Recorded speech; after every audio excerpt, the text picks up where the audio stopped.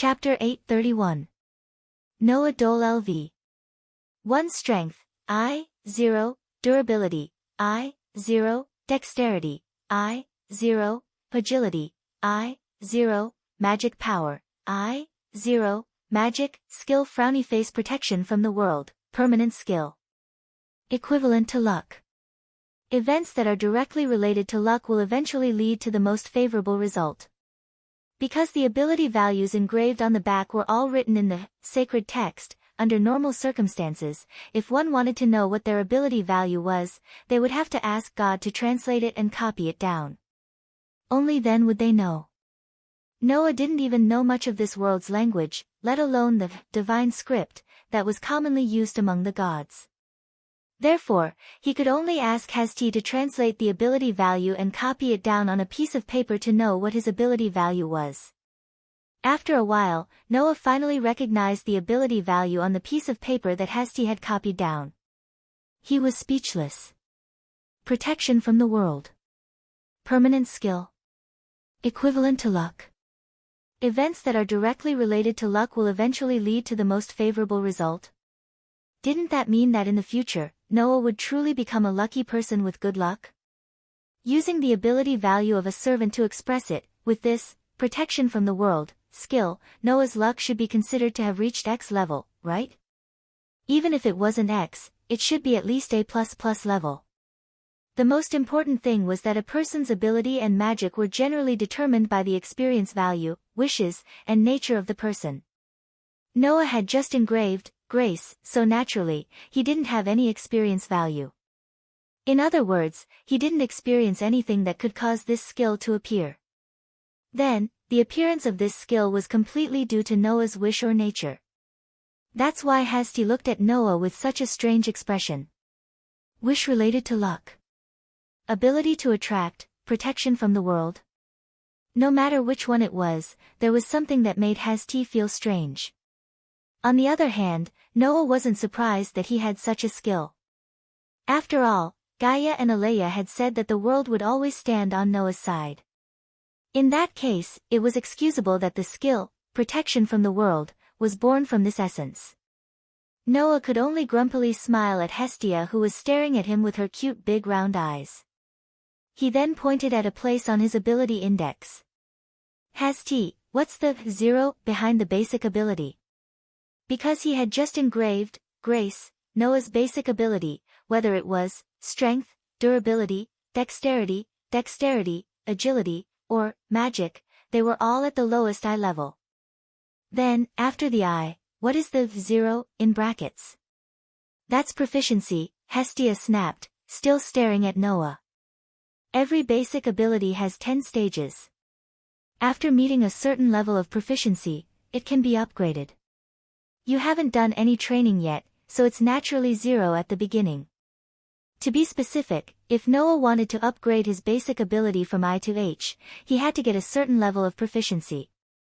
The maximum proficiency value for each stage was 99.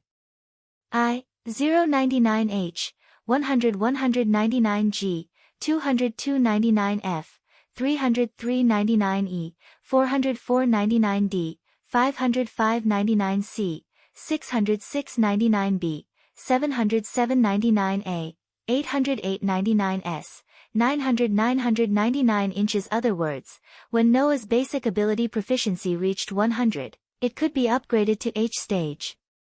If it reached the highest 900, it could be upgraded to S stage. According to the current proficiency estimate, the proficiency limit of basic ability was 999. Strength, durability, dexterity, and magic. Among the 5 basic abilities, the more frequently Noah used his ability, the more his proficiency would increase. The closer it was to the highest value of 999, which was the upper limit of S stage, the slower the growth rate would be.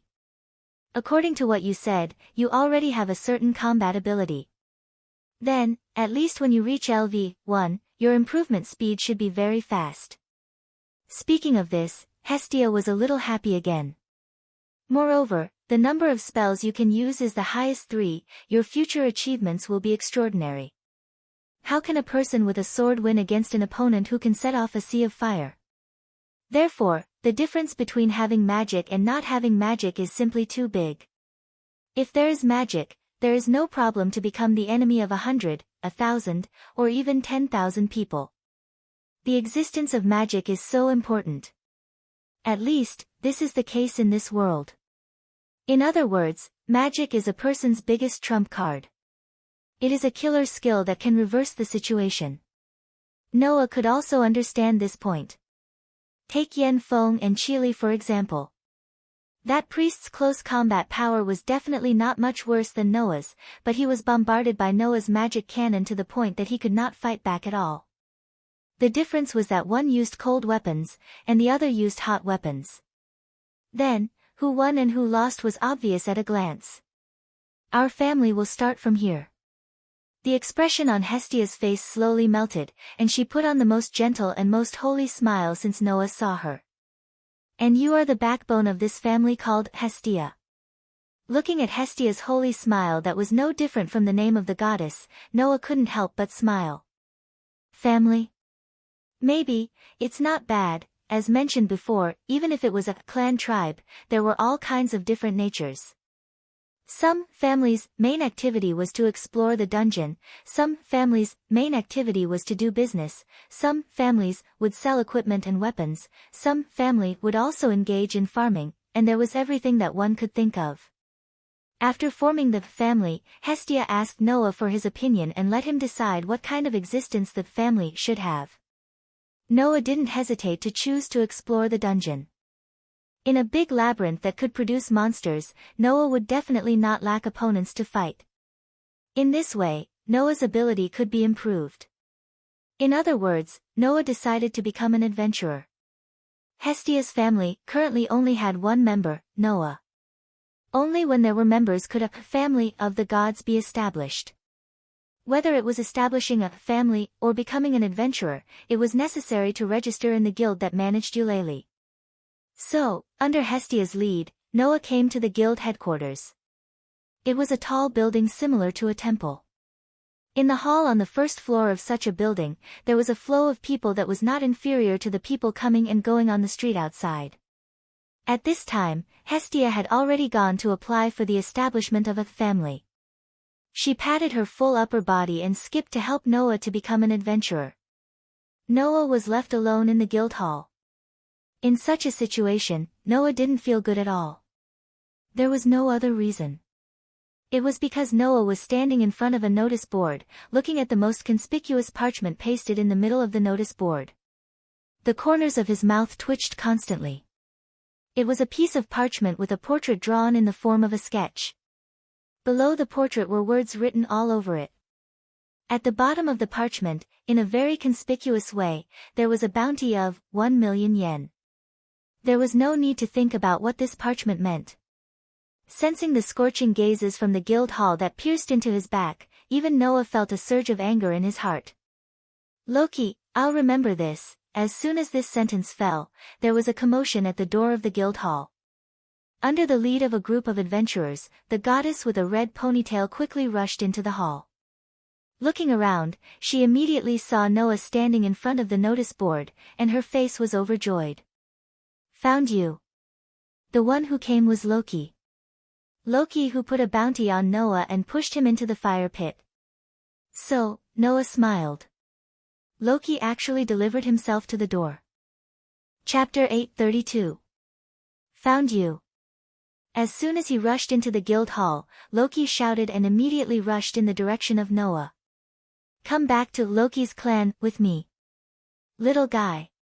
Hearing this voice, Noah, who was standing in front of the notice board with his back to the entrance of the guild hall, didn't even move. When Loki was only 1 meter away from him, he suddenly turned around and stretched out one of his feet. Because the forward momentum was too fierce, Loki, without any accident, pounced on Noah's original position. Looking at the notice board that was getting closer and closer to his face was shocked. Just as he wanted to stop, his foot fiercely turned on Noah's outstretched foot. Thus, Loki's entire body was suspended in the air and pounced forward. Bang! After a loud collision, Loki, who had smashed into the notice board with his arms and legs spread out, couldn't even make a sound. He slowly slid down. Seeing this scene, many people in the guild hall couldn't help but cover their faces. It was obvious that they felt the pain just by looking at it. Only Noah, looking at Loki, who slid on the ground like a corpse, revealed an emotionless smile. "You actually dare to appear in front of me?" Loki's entire body trembled. He raised his head with a stiff neck like a clockwork. Looking at Noah's unfriendly expression, he covered his red nose and laughed dryly. Don't be so hostile. This time, I'm not here to fight with you. I have no ill intentions." "No ill intentions?" Noah pointed at the bounty list posted in the most conspicuous place in the center of the notice board, the corner of his eyes twitching as he looked at Loki. "No ill intentions? If you don't have ill intentions, why did you directly put me up for a bounty? Then what are you going to do when you have ill intentions?" Perhaps it was because he felt that the current Noah was too dangerous. Loki even broke out in a cold sweat. At this time, there was another commotion at the entrance of the guild. Of course, this time, it wasn't because someone was causing trouble, but because someone had come in and made everyone in the guild hall exclaim in surprise. A long golden hair that reached his waist swayed like a radiance. His expression was calm and steady from beginning to end. There was an atmosphere that seemed to make the surroundings fall into silence. Just like that, the girl walked into the guild hall without anyone noticing, entering everyone's field of vision. Everyone in the guild hall subconsciously held their breaths as they gazed at this young girl who was as beautiful as a goddess. In fact, she was even more beautiful than most goddesses. It was as if they were afraid of disturbing her beauty, causing the originally noisy guild hall to revert to its original state of silence. Under such circumstances, the two Amazons with healthy wheat-colored skin following behind the girl were robbed of all the spotlight, and they did not attract much attention. Where is it? Didn't you say that you found him? Even if you found it, why are you so excited?" Tiona's excited voice and Tiona's somewhat helpless voice finally woke up the people in the hall who had their consciousnesses taken away by AIC. The silence that pervaded the air was successfully broken. On the other hand, AI had already turned her gaze in the direction of the notice board and met Noah's deep, pitch-black eyes. Then, AI's gaze never moved away again. Being stared at by AI's clear, emotionless eyes, Noah raised his brows. Even though there was no emotion in AIC's eyes, Noah could tell that the girl seemed to care a lot about him. Could it be that the previous battle made this girl named AI feel unreconciled? Being forced to retreat by someone who didn't accept the favor should be very uncomfortable for those conceited people, right? Moreover, from Hastia's surprised look after hearing that Noah forced AI to retreat, it could be seen that AI seemed to be quite famous among the spawns. Then, the possibility of this was even greater. Of course, Noah didn't know that he guessed wrong. But that was something that would only be mentioned in the future. Ah! Tiona finally saw Noah standing in front of the notice board. Her eyes glinted as she pointed in Noah's direction and shook Tiona's hand. There. It's really him." Tiona stood up in surprise. He actually ran straight to the guild headquarters. Isn't this telling everyone that he's here? On the other hand, Loki seemed to have seen his savior as he hurriedly yelled. "Hurry up and save me." Upon hearing that, Noah almost choked on his breath. Noah hadn't done anything to this crazy goddess yet, right? In the end, with Loki's yelling, didn't it seem like Noah was going to do something to her? This caused the anger in Noah's heart to surge to his face, and his face darkened. "Do you really want to die?" Rocky's body trembled once more. He shut his mouth and didn't dare to say another word. Seizing this opportunity, the younger sister of the pair of Amazon sisters, the lively and cheerful Tiona, rushed over. When Noah thought that she was going to do something, she suddenly hugged Noah's arm. "Caught you. Little big brother. Little big brother. When did I become this young lady's big brother? Also, why did she add the word little?" While Noah was at a loss, his other hand suddenly felt restrained by a soft touch. "You can't escape this time." The elder of the Amazon sisters, the calmer Tiona, hugged Noah's other hand and smiled sweetly.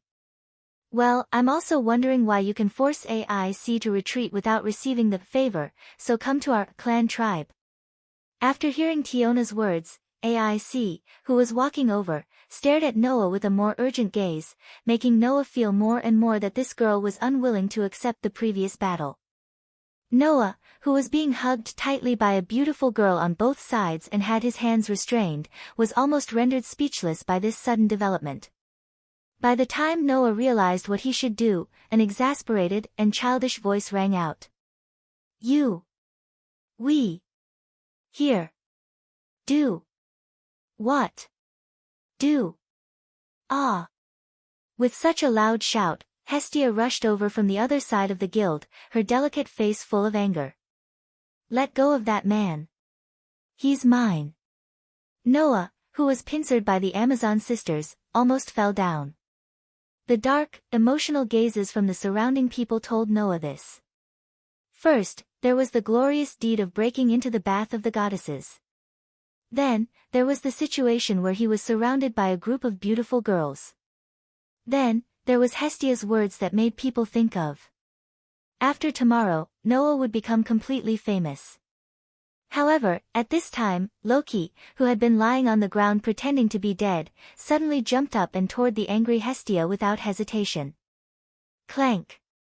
When the crisp sound rang out, Hestia and Loki simultaneously covered their heads with their hands and squatted on the ground with tears in their eyes as they cried out in pain. Seeing this, Noah finally couldn't help but yell. Are you here to make fun of me? Noah! Hestia raised her head, still covering her red forehead, and looked at Noah with tears in her eyes. Her appearance was so cute that a large group of adventurers around her almost killed them. Why are you with a woman from Loki's family? Are you going to abandon me? I'm begging you. Noah felt like his chest was suffocating. Don't use words that can easily cause misunderstandings, okay? However, Noah's words were drowned out by a burst of laughter that sounded like it was trying to be brave. I knew it was you as soon as I heard your voice, Shorty. Loki, who was also covering his forehead, stared at Hestia with tears in his eyes and burst out laughing like he was about to cry. Aren't you hiding in Hephaestus' house like a parasite? Did Hephaestus finally kick you out because she couldn't stand it anymore? Coo. Hestia also put on a fake smile as if she had been stabbed in the chest by a sword. What a pity, Hephaestus isn't as petty as you. After that, Hestia and Loki looked at each other with sparks in their eyes. Chapter 833. Crackle, crackle. Similar electric currents seemed to vibrate from the gazes of Hestia and Loki. Of course, there wasn't really such a sound. It was just that Hestia and Loki couldn't wait to push their foreheads against each other with bitter looks on their faces. It was as if there were electric sparks flying from the gazes of the two goddesses. From the very beginning, when Noah first met Hestia, he had guessed that Hestia and Loki actually didn't get along well. Now that he saw with his own eyes that they couldn't wait to devour each other, Noah was even more certain of his guess. The relationship between Hestia and Loki was definitely worse than Noah had imagined. Even Aes, Tiona, and Tione looked at each other in dismay. They didn't seem to know why Hestia and their over-god were at loggerheads as soon as they met. However, in the next second, Hestia cast her gaze on Tiona and Tione, who were tightly holding onto one of Noah's arms. Her freely hanging ponytails immediately stood up. You Amazons over there, how long are you going to hold on to my Noah? Hestia said as she stepped forward. Tiona and Tione, who couldn't react in time, separated themselves from Noah and stood in front of Noah with their arms spread open like hens protecting their chicks. They glared fiercely at Aes and the others. I'm telling you, Noah has now joined my family tribe. You're not allowed to have any ideas about him anymore. Both Tiona and Tione were stunned when they heard this. Not to mention Tiona and Tione, even AIC was taken aback. She couldn't react to the situation at all.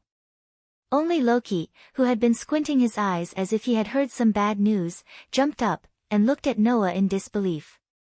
You've joined the family tribe of this poor shorty. Noah, who no longer had the strength to play with these girls, could only nod tiredly, which made the corner of Loki's mouth twitch. You could have chosen anyone else's family, but you just had to choose this poor shorty's family. Do you know that not only does this shorty's family not have a single person, they don't even have a single cent? Right now, they're living in someone else's house like a rice worm. Loki looked at Noah as if he was looking at an unprecedented fool. If you follow this shorty, you may not even have a place to stay. Do you want to end up starving to death on the streets? What are you so proud of? Hearing Loki's words, before Noah could say anything, Hestia flew into a rage. If it weren't for the fact that I only came to the lower realm recently, my clan would definitely be stronger than you. Idiot. Loki bent down and put his face right in front of Hestia's face. In the lower realm, there's a saying of, first come, first served. Who told you not to come before? Now, you can only be a short and poor goddess. Being mocked by Loki, Hestia's face was distorted, but she couldn't say a word to refute. After all, what Loki said was basically the truth. See. You can't refute it, can you? Loki smiled proudly and looked at Noah. I advise you, if you want to regret it, it's best to do it now. Have you accepted this shorty's favor? If not, it's not too late to regret it now. Noah won't go back on his word. Hestia glared at Loki.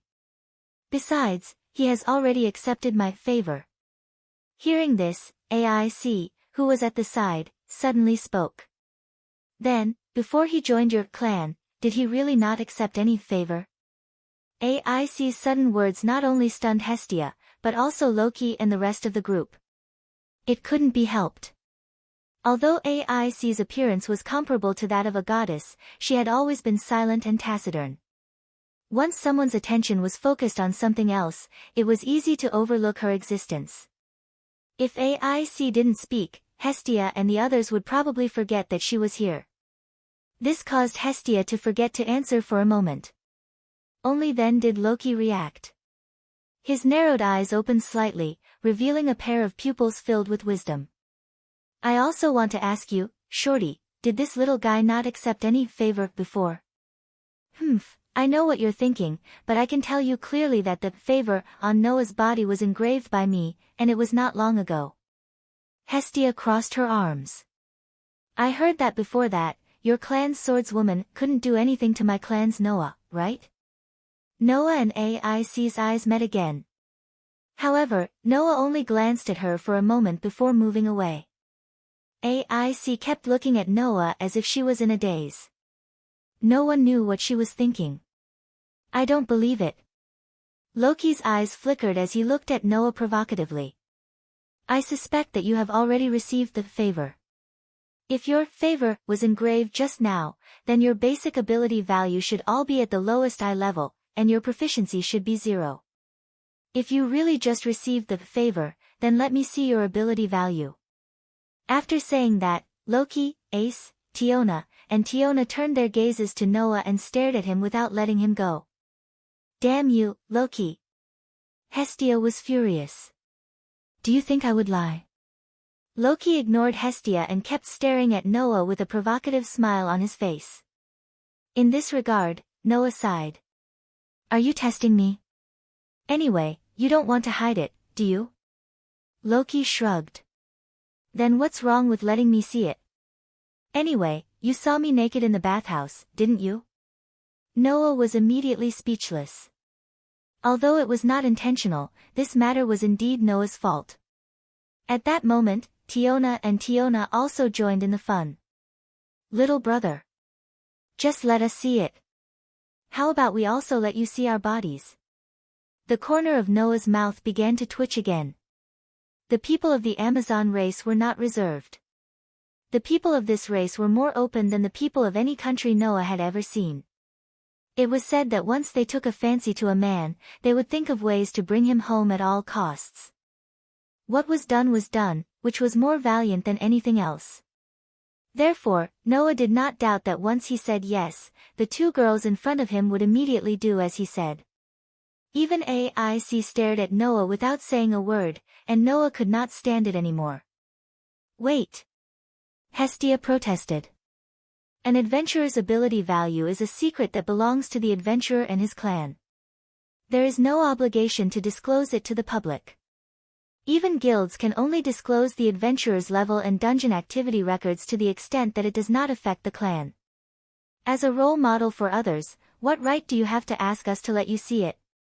This time, it was Loki's turn to be speechless. Forget it, Hestia, there's nothing to hide. Noah patted Hestia's shoulder and looked at Loki. Anyway, my basic ability is still in its initial state, so it doesn't matter if I let you see it. Consider it as paying for the bathhouse incident. In the future, you are not allowed to bring this up again, or else don't blame me for being rude. No problem. Loki agreed without hesitation. Not only me, but I'll also make sure that the other goddesses that you saw won't trouble you anymore. Then we'll be even, right? Oh. Noah was a little surprised. You can make the other goddesses shut up. Do you think I'm that poor shorty? Loki said proudly. My clan is one of the 2 strongest clans in the whole of Eulalia. If I say so, the other goddesses will respect me. Noah nodded indifferently, but he felt a little relieved that this matter had come to an end. At least, he did not have to worry about things like being wanted in the future. Noah still cared about his reputation. 5 minutes later, Noah left the guild hall with Hestia, who was very proud of herself. Loki and the others looked at Noah's back as he left, as if they could recall the ability value that they had just seen. They fell into silence. It's true. Tiona muttered to herself. That little brother really just received the favor, that's right. Tiona nodded. Magic is empty. Although there is a skill, and it's such a strange skill, it doesn't have the effect of hiding the ability value.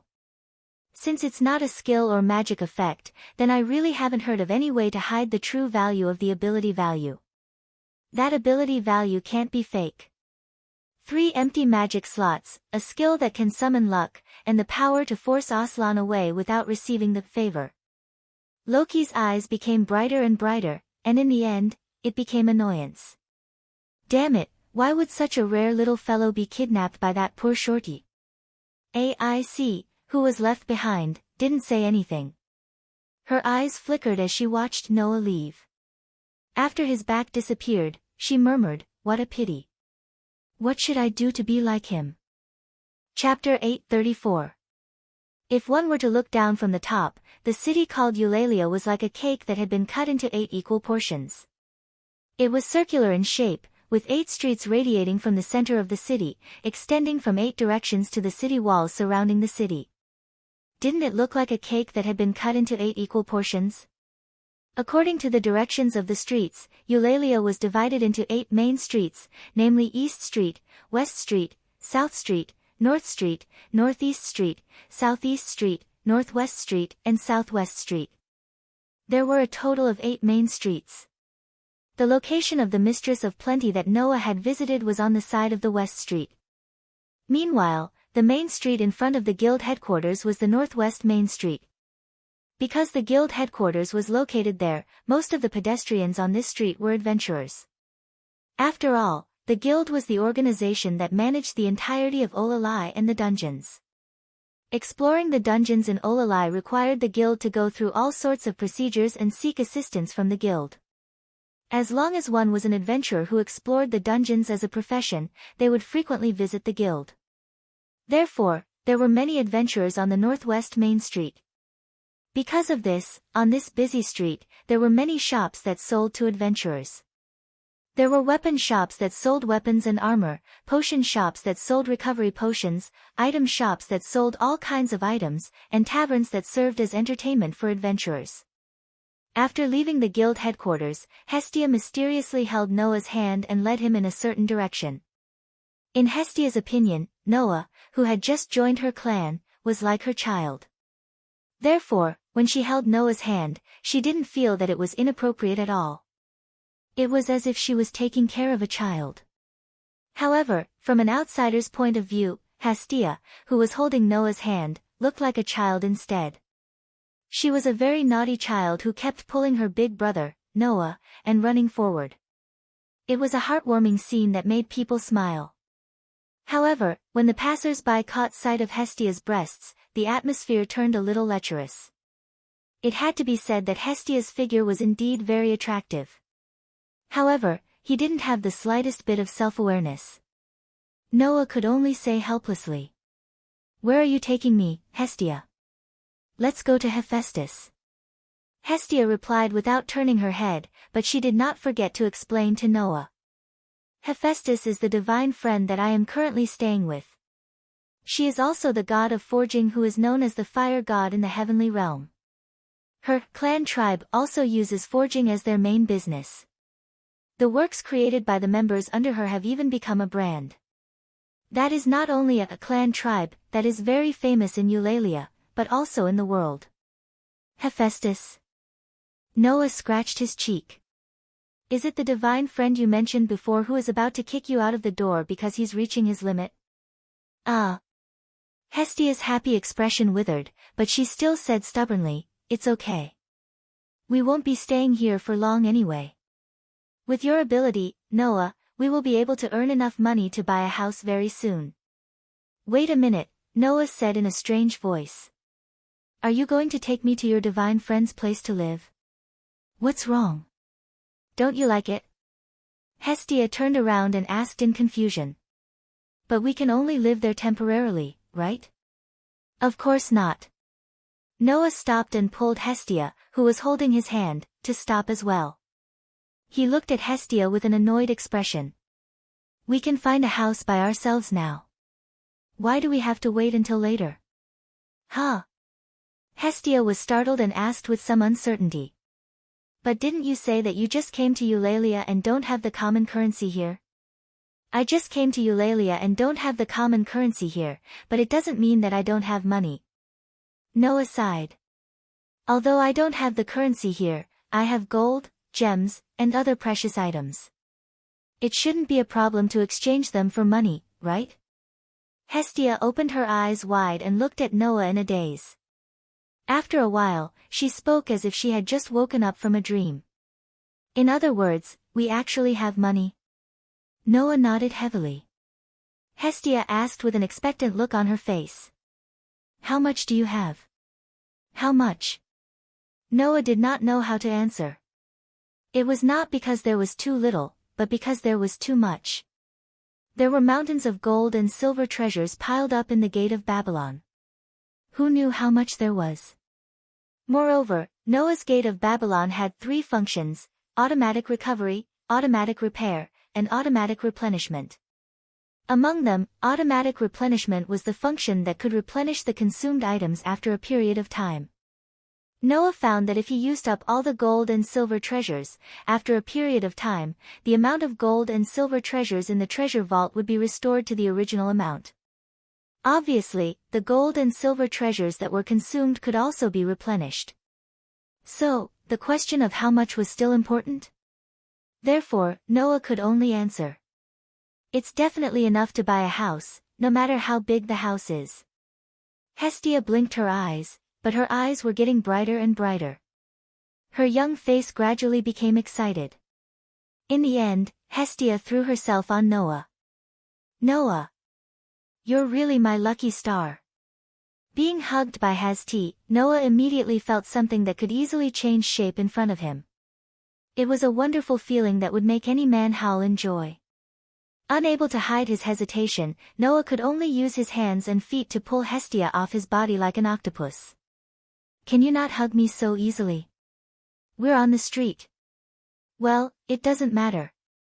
As long as it's Noah, I'm fine with it." Hestia did not realize that she had said something that would make people think of Pian Pian. She happily pulled Noah and ran forward. "It's so good to have my own house. Let's see who dares to call me a poor shorty in the future."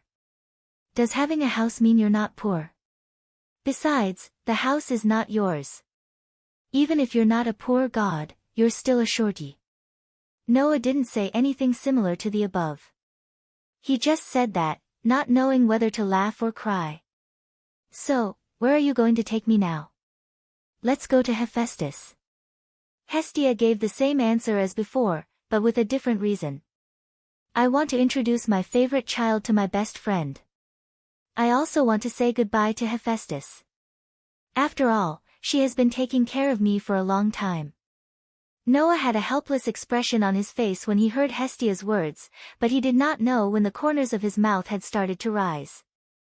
This Lolita goddess was not only cute in appearance, but also in personality. Under Hestia's lead, Noah came to a blacksmith shop on Northwest Main Street. It was a large blacksmith shop. At the entrance of the shop, there was a plaque with the words, Kappa Phi Alpha Iota Sigma Tau Omicron C. Although Noah did not recognize the words on the plaque, he knew that they were sacred characters. Sacred characters as a plaque. That should be the brand that Hestia mentioned, right? Hestia pushed the door open and entered. Hephaestus. I'm back. When Hestia's voice sounded, Noah followed her into the large blacksmith shop. Then, Noah saw her. A woman with bright red short hair and an eye patch on her right eye was standing in front of Hestia. She looked like she was in her 20s. Her face was stern, and her tone was very unfriendly. Did you go to the bookstore to read again? The smile on Hestia's face suddenly froze, and she became a little timid. Hephaestus, are you angry? Alas. The goddess called Hephaestus by Hestia's side. Rather than saying that he was angry, it would be more accurate to say that he was worried. Chapter 8:35. Looking at Hestia, who was obediently standing in front of her with her head lowered and listening to her instructions, Hephaestus' tone was stern and a little exasperated. I say, Hestia, although we do have an ill-fated relationship, I let you stay with me temporarily because you just came to this world. But after you came here, you didn't form a clan, or go out to work. Instead, you hid in your room all day long and went to the bookstore to read books.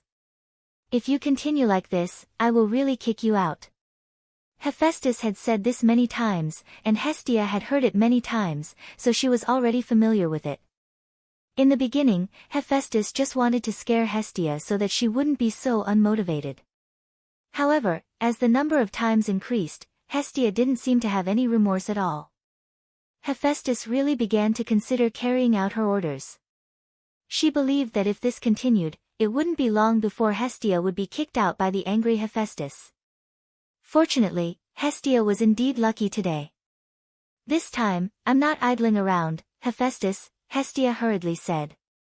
I've already registered with the guild and formed a clan, Hestia said. Formed a clan?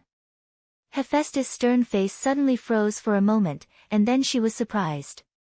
In other words, you've already found a child to join your clan? A clan of a god could only be formed if there were members. Even if there was only one, as long as there was one member, then the clan tribe could be established. On the other hand, if the number of clan members dropped to 0, then even if the main god didn't want to disband the clan, the guild would cancel the registration of the clan of the god. Since Hestia had formed a clan, it meant that she had already found a member. When Hephaestus first said that she would kick Hestia out of the house, Hestia also tried to look for a member of her clan. However, Hestia had just descended to this world and didn't have much fame. Secondly, Hestia didn't have a good family background. She couldn't even provide a place to live, let alone food and clothing. Therefore, who would be willing to join Hestia's clan? After all, the grace of a god was the same, and there was no difference.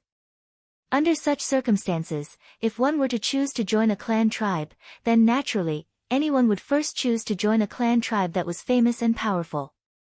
For someone like Hestia who was not famous, had no strength, and had no family background, it wasn't that it was impossible to find a clan member, but it was very difficult. Therefore, even the old owner of the bookstore who took good care of Hestia was not willing to join Hestia's family clan. Now that Hestia suddenly said that she had formed a clan, Hephaestus, it really surprised Hephaestus. Only then did Hephaestus notice Noah standing at the door. At this time, Noah was looking at the well-made weapons placed in the glass cabinets in the shop. It seemed that he didn't intend to disturb Hestia and Hephaestus. When she saw Noah, Hephaestus thought of something and frowned. Isn't he the pervert who went to the bathhouse to peep on Loki's wanted list? It seemed that Noah was really famous. The first member of your clan wouldn't be him, right? Hephaestus's face, which had just relaxed, tightened again because of distress. Are you sure you won't be deceived? Hephaestus was a typical example of over-worrying. She was worried that Hestia would be mediocre, and when Hestia found something to do, she was worried that she would be deceived. She was like Hestia's mother or sister. However, there was no other way. Noah did break into the bathing place dedicated to the goddesses and saw nearly half of the goddesses in Eulalia. If it weren't for the fact that Hephaestus wasn't there at the time, it wouldn't be as simple as being deceived. Of course not. Noah is definitely a good boy. Hestia was a little dissatisfied. No matter what, I'm still a god. I still have a good eye for people, right? That's true. Hephaestus loosened her frown. Since you said so yourself, then remember to take responsibility. Don't forget, that child will be your family in the future. Don't give him any trouble. I know, Hestia muttered. She turned her head and waved at Noah. Come on, Noah, Hestia muttered to herself before putting on a cheerful expression. Noah, come here quickly.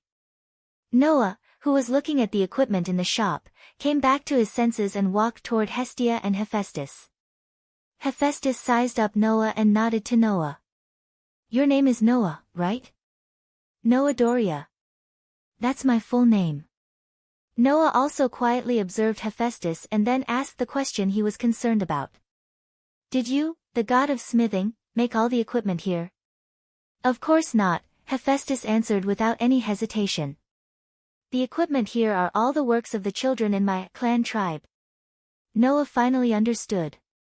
While Hestia and Hephaestus were talking, Noah had been looking at the equipment in the shop. Hestia had said that Hephaestus' family was one of the best smithing families in the world. Very few people in the world could surpass the products under her clan. In addition, the main god of the clan was Hephaestus, the god of forging.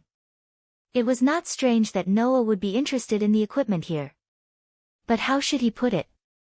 Although the equipment here could be said to be excellent, it was not enough for Noah. After all, Noah had almost all the relics in the mid-moon world since ancient times. In terms of sharpness and precision, these equipment might be comparable to relics. However, the real power of relics lay in the endless variety of powerful abilities and effects. The equipment in Hephaestus' shop almost did not have the kind of unique abilities and effects that could be used as trump cards. There were only support effects that were similar to increasing basic abilities, increasing lethality, increasing resistance to heat, cold, and poison. Compared to relics, it was indeed not enough. If the equipment made by the famous heavenly realm divine blacksmith Hephaestus was like this, then Noah would be really disappointed. Therefore, in this shop, there was only one piece of equipment that could attract Noah's interest. It was a weapon that was placed alone in a glass cabinet in the shop. It looked like a small knife, but the body of the sword seemed to be burning. Noah felt a wave of magic from the weapon that seemed to be burning. It should not be an ordinary weapon that was only outstanding in sharpness and precision, right? Then, Noah pointed at the small knife. What kind of weapon is that? Hephaestus and Hephaestus looked over at the same time and then looked at each other. That's a magic sword, Hephaestus explained. To put it simply, it's a weapon that has the ability to release magic. It doesn't require chanting or any conditions to use it. It only takes a thought to use the magic attached to the weapon. That's the kind of weapon.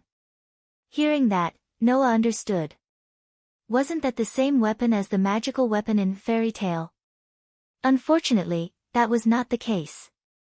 That's not as convenient a weapon as you think, Hephaestus, who had been observing Noah, said. Although it can release magic, the magic attached to it is not as powerful as the original.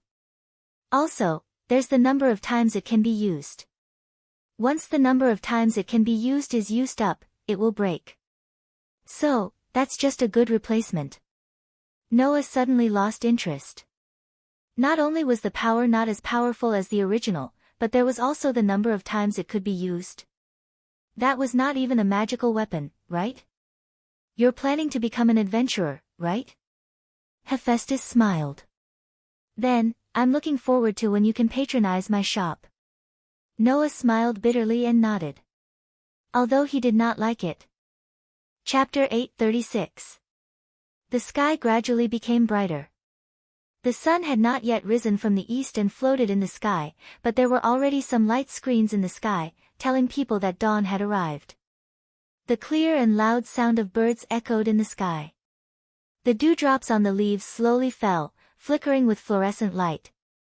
Only in the morning, there was a trace of fresh cold air between heaven and earth, enveloping the perfect circular city. Maze City, Eulalie. In the era before the gods came, people called it the Ancient Era, and it had existed until now. It had been one of the most famous metropolises in the world. The reason why this metropolis was famous was very simple. It was because it was the only maze city in the world. Only in this metropolis there was an underground city, which attracted adventurers from all over the world. It was known as the center of the world. This was Eulalie. In the city surrounded by high city walls, the outer part of the city was mainly tall towers and high-rise buildings. The closer to the center, the lower the height of the buildings. In the center of this vast city, there was a gigantic tower that reached the sky. It was entirely white and gray in color. Looking around Eulalie, or even the whole world, it was possible to find a taller building than this. It was a skyscraper, known as the Tower of Babel. Eulalie owned the underground city. Because of this characteristic, there were more adventurers gathered here than in any other city or country. The underground city was the source of the fierce monsters scattered across the whole continent. It was the only place in the world that could produce a species known as monsters. Before the gods came, people who had not received the grace of the gods had not suppressed the underground maze, and the monsters from the underground city could invade the surface unscrupulously. Later, even with the help of the grace of the gods, people were able to suppress the underground city in this era, but the monsters that had invaded the surface had not been eliminated. Therefore, the monsters that had invaded the surface reproduced on the surface and gave birth to offspring, so there were traces of monsters all over the world except the underground city. In order to prevent the same thing from happening, Eulalie's people built the Tower of Babel and covered the entrance of the underground city as a cover to prevent monsters from invading the surface. Under such circumstances, if Euralie's adventurers wanted to explore the dungeon, they would have to enter the Tower of Babel. Since the Tower of Babel was in the center of Eulalie, and Eulalie had 8 streets radiating from the center, the Tower of Babel naturally converged the entrances and exits of the 8 streets of Eulalie. Therefore, no matter which street they took, they would eventually reach the Tower of Babel. To be precise, they arrived at the central square where the 8 main streets gathered around the Tower of Babel. At this time, Noah was in the central square, holding a book in his hand. He was walking towards the Tower of Babel while reading it silently. It was a book that recorded all sorts of information about the dungeon. As a newcomer to the dungeon, the guild would usually assign a staff member to be the newcomer's consultant and provide all sorts of help for the exploration of the dungeon. However, because of the sudden appearance of Loki, although Hasti had helped Noah with the procedures, she had forgotten about the consultant. In the morning, when Noah decided to go to the dungeon to have a look, Hasti had also suggested that Noah go to the guild headquarters to find a consultant. Noah felt that it was not necessary. Therefore, after buying a book with information about the dungeon from the bookstore yesterday, Noah went to the Tower of Babel while reading. It was daybreak, and the sun had not completely risen. However, the adventurers from the 8 streets had begun to come here sparsely. They entered the Tower of Babel and went to explore the underground city. Although Noah was reading a book, he could clearly feel that the adventurers around him were pointing and whispering about him. After all, Noah was wanted by Loki's family. The bounty had been spread throughout Eulalia, and many people knew about Noah. Fortunately, the reason for Noah's bounty was not recorded in the bounty. Otherwise, it would not be just a matter of being pointed at by others. After gaining a general understanding of the dungeon, Noah closed the book in his hand. In short, the dungeon doesn't only have one level. There are many levels. The higher the level, the stronger the monsters that come out of the dungeon. Am I right? Of course, the dungeon was not that simple. There were more or less other matters, some of which were very important and would be mentioned in the future. For now, Noah only wanted to see what the dungeon was like. Just as Noah was about to walk to the entrance of the Tower of Babel, Noah's footsteps suddenly stopped in midair. With his excellent sensing ability, Noah could clearly feel it. At this moment, a line of sight fell from the sky and was projected on Noah as if it was looking down on him. Originally, it was just a line of sight that carried a hint of scrutiny like the surrounding people. However, for some reason, the line of sight suddenly trembled and turned into magma that was comparable to that of a volcano. If there was a word to describe it, it would be scorching. It was really scorching. It was so scorching that Noah even had a feeling that the owner of the line of sight would go crazy at any time and completely devour him. Noah did not feel such a scorching and almost thirsty gaze from Mira and Lisanna. Mira and Lisanna also looked at Noah with a burning gaze, but that kind of passion was quite heartwarming. The scorching gaze was not only heartwarming, but it was also enough to make Noah burn. Such a blatant scorching gaze made Noah very uncomfortable. He followed the line of sight and raised his head to look at the towering Tower of Babel. It was projected from the Tower of Babel. However, just as Noah raised his head, the line of sight suddenly disappeared without any warning.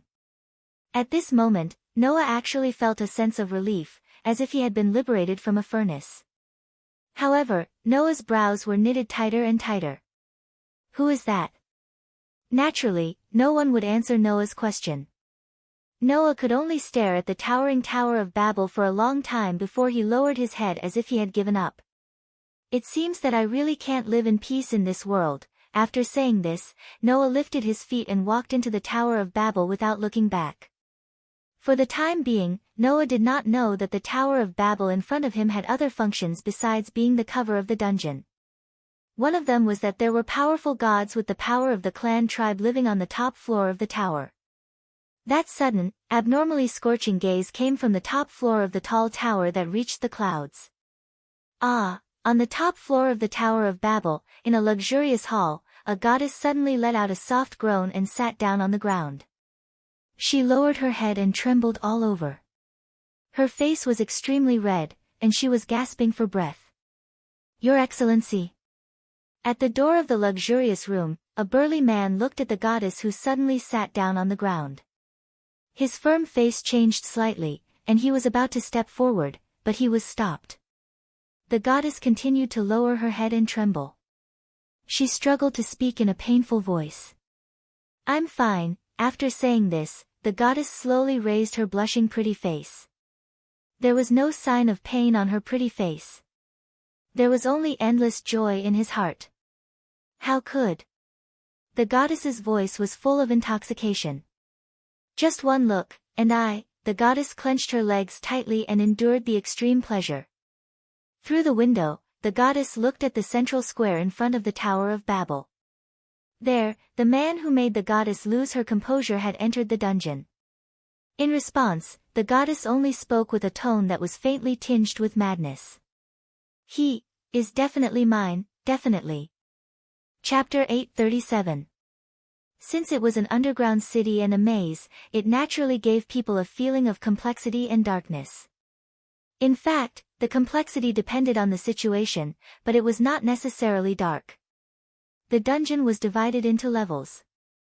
The higher the level, the further it was from the ground, and the stronger the monsters that were born on that level. With a fixed level as the boundary, the topography and nature of the dungeon would be different. When Noah entered the dungeon and arrived at the first level, a maze that looked like a tunnel appeared in front of him. The walls were light blue, and there were no gaps around them. The walls were completely made of rocks, but there was an inexplicable light source that lit up every passage.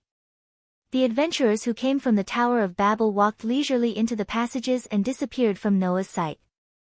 When entering the dungeon, no matter which level one wanted to reach, one had to walk step by step. Therefore, even the high-level adventurers had to go through the stairs from the first level to the second level, and then from the second level to the third level. They had to keep going down step by step.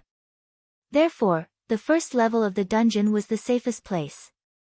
That was not only because the monsters there were the weakest and lowest level, but also because there were many adventurers who went down from the first level.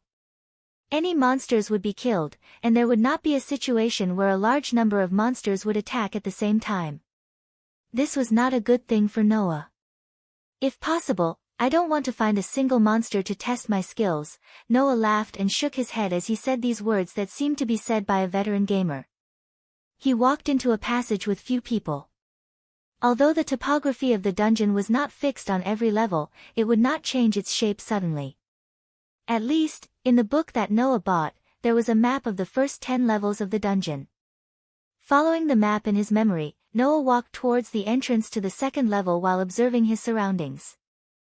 All of a sudden, the wall that Noah was looking at suddenly made a crisp cracking sound, and it slowly cracked open. Noah stopped and looked at the cracked wall. There, a goblin monster was letting out inaudible howls. It was like a chick that had just hatched from an egg. It kept struggling and popping out of the ground. This was the underground city. The dungeon was alive. This was something that everyone knew. Of course, the so-called life didn't mean that the dungeon would attack people on its own or that the terrain of each floor would change from time to time. It meant something else. For example, the underground city would automatically repair itself. If there was a damaged structure, the damaged structure would be restored to its original state in a short while. The monster was born from this living labyrinth. Just like how chicks and birds were hatched, monsters would be born from the maze's walls, floor, ceiling, and even other places. Because of this, no matter how many monsters were defeated, the monsters in the dungeon would not be wiped out. The types of monsters that were born on each floor were fixed. Sometimes, some monsters would climb up from the lower floors or climb down from the upper floors. Basically, the types of monsters that appeared on each floor were fixed, and it was rare for similar situations to occur. Now, Noah was looking at the scene of monsters being born in the dungeon. The goblin let out an unpleasant cry like a duck that was being strangled. The goblin that crawled out of the wall was like a flea. It landed on all fours on the ground and pounced in Noah's direction. Facing the pouncing goblin, Noah raised his eyebrows and remained motionless. When the goblin was in front of him, he clenched his fist and swung it. The back of his fist landed heavily on the side of the goblin's face. Palm! With a muffled sound, the thin goblin was sent flying and crashed into the wall. Its head tilted, and the light in its eyes dimmed. Palm! Immediately after, the goblin's body rapidly lost its color. With a muffled explosion, it turned into a cloud of dust and disappeared without a trace. Then, a piece of blue crystal-like gravel and a sharp nail fell to the ground. This was the fate of the defeated monsters. The defeated monsters would not leave behind any corpses. They would only leave behind a crystal called a magic stone. It was the core that existed in the monster's body. It was said that the reason why these monsters could move and have life was because of the magic stone in their bodies. This magic stone contained incredible power and could be used to make various magic stone products. There were no electric lights in this world. However, using the power of the magic stone, people could make it into a lamp and make it have the same effect as an electric light. Using human technology to process and use it flexibly in various aspects to create magic stone products, these magic stones were the reason why this seemingly backward era was not at all behind the modern era in terms of convenience. These magic stones were the reason why this era was not at all behind the modern era. For example, the ignition device that had the same function as a gas stove, the freezer that could store food like a refrigerator, and so on were all magic stone products made with magic stones. Therefore, magic stones were regarded as a precious resource. Eulalie exported these magic stone products to other countries, and the guild that managed Eulalie obtained huge benefits. Therefore, adventurers could exchange magic stones obtained in the dungeon for money in the guild. The guild would determine the purchase price according to the size of the magic stone. Of course, the magic stones dropped by the monsters on level 1 would not be large. It could be said that they were pitifully small. As for the fingernails, they were the so-called dropped items. In addition to dropping magic stones, the defeated monsters would sometimes leave behind a part of their original body. It was said that the part of the monster's body was abnormally developed. It had the power to exist independently after losing the magic stone. It could be used as a material to make weapons or armor. Basically, it was more valuable than magic stones. If the defeated monsters would definitely drop magic stones, but the size of the magic stones varied according to the strength of the monster, then dropped items could only be obtained if one was lucky. The first monster that I killed dropped an item? Is this the effect of the world's protection skill? Noah laughed bitterly. Why do I feel like I'm playing a game? By fighting monsters, Noah could gain experience points. Through Hastia's grace, Noah could draw out the possibilities in his body, allowing him to grow and level up. After defeating the monsters, Noah could obtain the dropped items from the monsters. Was this not a game? It was a pity that once he died, he would not be able to revive. The monsters on level 1 are too weak, Noah thought to himself. If I want to train my ability points, it's more efficient to go further down. Noah didn't even pick up the magic stones and fingernail-shaped items. Instead, he headed straight for the passageway leading to the second floor. To Noah, the magic stones and the dropped items could only be exchanged for a pitiful amount of money. He would rather not pick them up. Just like that, Noah followed the map in his memory and walked to the stairs leading to level 2. He entered level 3 through the stairs leading to level 3 and continued to walk downwards.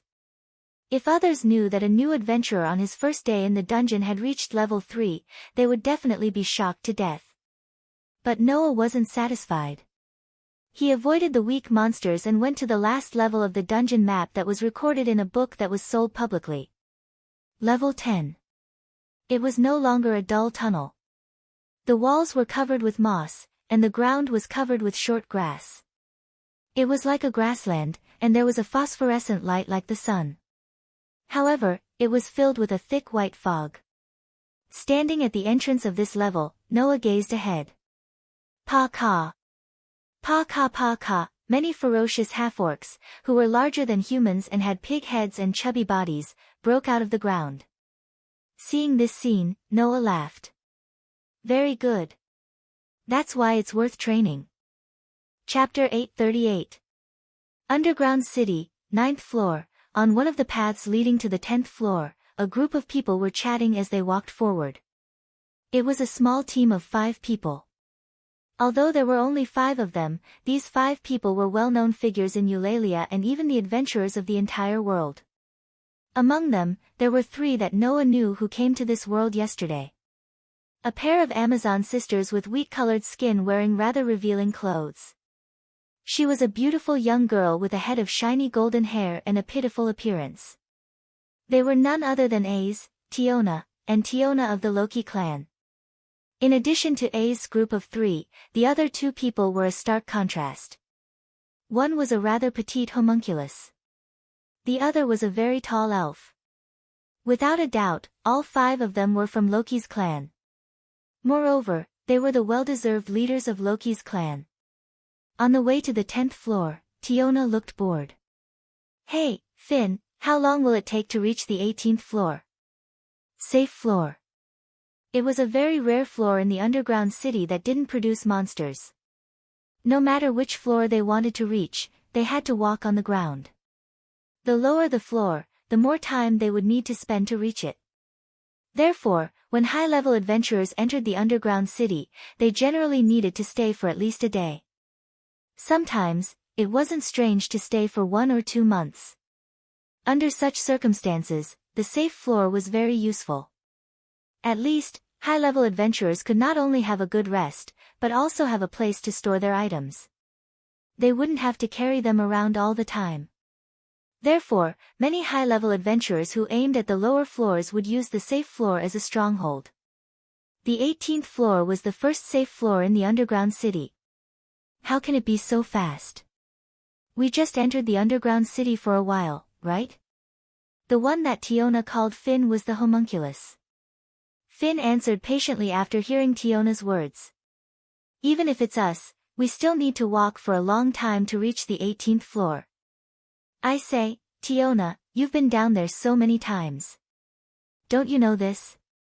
Tiona said angrily. So, don't keep complaining to the leader. You're annoying.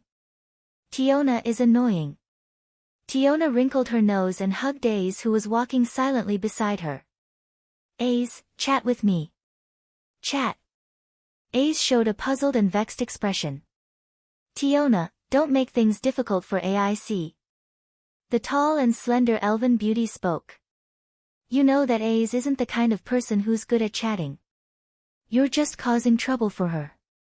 What's the matter, Riveria? Tiona complained. Ever since she met that interesting little brother, AIC has been in a daze whenever she's free. She doesn't even bother to talk to me. Hearing this, AIC lowered her head and spoke in a mosquito-like voice. I'm sorry, don't bother with this unreasonable fool, Ace. Tiona sighed. She'll only cause trouble for you. However, AIC has indeed been in a daze ever since she came back yesterday. She even forgot about the morning exercises that she had been doing. That's really strange, Finn said with some interest.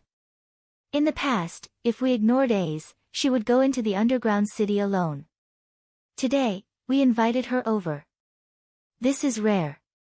Is this related to the person who forced Ace to leave without receiving any favor? Compared to going into the underground city without saying a word, I'm more willing to see you being troubled like an ordinary child, Riveria said. But you can't continue like this, Ace. Soon, we'll have to go into the underground city. When that time comes, we might lose many of our companions if you're in a daze. I know. Ace replied softly, but she still looked disappointed. I'm really starting to get curious. Finn smiled. What kind of man is he that can make AIC daydream all day long? After saying that, the entrance to the 10th floor appeared in front of them. As soon as they entered the 10th floor, which was completely different from the 9th floor, AIC and the rest suddenly heard a strange sound. It was filled with a thick fog and didn't feel like a gloomy underground passage. Roar!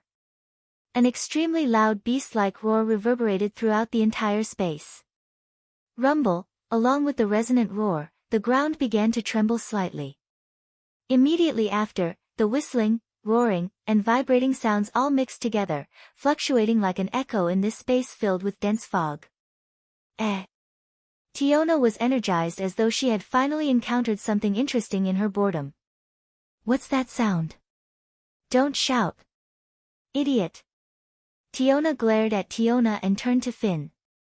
Leader, is there a battle ahead? It should be. Finn nodded. But as far as the battle is concerned, this movement is a bit too much. Should we go and take a look? Riveria seemed to be a little concerned.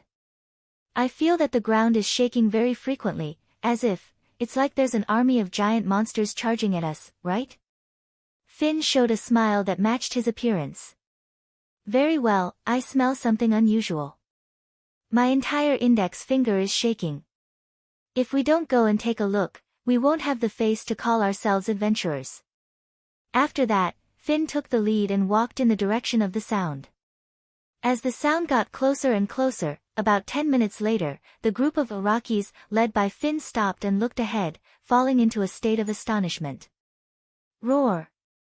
Amidst the chaotic roars, a group of huge, fat half-orcs, who were 2 to 3 meters tall, held clubs in their hands.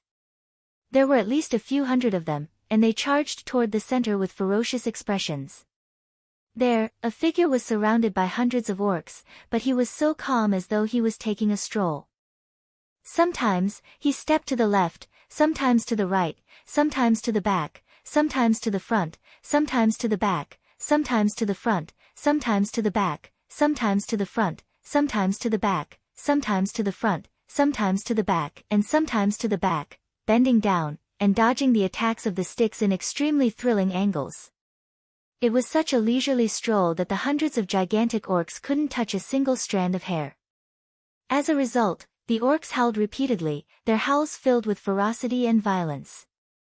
That scene was enough to make everyone's eyeballs pop out. It didn't look like a battle at all, it looked more like a performance. Yes. A performance. That person who was surrounded by orcs was showing amazing skills that ordinary people couldn't reach.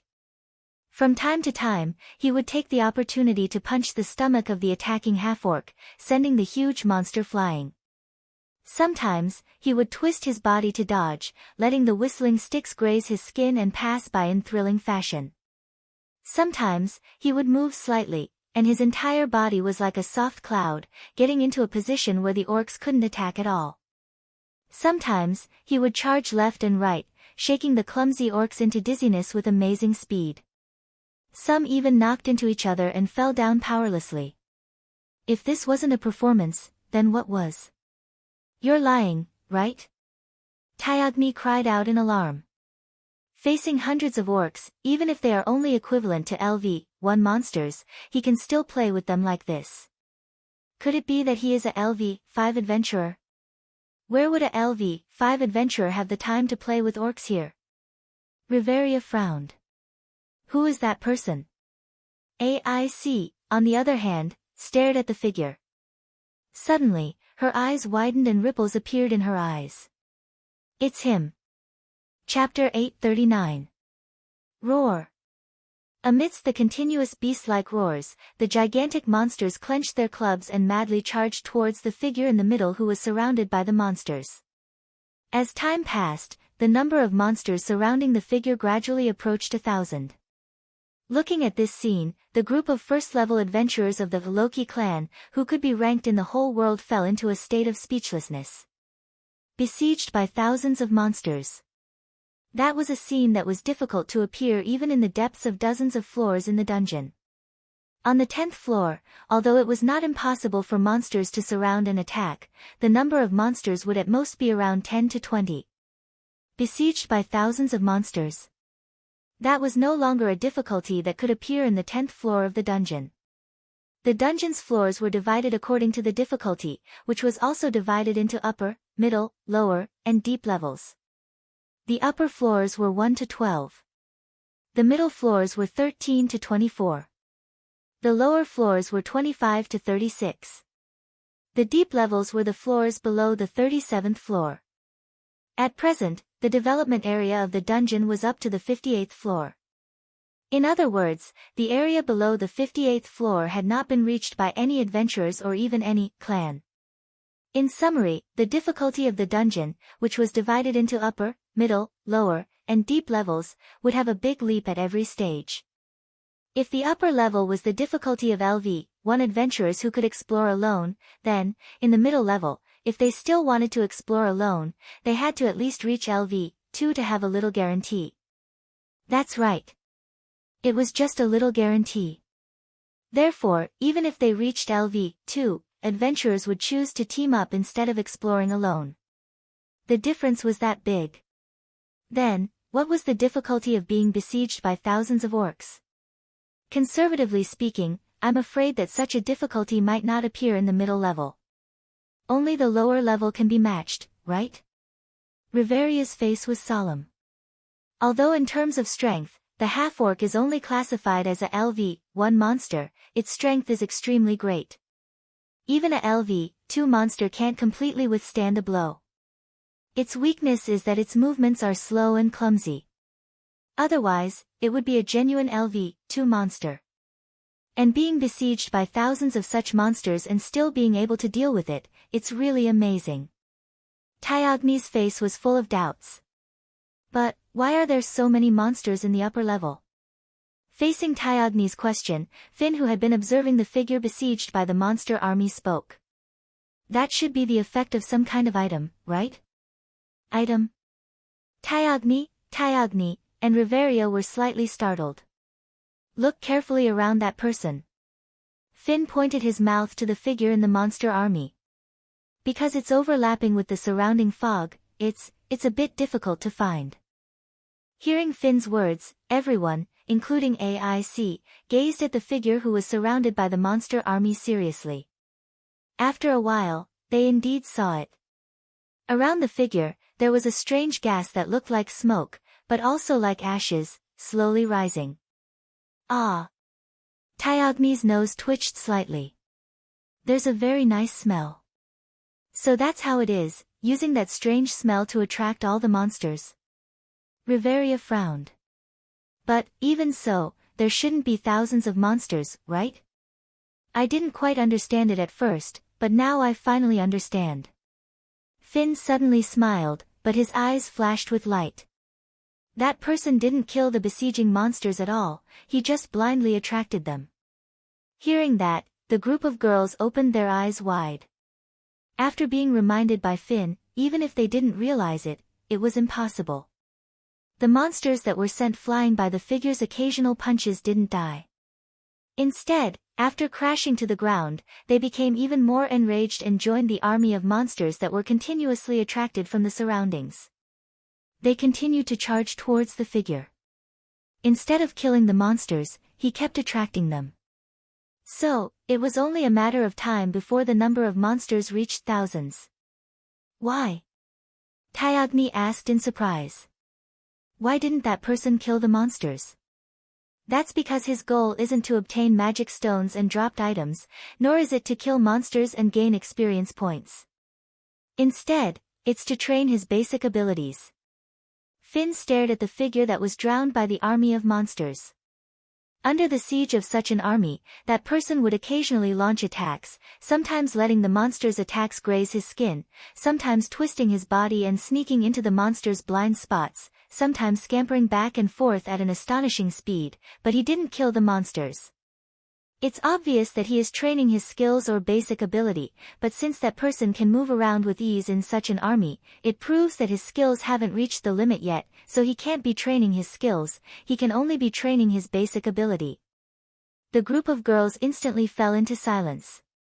Strength, durability, dexterity, agility, and magic. The basic ability points were divided into these 5 categories. If one wanted to increase one's ability point, they would have to use that ability point frequently. If one wanted to increase one's strength, they would have to exert force. If one wanted to increase one's durability, they would have to endure attacks. If one wanted to increase one's dexterity, they would have to move their body. If one wanted to increase one's dexterity, they would have to run with all their might. If one wanted to increase one's magic, they would have to use magic. The figure that attacked and dodged in the army of thousands of monsters was undoubtedly using the monsters around him to train his basic ability point. The occasional punch was to increase one's strength. Letting the monster's attacks graze his skin was to increase one's durability without taking any damage. Twisting his body and sneaking into the monster's blind spots was to increase one's dexterity. Scampering back and forth at an astonishing speed was to increase one's dexterity. Other than the magic ability point that required magic, the rest of the basic abilities were being trained to an astonishing degree. After all, it was being carried out in an army of thousands of monsters. One could only imagine how terrifying the frequency of usage was. More importantly, under such circumstances, that person still seemed to be at ease, there was not even a trace of damage. With this kind of ability, how could one not be stunned by it? AIC's eyes sparkled even more after hearing Finn's explanation. And Noah, who was surrounded by the army of monsters, had already noticed that someone was watching from the side. In order to not attract attention, I purposely chose such a remote place to release the scent of return, to attract the monsters. In the end, I still can't avoid it. Noah, who was running back and forth leisurely in the army of monsters, had a helpless look on his face.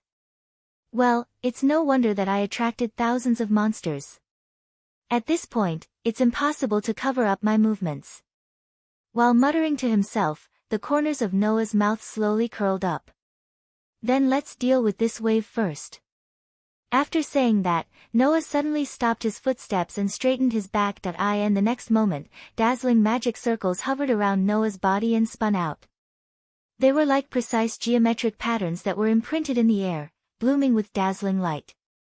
Immediately, huge light beams that seemed to connect heaven and earth burst out from the dazzling magic circles, instantly drowning the army of monsters that surrounded them. Dong! A deafening sound and a burst of scorching flames suddenly gushed out from the center of the army of monsters, accompanied by a shocking impact, surging in all directions, causing the ground to tremble. Wah! The sudden violent energy caused AIC and the rest to be shocked. Immediately after, they were met with the impact of the wind wave, causing everyone present to subconsciously raise their arms to block in front of their bodies. They stabilized their bodies and barely avoided the fate of being blown away. As for the monsters that were drowned by the magic light beams, they were annihilated one by the blinding light, leaving behind a ground full of magic stones and dropped items. One hit, all annihilated. Chapter 840. Whoosh! The howling wind turned into a substantial shockwave that spread out in all directions along with the blazing flames. Under the substantial shockwave, the dense fog that pervaded the entire 10th basement floor was blown away, revealing an unprecedented clear scenery on this floor that was shrouded in fog all day long. After an unknown amount of time, the howling wind finally calmed down, and the fog slowly became dense again. Standing in the distance, the adventurers of the Loki clan who were lucky enough not to be blown away spread out their arms and looked forward with trepidation. In front of them, the massive army of monsters had completely disappeared, leaving behind only a ground full of magic stones and dropped items. In the center of the ground full of magic stones and dropped items, the beautiful magic circles around Noah dimmed one by one as if nothing had happened. Who would have thought that just a moment ago, that figure was facing the charge of an army of thousands of monsters? The smile on Finn's face became a little forced. Hey, Riveria, if it's you, it shouldn't be difficult to do the same thing, right? If I can successfully use magic, it's indeed not difficult. Riveria gazed forward and smiled bitterly after a while. But, if I want to use magic of that level, I have to chant for a long time. Why? Tyagni asked with a bewildered expression. Why doesn't his magic require chanting? Magic that doesn't require chanting. AIC stared blankly at Noah who was standing in the middle of the ground full of magic stones and dropped items. Then, Tioni exclaimed in surprise. Isn't he that interesting little brother? Finally, Tioni also discovered the true identity of the person who was practicing his basic abilities with ease in the midst of the army of monsters. Tyagni was startled as well. It's really him. What do you mean, interesting little brother? Riveria was surprised. Isn't that the person you mentioned who joined Hastia's clan and forced AIC to retreat before receiving the favor? It's him. Tioni excitedly waved at Noah's direction. Little brother. We're here. Looking at the row of Loki's clan led by Finn, Noah narrowed his eyes slightly.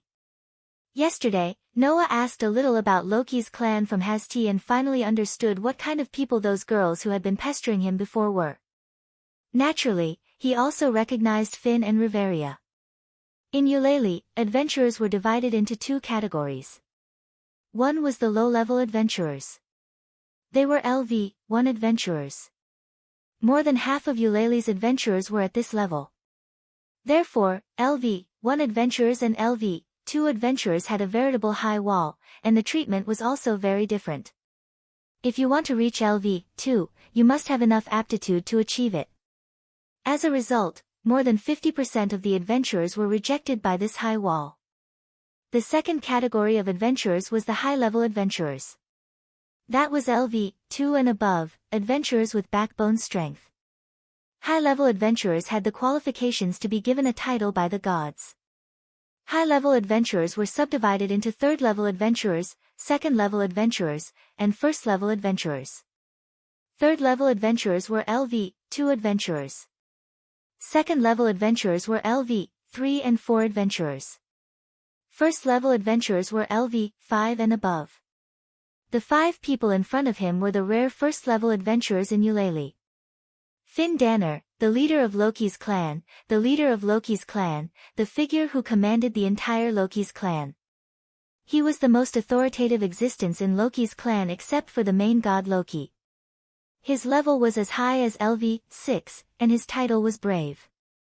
Riveria Lys-Alvi, the deputy leader of Loki's clan, was the royal blood of the elves, and was also the strongest mage in Eulalie. Her level was as high as LV-6, and her title was 9 Devil Concubine.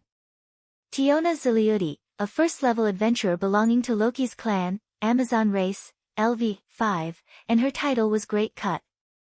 Tiona Ziliudi, a first-level adventurer belonging to Loki's clan, Amazon race, LV 5, and her title was Angry Snake. As for the last AIC, although Noah had expected that she was not simple, he still did not expect that this girl was better than he imagined. AIC Wallenstein. A first-level adventurer belonging to Loki's clan. She was also as high as LV 5, but she was known as the most dazzling figure in the entire Loki's clan. Although her level was not as high as Finn and Riveria, who were the leader and deputy leader of Loki's clan, AIC was known as the strongest swordswoman in the maze city of Eulalie. Coupled with her beauty that was not inferior to the goddesses from heaven, she was the object that all the men in Eulalie yearned for. In addition, this girl had repeatedly achieved brilliant results in the strategy of the underground city. When the gods and adventurers of the same profession mentioned the topic of the underground city, they would always mention this girl's name. Moreover, this girl was only 8 years old. When she was still a little girl, it only took her a year to upgrade from LV 1 to LV 2. She set the record for the shortest time and the fastest speed among all the people who reached LV 2 in the world. Because of her exquisite sword skills, she was called Swordswoman. Because of her frightening battle record, she was given the nickname Warrior Concubine. To put it bluntly, in terms of strength alone, the gods all believed that this girl was the strongest among the same level. This was a great honor. After all, in the entire Eulalie, the highest level was LV 7, and there was only one person who had reached that level. And the number of existences that could reach LV 6 could be counted with one hand. Under such circumstances, to be known as the strongest existence in LV 5, one could imagine how powerful AIC's strength was. Therefore, when they learned that AIC was forced to retreat by ordinary people who did not receive the favor, Hestia and others were so surprised. Knowing that the girls who were entangled with him actually had such a big background, how could Noah not be speechless? Moreover, yesterday they were entangled several times, and today they met again. What an ill-fated relationship. Noah rolled his eyes. Why is it you guys again? Tiona and Tioni also seemed to feel that they were very fated with Noah. They looked at each other, and then they laughed out loud. Under the lead of Finn, the group of Loki's family all came in front of Noah. You are the person who Loki did not hesitate to put a bounty on in order to dig into our family, right? Finn smiled at Noah. Although I have heard a lot about you from Tiona and Tioni, I only know how powerful you are after seeing you with my own eyes. No wonder AIC has been thinking about you. As soon as these words fell, AIC, who was silently following behind, turned her head and looked at Finn. Although she did not speak, and her face was still expressionless, it gave people a "don't say strange things" atmosphere, which made Tiona, Tioni, and Riveria a little unable to help but laugh. However, with your ability, you should be able to go further down, right? Finn asked doubtfully. Why are you staying on the 10th floor? My purpose is not to earn magic stones and items. I just want to train my basic ability and try it out. Adhering to the principle of not hitting a smiling face, Noah replied helplessly. Besides, I don't have the map of the floors below. In order not to get lost, I just stayed on the 10th floor to train myself.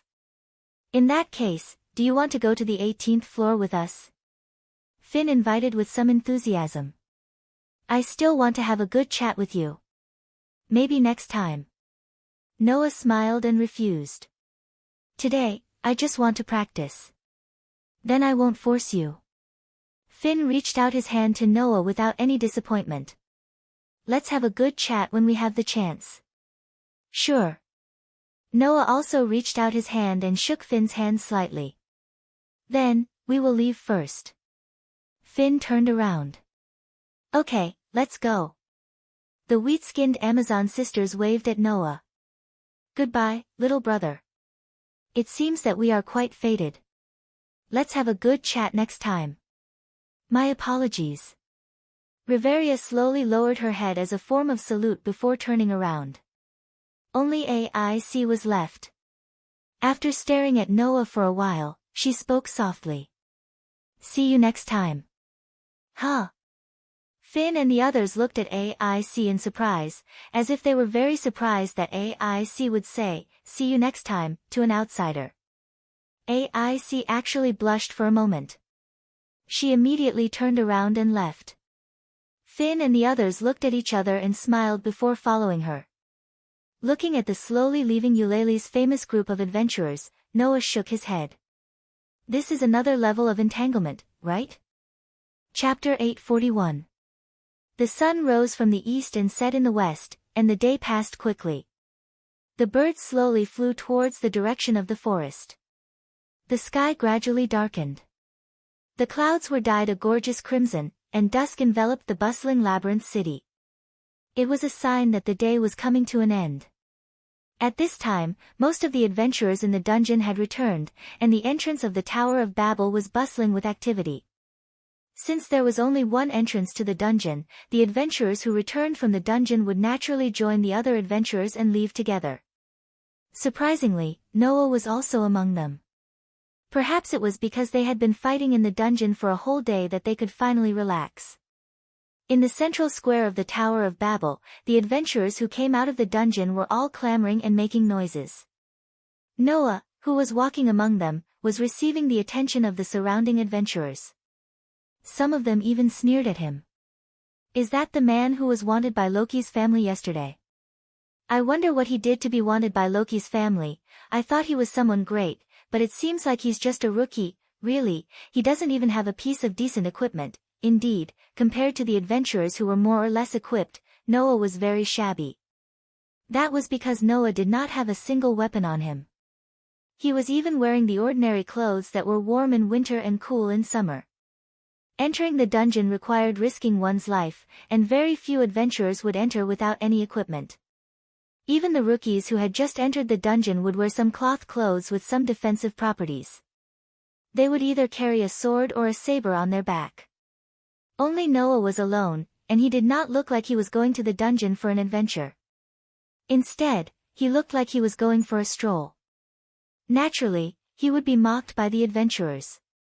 It was a pity that if the adventurers knew that Noah wasn't wearing anything because he didn't need to be serious about the dungeon and because he had a piece of dimensional storage equipment that could store any item, they wouldn't be able to laugh about it.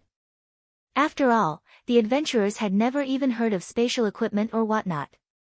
Ignoring the adventurers who were acting like clowns, Noah walked out of the Tower of Babel and stopped.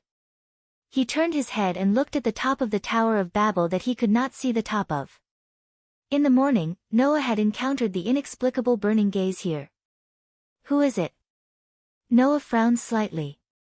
I'll go back and try to ask Hestia. With this idea in mind, Noah lifted his feet again and walked towards one of the 8 streets that converged at the central square. West Street, not far from the central square of the Tower of Babel, there was an ordinary 2-story house that was neither too small nor too tall. Noah, who came from the central square, separated himself from the crowd and came to the side of the house. There was a doorstep in front of the house. It was not the kind of house that was built directly on the ground. Instead, it was built on a stone platform that was as tall as a person. Therefore, the door of the house was on the stone platform, and it was taller than the people walking on the street. One had to walk up the stone stairs on the side to get to the door. Noah walked up the stone stairs with his back facing the street that was about 1 or 2 meters shorter than him. He came to the door and knocked. Hestia, I'm back. As soon as he knocked on the door, a series of hurried footsteps came from inside the house. Soon, the door was flung open. Hestia, who was still holding a book in her hand, welcomed Noah with the brightest expression. Her lovely face was full of joy. Welcome back, Noah. Although Hestia was not a dignified goddess in all aspects, it had to be said that she was very approachable. Being greeted by a cute goddess with a happy smile, anyone would be in a good mood, right? Anyway, Noah couldn't help but put on a smile. Yesterday, after leaving Hephaestus's place, Noah and Hestia found such a house and bought it with a large sum of money. The currency in this world was a kind of coin called Varus. That kind of coin was made of gold. Of course, every Varus was not a gold coin. How inconvenient would that be? Among the gold coins called varis, there were smaller denominations of 100 varis and larger denominations of 1,000 varis. The value was different. For example, the house that Noah and Hestia lived in cost a lot of gold coins. Therefore, buying this house could be said to be a huge investment. At the very least, Noah bought it after smashing a gold brick that was bigger than a brick. Although it was just an ordinary house and was not very luxurious, it was enough for only Noah and Hestia to live in it. Today is your first time in the dungeon. Why did you stay for a whole day? While pulling Noah into the house, Hestia closed the door behind her and kept yelling at Noah. I'll be very worried if I stay here alone. Didn't I tell you that I'm just going to try my hand and understand the situation in the dungeon? At most, I'm going to train my basic abilities. I won't do anything else. Noah took off his knee-length coat and threw it on the sofa before sitting down. Besides, you said that with my abilities, if I can go back and forth in a day, I won't be able to go deep into the dungeon even if I want to. So, aren't you worried at all? In the end, I'm still worried, Hestia said as she puffed up her cheeks. This isn't the past. In the past, I only needed to hide in my room and read books. Now, even if I can hide at home and read books, my heart will still beat faster when I know that my child is in a dangerous place. That's not right. It's normal for my heart to beat faster. Or is it that the hearts of the gods in this world don't beat when there's nothing going on? Thinking of this, Noah couldn't help but look at Hestia's chest, but he only saw a pair of abnormally full peaks. The corners of his eyes twitched, and he hurriedly shifted his gaze away. Anyway, I just honed my basic abilities on the 10th floor today. Other than that, I didn't do anything else. The 10th floor. Hestia looked a little hesitant. With your abilities, level 10 is very safe. But as an adventurer, I went straight to level 10 on my first day in the dungeon. If it weren't for you, I would have been scared silly. Is it okay? Level 10 is still the upper level, isn't it? Many LV-1 adventurers have formed teams to go there, Noah said. Oh right, I also met those little girls from Loki's clan. I also saw Hero and Geo-Mog. Loki's clan again. Hasn't Loki given up on poaching you? Hestia raised her eyebrows and placed her hands on the table in front of the sofa. Her face was less than 5 centimeters away from Noah as she stared at Noah fiercely. You weren't deceived, right? Am I right? You overreacted. Noah smiled wryly and pushed Hestia's face away. I just said hello. Really? Hestia stared at Noah through the gap between Noah's hands that were on her face. You can't lie to me. I said, if I really wanted to join another clan tribe, I wouldn't have chosen to join yours in the first place, Noah said snappily. Your worries are unnecessary. Only then did Hestia smile like the sun had cleared up after the rain. She even called out in high spirits. Then let's upgrade our ability points. Hearing that, Noah nodded and looked forward to it. Although he had only tempered himself for a single day, Noah had fully utilized his strength to the fullest on that day. How much would this increase the proficiency of his basic abilities? Noah was more or less looking forward to this.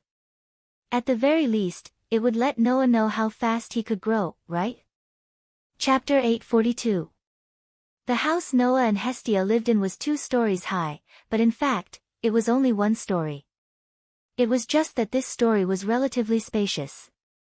After entering through the door, they arrived at the hall. In the hall, there was a kitchen, a bathroom, and a washroom. Facing the hall, there were 3 doors. They were Noah's and Hestia's rooms, and the last one was empty. At this time, in Hestia's room, Noah was lying on the soft bed with his arms bared.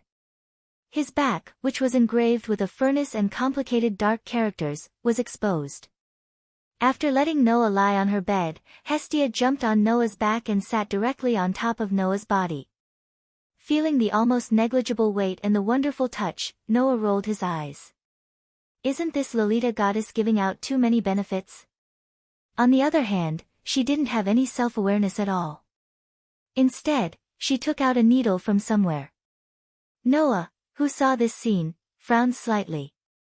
Hey, Hestia, do I need to use divine blood as a medium every time I update my ability value? After the gods engraved the grace on the children of the lower realm, they could extract experience points from the children who had received their grace and turn them into nourishment to draw out the possibilities within their bodies. However, this process needed to be carried out continuously.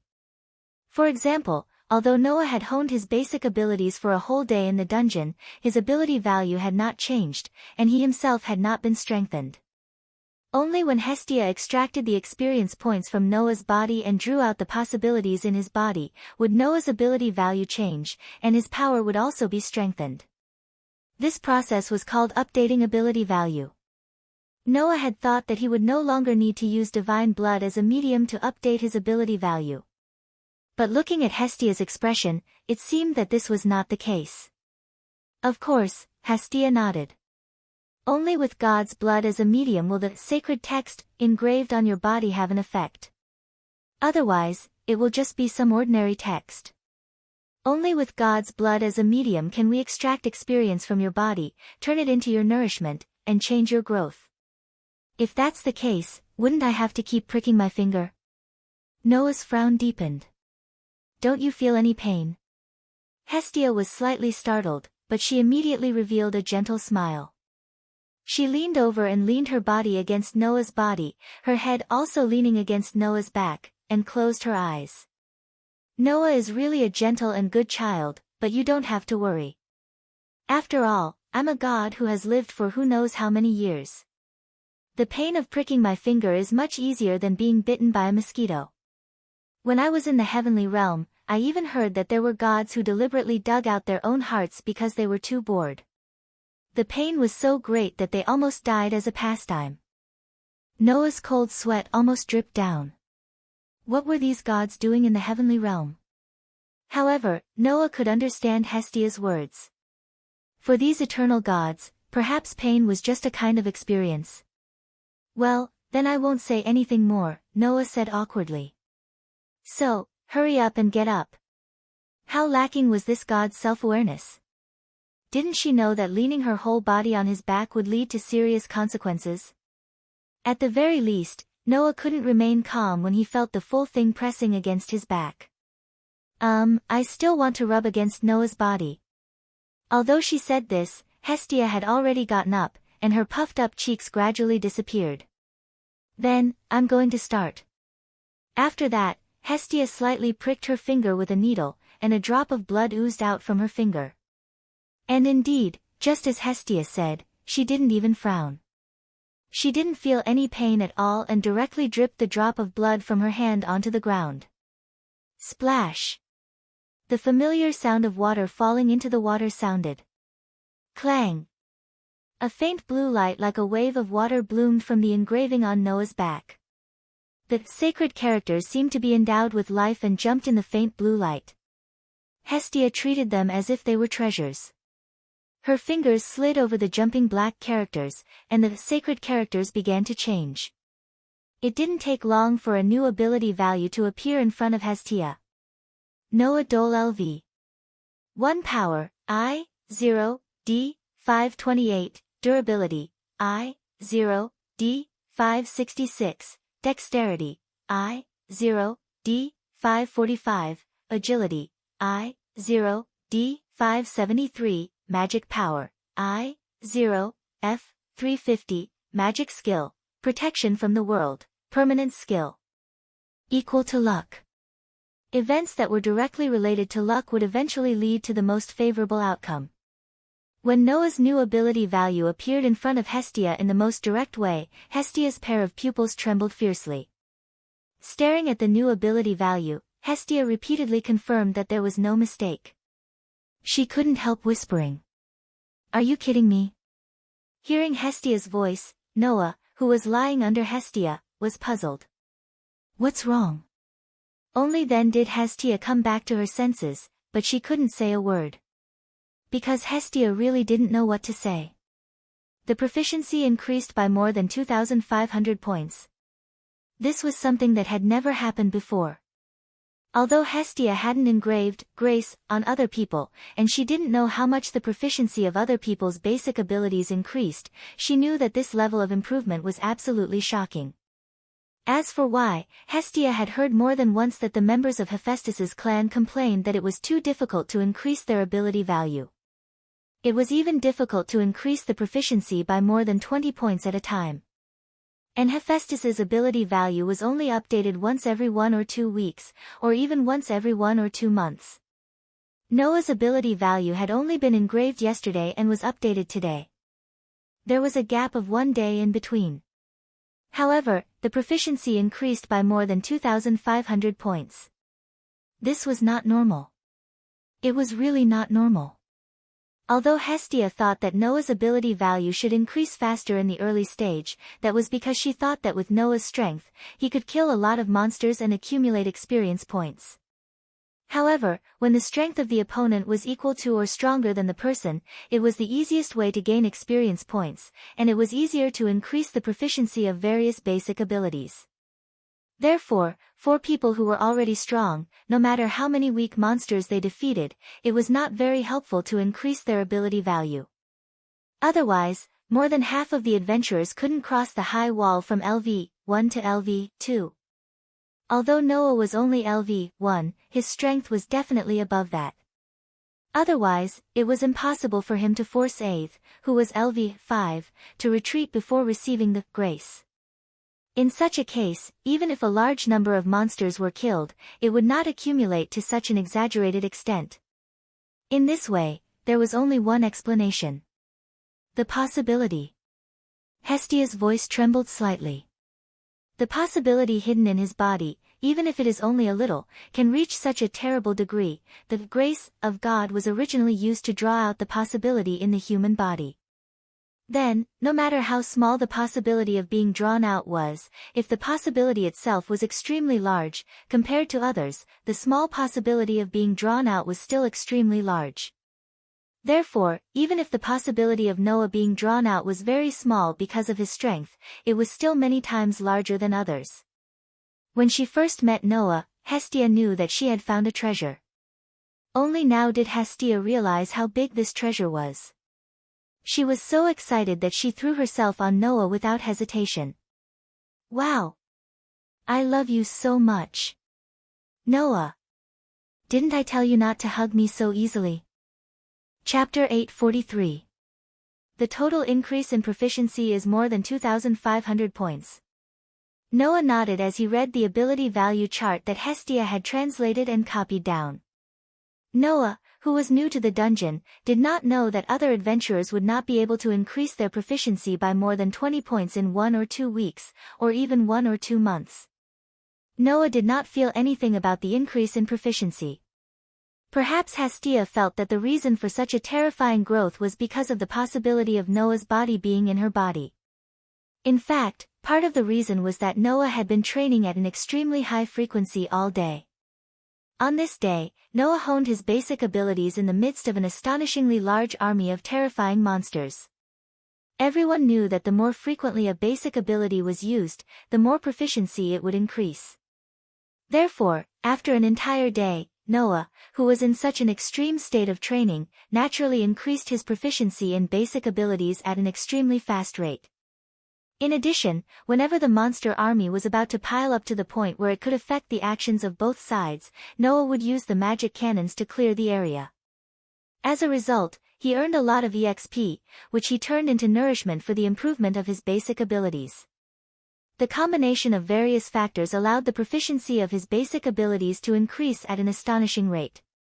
Of course, today was only a day of practice. To be honest, the monsters on the 10th level of the dungeon were too easy for Noah.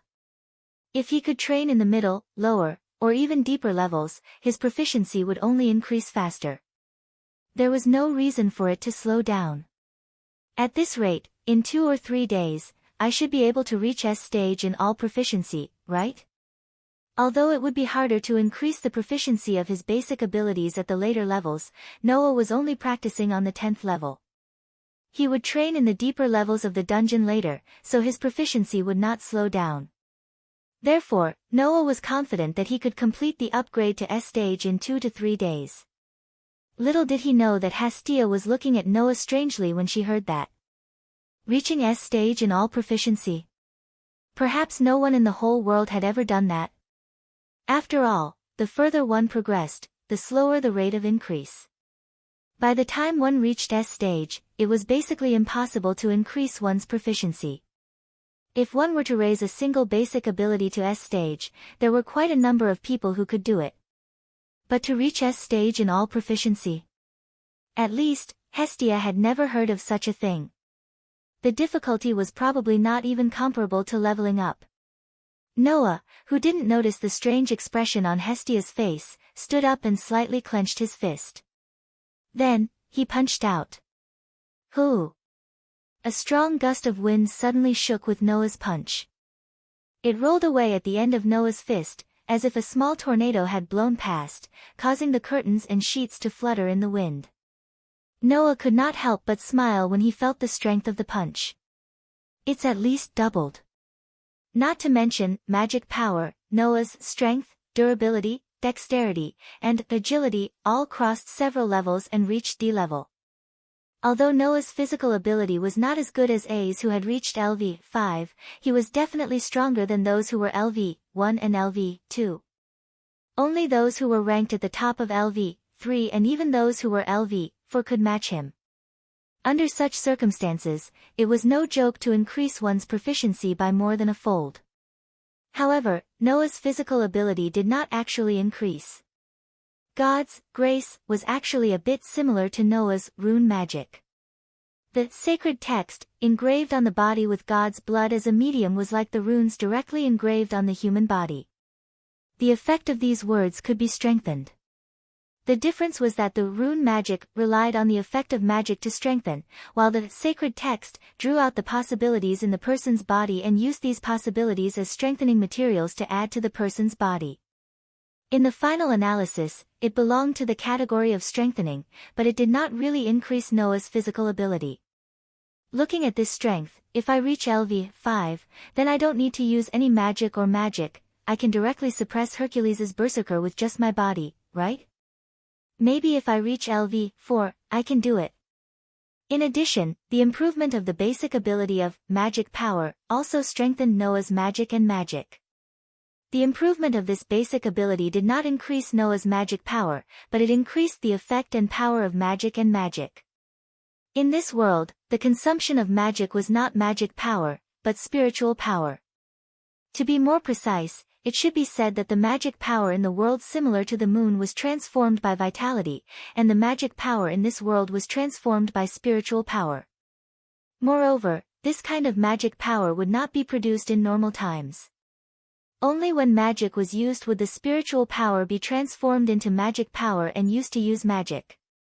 Therefore, the item of magic power in the basic ability improved the effect and power of magic, not the amount of magic power.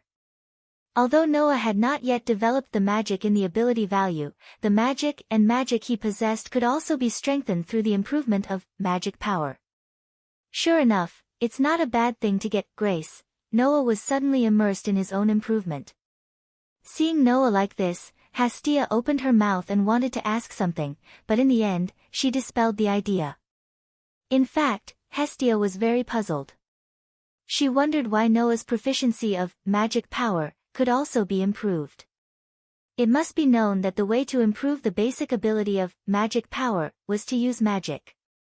But Noah's 3 magic items were still empty, so he had not learned magic yet. Could it be that Noah himself had magic? However, if humans did not rely on grace, then they would not be able to use magic, right? In this world, being able to use magic without receiving any favor was a privilege that only a very small number of races like the elves had. Humans did not have this privilege. So, how did Noah improve his proficiency of magic power without receiving any magic? This was Hestia's question. However, she did not want to get to the bottom of it. For Hestia, although Noah was someone she met yesterday, he was her first family in the mortal world. Therefore, Hestia was very concerned about Noah's feelings. From the conditions that Noah proposed when he chose to join her family yesterday, Hestia knew that Noah was a person who did not like to be restrained. So, before she was familiar enough with Noah to the extent that she was completely familiar with him, Hestia would not get to the bottom of it. After all, everyone had their own secrets. Even gods were the same. If you are curious about how strong you have become, you should go to the dungeon tomorrow and try again. Hestia suppressed her thoughts and jumped off the bed. In front of Noah, she put her hands on her waist and said, "Hey, Noah, are you hungry?" "By the way, we haven't had dinner yet," Noah said to Hestia as he put on his clothes. "Wait a moment, I'll go out and buy something to eat." "Okay, come back quickly." Noah walked out of the room as Hestia called out to him. When Noah came out of the house, the sky was getting dark, and there were fewer people on the street. Noah walked down the stone stairs at the side of the house. After looking around, he walked towards a stall selling snacks. At this moment, Noah suddenly stopped in his tracks. His somewhat lazy eyes gradually turned serious, but the corners of his mouth slowly curled up. Then, Noah changed direction and walked into an alley on the side of the street. The alley was very dark. There were also magic stone lamps made of magic stones on the street. However, no one would place a magic stone lantern in an alley. Noah seemed to have deliberately walked into such a dark area and came to the deepest part of the alley. Patter, after a few soft sounds, several figures suddenly appeared around Noah. Chapter 844.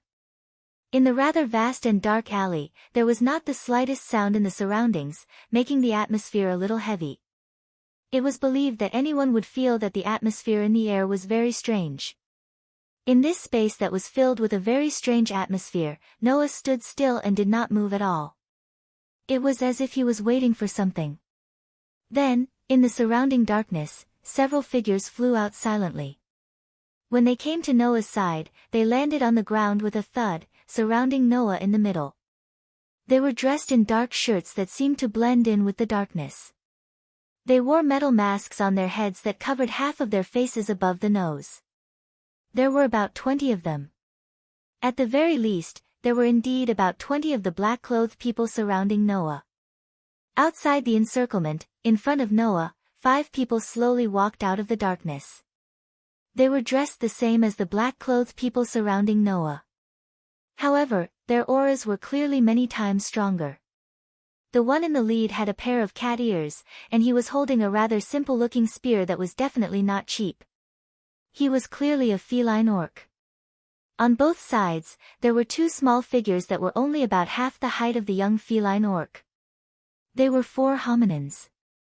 Due to their short stature and the fact that they were dressed in black and had their faces covered, even Noah couldn't tell if they were male or female.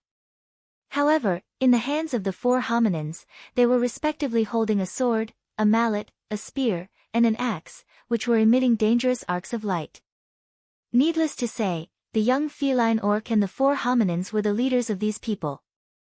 Therefore, while the black-clothed people surrounding Noah did not show any emotions as if they were carrying out a mission, only the young feline orc and the 4 hominins looked at Noah fearlessly as if they were evaluating him, but they did not say a word. In response, Noah's expression was even more calm. In fact, there was a slight smile on Noah's face. "Good evening, everyone. Since you're all masked and dressed in black, it means that you don't want others to know your identity, so I won't ask who you are. You just need to answer some of my questions." Noah's overly calm expression surprised the young feline orc and the 4 hominins.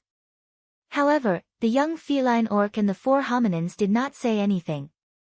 However, the part of their mouths that was not covered curled up slightly in a condescending manner, and they maintained a disdainful attitude towards Noah's words. Oh. Seeing this, Noah was not angry. Instead, he was delighted. "Since you're so disdainful of me, it means that you know some information about me to a certain extent? For example, I'm just a LV1 newbie or something." The expressions of the young feline orc and the 4 hominins changed. This made Noah curl his lips into a smile. "Looks like I'm right. This also proves that you're not a robber or violent group. You're here for me, right?" The expressions of the young feline orc and the 4 hominins gradually darkened, and they even became a little displeased. You came out without saying anything. Wouldn't that expose any information? Noah's expression became sarcastic. How naive. Which idiot taught you guys? As soon as this sentence was said, not only the young feline orc and the 4 hominins, but also the people in black around them exploded with anger. Bastard! The young feline orc finally could not help but spit out words that were full of murderous intent. Are you insulting our goddess? Your goddess? Noah could not help but laugh. So that's how it is. You guys are really from some clan tribe, huh? And the main god is a woman? Thank you so much for the information. At this moment, the young feline orc's expression became completely displeased. Even a fool would know that Noah's words were just a formality. Then, let me guess. The expression on Noah's face disappeared little by little. You should be sent by one of the goddesses on the Tower of Babel to stop me, right? Noah had just arrived in this world. Although he had caused quite a commotion when he came to this world yesterday, it should not be to the extent of making enemies. Besides, Loki also said that she would be responsible for shutting up the goddesses who had been seen naked by Noah. Then, the other party should not be a goddess who wanted to cause trouble for Noah because he had seen her naked. Thinking about it this way, there was only one possibility. This morning, the inexplicable scorching gaze that was cast from the Tower of Babel.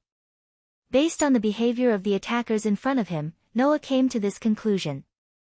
The young feline orc and the 4 dwarfs did not expect that they would expose such a level of information without even saying a word. Of course, their expressions were extremely displeased. And their behavior could be regarded as a tacit acknowledgement of Noah's words.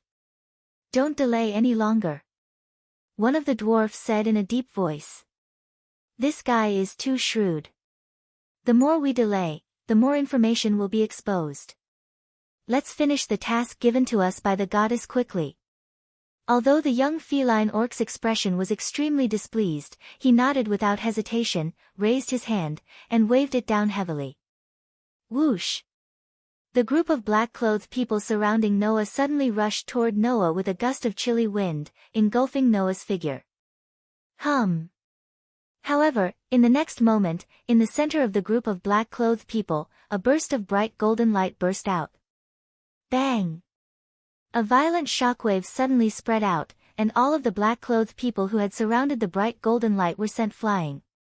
Accompanied by a burst of "Pili-pa-la" and a series of muffled groans, those black-clothed men were like they were hit by a truck.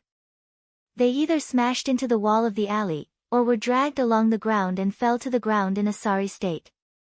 Noah, whose figure was engulfed by the black-clothed people a moment ago, reappeared in his full appearance. Around him, golden ripples reverberated in the space like water waves, covering the space behind Noah. What is that? The young feline orc and the 4 dwarfs were completely stunned. Until Noah's sigh echoed in the air. If you want to attack someone, you should at least prepare a decent attacker. What is this level of attack? The moment his words fell, the golden ripples that covered the space behind Noah suddenly lit up. Various weapons, such as sabers, swords, spears, halberds, and so on, emerged from the golden ripples. Each weapon was surrounded by an ancient aura, but they were all extremely luxurious and gorgeous in shape, and their tips were pointed forward. A wild warning rose in the hearts of the young feline orc and the 4 dwarfs, causing them to scatter without hesitation. Whoosh! In the next moment, about 7 or 8 weapons shot out from the golden ripples, pierced through the space, and landed where the young feline orc and the 4 dwarfs were just a moment ago. Bang! The ground was directly blasted apart, setting off a violent wind wave, accompanied by a burst of flames, suddenly appearing. The young feline orc and the 4 dwarfs were affected by the wind wave and fire. Their figures that had just dodged were shaken to the side, and they lost their balance. In the most unsightly posture, they slammed hard on the ground and only stopped after rubbing for a distance. Oh! You think you can dodge a Grady relic? Noah sneered. Then, how about adding a few more this time? After saying that, Noah raised one of his hands, and a few more golden ripples appeared behind him. Together with the rest of the golden ripples, half of the gorgeous relic was ejected. Like arrows on a bow, they were aimed at the young feline orc and the 4 dwarfs. Then, there are 15 of them this time. You'd better avoid them. Looking at the space behind them being filled with golden ripples and the extremely dangerous weapons poking out of the golden ripples and aiming at them like arrows, the cat-human young man and the 4 humanoids understood what was going on. They had kicked an iron plate. Chapter 845. Whoosh! A loud and neat sound was heard. All kinds of weapons, such as knives, swords, spears, halberds, and so on, that were surrounded by a golden glow, were like bullets or lasers that were shot out of the gun. They were all aimed at the corner of the dark alley. Woo, woo, woo, woo, woo. The young cat man and the 4 dwarfs who were filled with a deadly sense of crisis let out a roar. They held their weapons and did not retreat. Instead, they moved forward and waved their weapons at the rain of relics in an attempt to deflect them. Clang! Clang, clang, clang. It was the sound of the weapons in the hands of the young cat man and the 4 dwarfs colliding with the relics. Clang. It was the sound of the relics that were knocked away at the same time. Clang. After blocking part of the relics, they were finally unable to block the rest of the relics. They could only hurriedly put up their weapons to block the relics. The weapons in the hands of the 4 dwarfs sounded like they were wailing. Bang! They were the only ones who still had the strength to collide with the relics that were shot at them. However, they chose to dodge the relics and let the relics fall to the ground, causing the ground to explode. There was a sound of the impact. It was just a short moment of confrontation. The scene had actually become so chaotic. Noah said softly as he glanced at the young cat man and the 4 dwarfs who were blocking the 15 E-grade relic attacks. Sure enough, you're different from the guy who fell there. Although it's only the lowest level of relic that was blocked, it's still a relic after all, and there are 15 of them. Conservatively speaking, your level should be above LV4, right? In Noah's opinion, only people who were at the level of AIC, Tiana, and Tyan could block all the relics that were shot at them. That was to say, the 4 dwarfs who were holding various weapons should be at level 5 as well. As for the young cat man, I feel like you're more powerful than AIC. Noah stared at the young cat man. You should be at level 6, right? The young cat human said nothing with a gloomy expression. He simply raised his spear at Noah. Not only the young cat man, but even the 4 small humans, who seemed to be in a slightly bad shape, raised their weapons and charged toward Noah without hesitation. Seeing the expressions of the young cat man and the 4 little humans, Noah simply smiled, but there was no smile in his eyes. Wang! Sounds of vibrations began to reverberate, causing the golden ripples to once again spit out luxurious and gorgeous treasures. On the surface of these treasures, the aura they carried was much more condensed and vigorous. Without a doubt, these relics were much more powerful than the relics that he had used before. Even though the number of treasures did not change, these treasures were on another level. Those were all D-grade treasures. The young cat man and the 4 little people tightened their grip on their weapons. There was no other way. Only those who had experienced it themselves would know how much pressure it would be to face the extremely luxurious attack of the Gate of Babylon. At this moment, the young cat man and the 4 little people seemed to be holding cold weapons and were ready to fight against a machine gun that would pull the trigger at any time. This scene was enough to make people wonder if he was deliberately courting death. Look at you guys. Even if you're killed, you won't say anything, right? Noah said indifferently. However, there are only a few clans with 1 level 6 and 4 level 5s in Eulalia. The range has been narrowed down a lot. Noah's upraised hand dropped. So, let me thank you for the information that you brought. The treasures that emerged from the golden ripples suddenly became sluggish.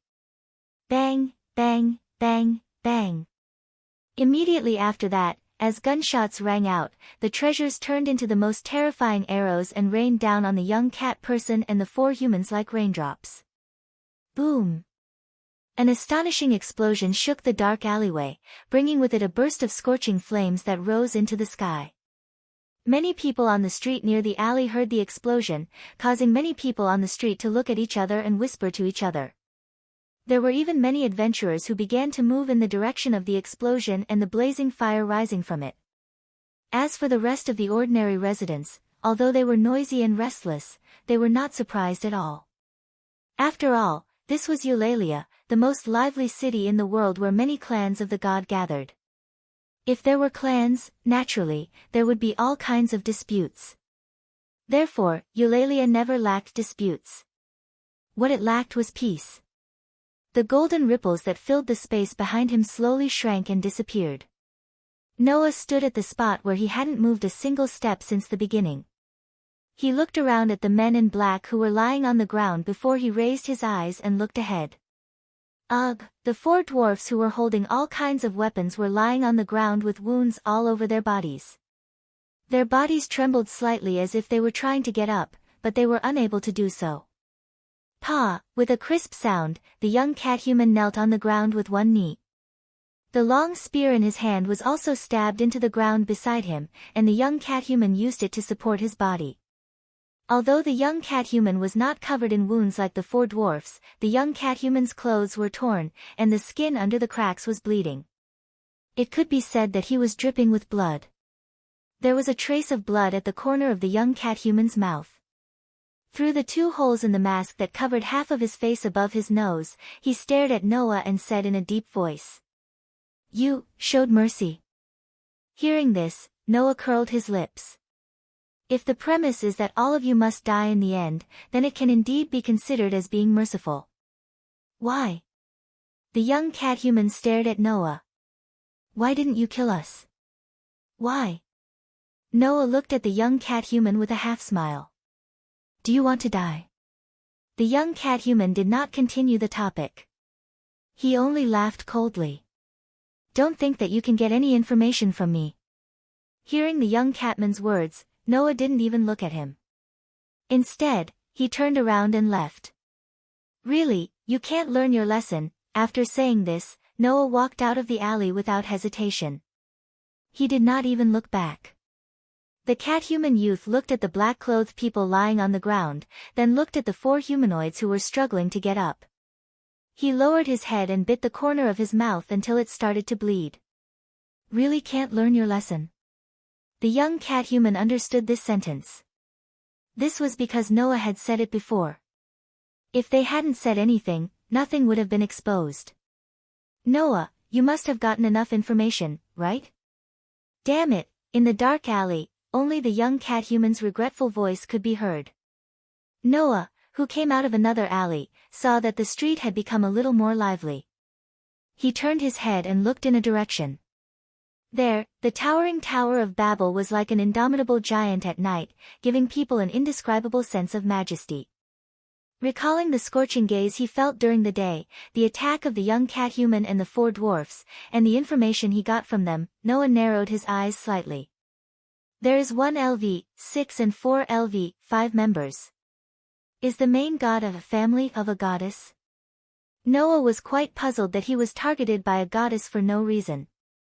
If it weren't for the fact that the young cat man and the 4 little humans didn't carry any murderous intent, Noah wouldn't have just been puzzled. Could it be that the gods are playing tricks because they are bored? Noah smacked his lips. No matter what, don't touch my bottom line. Otherwise, even if I don't want to cause any trouble, there is a limit to my patience. After saying this, Noah walked towards the stall on the street. He still had to feed the starving lowly goddess. Chapter 846. Kacha, with a slight sound of the door opening, a strong man with a height of more than 2 meters, full of bulging muscles, like an iron tower, with a strong expression on his face, like a rock, walked in from the outside and came to the most luxurious room in the whole of Eulalia. With a closer look, there was a pair of pig ears on the head of the strong man, telling others that he was an orc of the pig tribe. And this was the highest level of the Tower of Babel. Only the main god of the clan tribe, who ruled the whole of Eulalia, was qualified to use this place of residence. The Tower of Babel was the property of the guild. However, the guild had provided the upper level of the Tower of Babel for some gods to live in. Whether it was the environment, services, or attractions, Eulalie's Tower of Babel was without a doubt the most luxurious in the whole city. Therefore, only the main gods of the extremely rich and powerful clan tribe could live in the upper level of this tower. The clan tribe of the strong orc was ranked here. Furthermore, it was at the highest level. There were two most powerful clan tribes in the whole of Eulalie. One was the clan tribe of Loki. The main god of this clan tribe, which was Loki himself, was more inclined to live with the children of the clan tribe than in such a luxurious place, so he did not live in the Tower of Babel. But the other main god of the clan tribe of Eulalie lived here. Freya. The clan tribe of Freya and clan tribe of Loki, which were run by this goddess, were the two clan tribes at the top of Eulalie. At this time, in the room where the strong orc was, the stunning goddess was here. She had delicate and fair skin that reminded people of snow. She had a tall and slender body and limbs. She had a beautiful face that made people lose their minds at a glance. She had a perfect devil's body and a mature temperament that was like a shining light. She was the goddess of beauty and also the goddess of love. She was in charge of love and beauty. She had a beauty that no other goddess in the entire heaven could reach. Such an existence was standing by the glass window facing the scenery outside the Tower of Babel, sticking her stunning beauty to it. Her pretty face was extremely red, and she was twisting her body as if she was in heat. Her intoxicating eyes were full of passion and infatuation. If Noah was present, he would definitely be able to recognize that kind of burning gaze. That was the burning gaze that Noah felt from the top of the Tower of Babel during the day. Lady Freya. The strong orc didn't seem to be surprised at all that the goddess he worshipped the most was in a daze. He spoke with a firm tone. We failed. I know. Freya did not even turn her head back. Her gaze was fixed on a certain direction of Eulalie Street, as if she could see a certain figure that made her feel hot all over since this morning. Her tone was full of love. I saw everything. The Tower of Babel was located in the center of Eulalie. There was an extraordinary distance from the center of Eulalie, the highest floor of the Tower of Babel, which was at least 50 stories high, to a certain location on the street that Freya was gazing at now. But Freya's eyes still saw it clearly. She saw the figure that made this beautiful goddess so infatuated that she could even be called crazy. To be more precise, she saw the brilliance in the depths of the figure's body. It was the brilliance that made Freya lose herself and become obsessed with it like never before.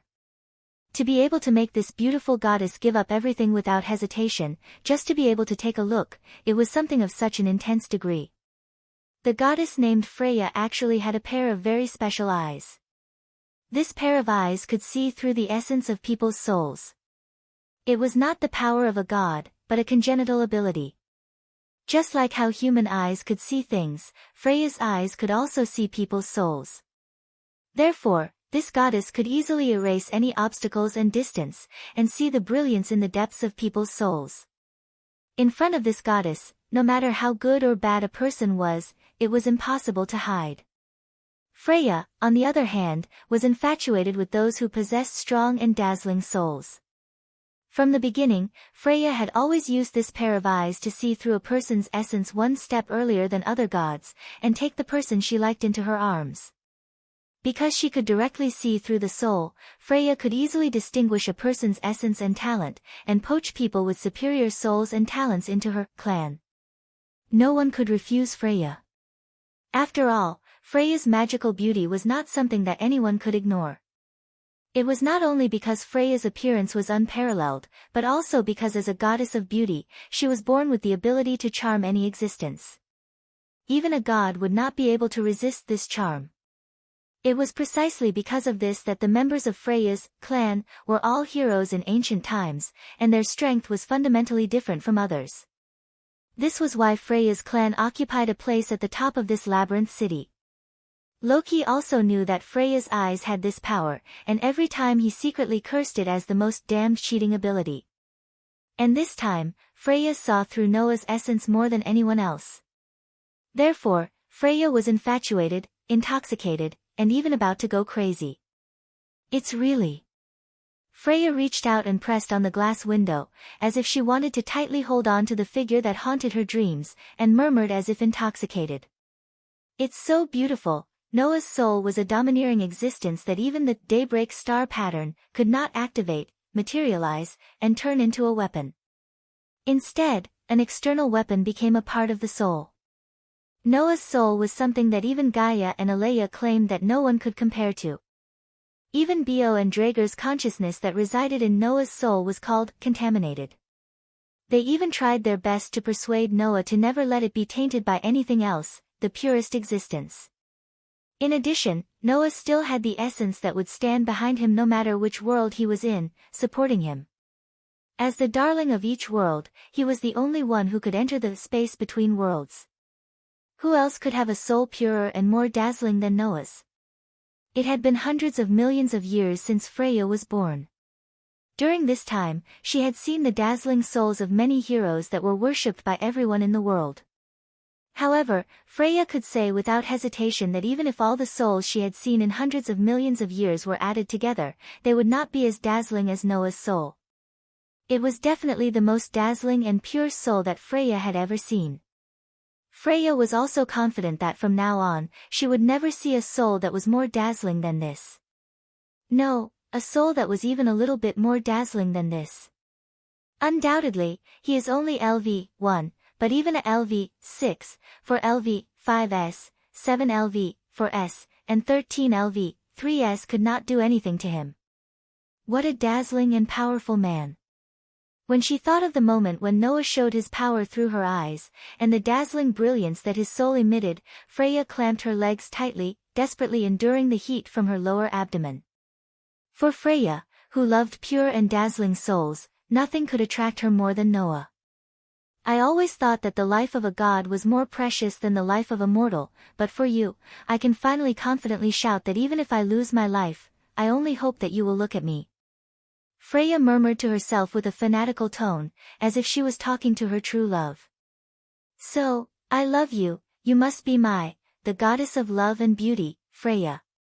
However, not all love was beautiful. As the goddess of love, Freya had both the beauty and ugliness of love, the positive and negative divinity of both. The unrestrained and cruel goddess of beauty. This was the essence of the goddess named Freya. You must be mine. You must, Freya shouted intoxicatedly, and looked at the soul that was countless times more dazzling than the sun in the dark night. A somewhat cruel smile hung on a face that would captivate any man. Chapter 847. Noah Doria LV. 1 Strength, A, 822, S, 968, Durability, A, 845, S, 980, Dexterity, A, 837, S, 972, Agility, A, 861, S, 993, Magic, C, 684, A, 888, Magic, Skills Frowny Face Protection from the World, Permanent Skills. Equal to luck. Events that were directly related to luck would eventually lead to the most favorable outcome. Looking at the new ability value, Hastia was completely numb to it this time. She was completely numb to it. 3 days. In just 3 days, Noah's basic ability value had been upgraded from the initial state of I stage to almost S stage of the all-around ability value. To be honest, Hestia herself was surprised that she could still be so calm after seeing this result. This was entirely because Noah's upgrade was too incredible. In just 3 days, he had improved to the point where he was close to S stage in all ability points. Other people might not be able to upgrade one of their basic abilities to S stage in 3 years. Clearly knowing this, Hastia couldn't feel a trace of surprise at all, which proved how much of an impact Noah's ability value had on Hastia in the past 3 days after he had upgraded it several times. Here you go. After translating the sacred text of the ability value into the common language, Hestia handed the paper with the status of the ability value to Noah. Her tone was somewhat helpless. Just like what you said at the beginning, you've almost reached S stage in your all-around ability in 2 to 3 days. Congratulations. Hearing Hestia's monotonous voice, Noah took the paper and laughed. But you don't look very happy. How should I put it? Hestia sighed. It's not that I'm not happy, it's because I expected this result. Now I can't be happy even if I want to. In the past 3 days, Hestia helped Noah update his ability value almost every day. After all, Noah was the only member of Hestia's clan. Unlike other clan, there were so many people, but only one main god. If she wanted to update them one by one, she would be annoyed to death. Therefore, other clan generally updated their ability value batch by batch in 1 or 2 weeks or even 1 or 2 months. It was impossible for them to update their ability value as frequently as Noah. Because of this, watching Noah's ability value increase at an astonishing speed, Hestia had long been mentally prepared that Noah would reach the goal in a very short time. How could she be happy like this? Well, let's not talk about how long it's been. Noah, you're the only one who's reached S stage in all ability points, right? Hestia patted her cute cheeks and tried to cheer herself up. Apart from you, I don't think anyone else has almost reached S stage in all ability value. It's possible for a single basic ability to reach S stage, but it's unlikely for all ability values to reach S stage.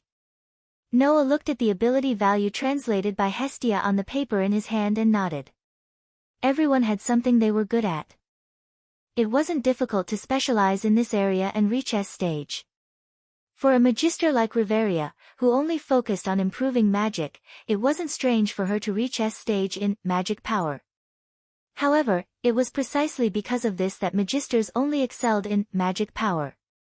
As for the rest, such as strength, durability, dexterity, and dexterity, they were definitely not as good as magic power. In fact, they were even worse than ordinary adventurers. Therefore, it wasn't strange for a basic ability to be upgraded to S stage in Eulalie's world.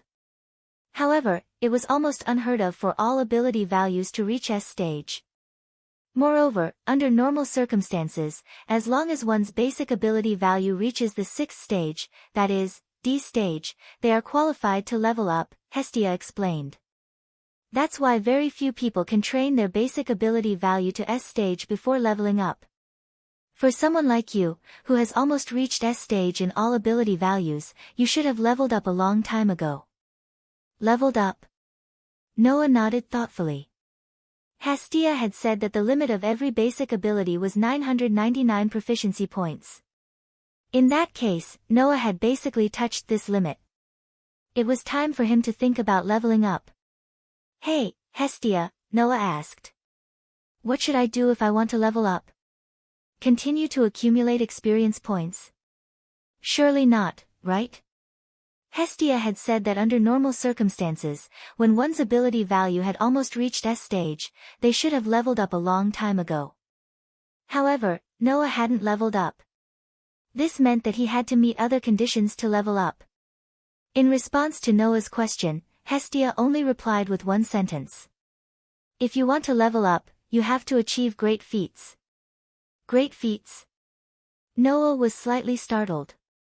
You have to achieve feats that only true heroes can achieve, miracles that even us gods have to praise, Hestia said very seriously. For example, you have to defeat opponents who are stronger than you and gain more experience points. This is the condition for leveling up. Defeat opponents who are stronger than you. Noah was completely speechless. Then, how is that possible? It wasn't because Noah didn't have the courage to challenge the strong and didn't have the confidence to defeat opponents who were stronger than him. It was because this result was a little unrealistic. Why was it unrealistic? Because in this world, could there really be a stronger opponent than Noah? Noah was the God Slayer. Even the gods in the heavens had been killed by him. Perhaps the gods in this world could meet the requirements if they brought out their true strength, but the gods in the lower realm wouldn't use their strength. In that case, where could Noah find a stronger opponent than himself? Therefore, this fact was like a basin of cold water poured on Noah's heart. What else? Noah couldn't help but ask. Is there no other way to level up? No. Hestia shook her head. At least, so far, all the children in the lower realm can only level up after achieving a certain amount of feats. Noah's brows furrowed tightly. Now, this was troublesome. Noah didn't expect that he would encounter such a problem in this world. Could it be that in this world, he couldn't achieve the goal of leveling up? Noah finally began to worry. Well, you've just received my favor for 3 days. Although you've grown quickly, it's still too early to think about leveling up. You'd better focus on other things first. Hestia comforted him. For example, you can see if there's any chance for you to obtain magic. Magic? Hearing Hestia's words, Noah also remembered this matter. After all, you have 3 empty slots for magic. This talent is very rare. Hestia smiled. It would be a pity if you don't find a way to obtain magic. Hearing Hestia's words, Noah nodded and fell into deep thought. The next day, Noah didn't disturb Hestia, who was still sleeping. He went straight out of the house and walked in the direction of the central square of the Tower of Babel. Although his basic ability had basically reached its peak and there seemed to be some small problems with leveling up, Noah still wanted to try it himself before making a decision. Therefore, like the previous 3 days, Noah moved in the direction of the dungeon early in the morning. However, when Noah arrived at the central square, an unexpected scene appeared in front of him, which made him stop in his tracks. In front of the Tower of Babel, a group of adventurers occupied a small area and gathered neatly together. At the forefront of this group, there was a flag. It was a flag embroidered with a clown. That's the flag of Loki's clan. Chapter 848. Just like the guilds in the world of fairy tale, each clan in this world had its own coat of arms. Because Noah and Hestia's clan had just been established, and its reputation wasn't that great, the matter of the coat of arms wasn't urgent for the time being, so it hadn't been decided yet. However, for the other family clans, especially those powerful family clans, their coat of arms was proof of their family clans. The clown-like pattern was the coat of arms of Loki's clan. Obviously, the adventurers gathered under the flag embroidered with the coat of arms of Loki's clan were all members of Loki's clan. One of the 2 most powerful clans of Eulalia gathered here, causing the surrounding adventurers to discuss spiritedly, but they also unconsciously avoided that small open space. Under such circumstances, although the members of Loki's clan didn't line up in an orderly manner, they still carried out their solemn discipline meticulously. Not a single one of them dared to make a sound at this moment. Seeing this scene from afar, Noah scratched his cheek. Could it be that Loki's clan is preparing for an expedition? An expedition. That is, a long journey, a long march. Now, the underground city had been explored to the 58th floor. However, below the 58th floor, it was still a domain that no one had reached before. As one of the 2 most powerful clans of Eulalia, Loki's clan was at the forefront of attacking the underground city. And to reach such a deep domain like the 58th floor, even the time to go back and forth would take a long time. Since they gathered here with such fanfare, Loki's clan must be planning to go on an expedition to the underground city, get through the 58th floor, and reach the domain that no one had reached before, that is, the 59th floor. This trip would probably take at least 1 or 2 months, right? Thinking like this, Noah's eyes swept around the expeditionary army of Loki's clan, and immediately fixed on a small group in front of the flag. There, led by Finn, a group of Loki's clan level 1 adventurers gathered together. Tiona was there. Tiona was there. Riveria is here. Naturally, Aze was there as well. She wore light armor, wore light blue clothes, and had a long sword at her waist. Her blonde hair fluttered in the wind. In addition, there were 3 other people that Noah had never seen before in the group of level 1 adventurers. One was a dwarf who looked to be 50 or 60 years old. One of them was a young orc with a lightning-shaped tattoo on his face. He looked like a bad boy with wolf-like ears and a tail. The remaining one was a very pure elf girl with long hair that reached her waist even when tied up. Although Noah had never seen these three people before, he had heard about them from Hestia. The dwarf with the appearance of an old man was named Gareth Landlock. He was a member of the Loki clan's leader camp along with Finn and Riveria. His level was as high as LV 6, and his title was Chongjie.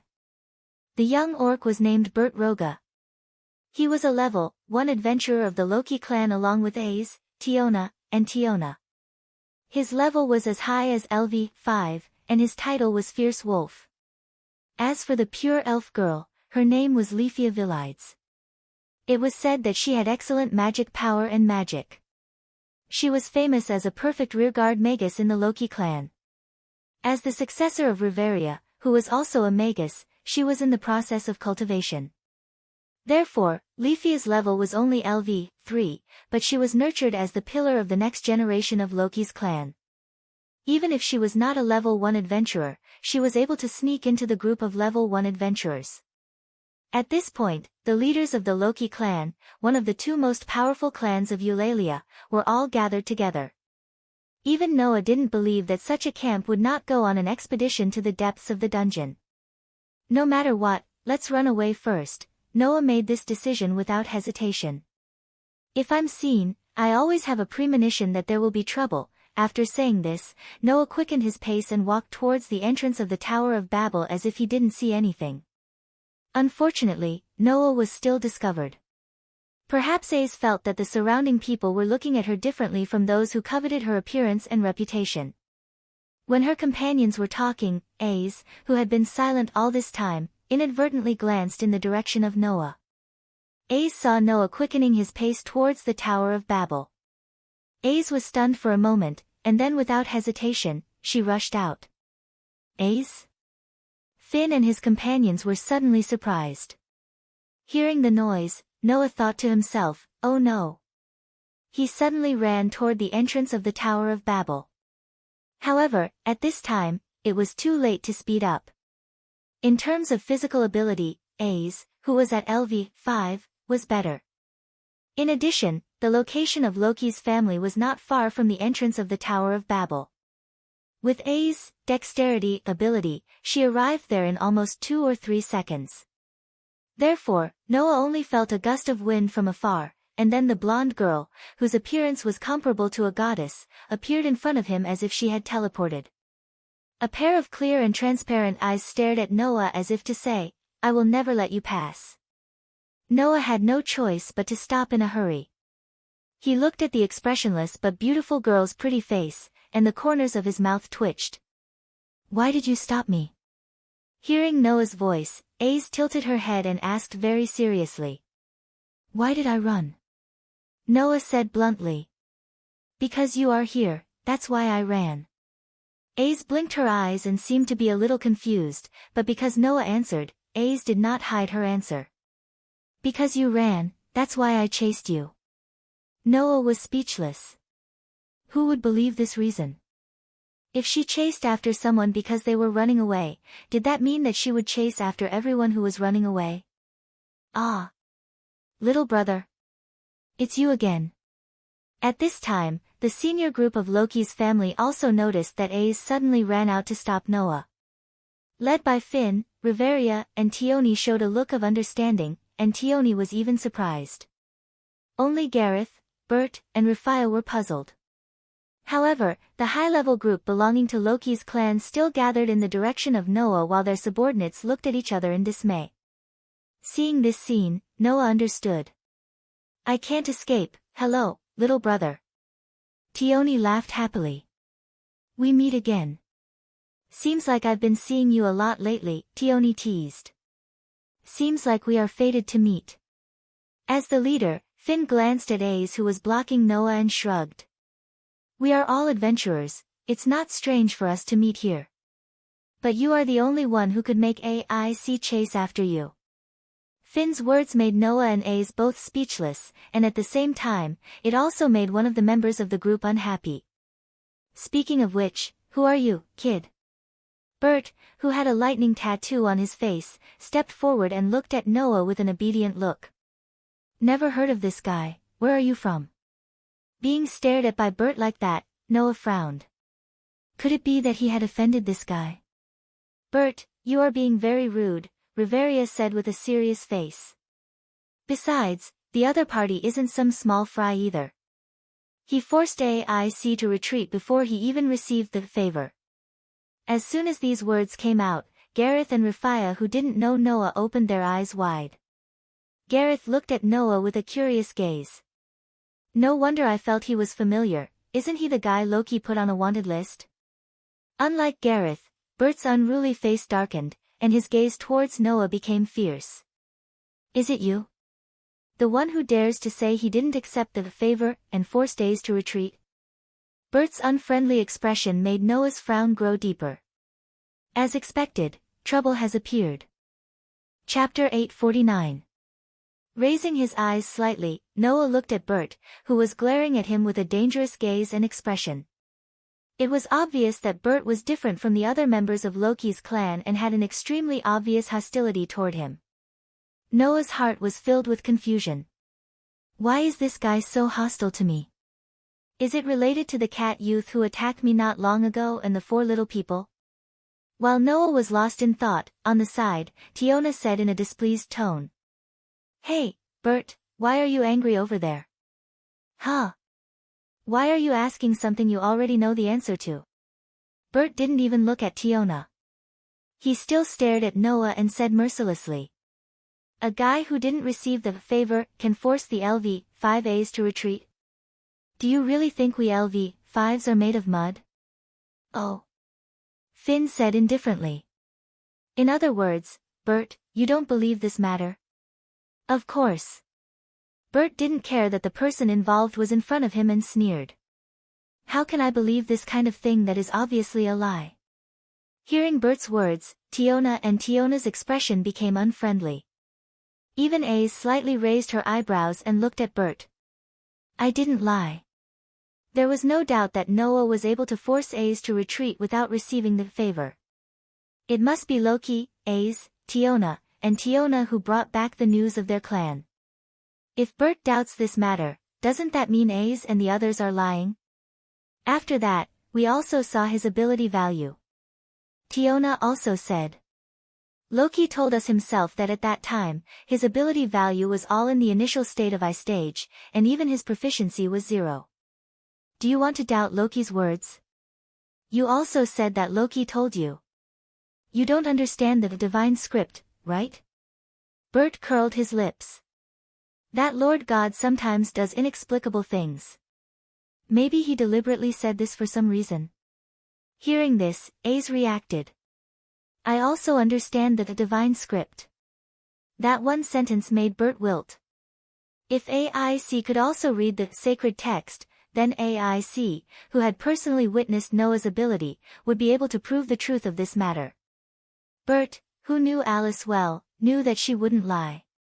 It would be better to say that he didn't know how to lie. Once Ace lied, it would be too easy to tell. After all, this girl was not good at expressing her emotions, nor was she good at hiding them. Embarrassed, Bert could only glare angrily at Noah. Anyway, I definitely don't believe that this guy can force AIC to retreat. If you want me to believe you, then let's have a match here. After saying that, Bert seemed to want to prove that he was serious. He pulled out the hand that had been in his pocket all this time and lifted one leg slightly. He stared at Noah, and the aura of a ferocious beast surged from his body. Noah didn't say a word. This was because Noah wanted to observe for a while why this werewolf named Bert was so hostile towards him. Moreover, Noah also wanted to know if this werewolf had anything to do with the young werewolf and the 4 werewolves that attacked him not long ago. Although he had never heard of a LV-6 werewolf in the Iraqi clan, nor did he hear of 4 LV-5 werewolves in the Iraqi clan, but even if he was not a Iraqi clan, it did not mean that he had nothing to do with the Iraqi clan. That was why Noah wanted to observe for a while and did not say anything. Now it seemed that this werewolf named Bert was just being arrogant and unruly. Reality proved that Noah's thinking was still too one-sided. That's so ugly, Bert, Tiona mocked. You think I don't know that you're just unhappy that AIC cares so much about the little brother? The ferocious Bert's expression froze.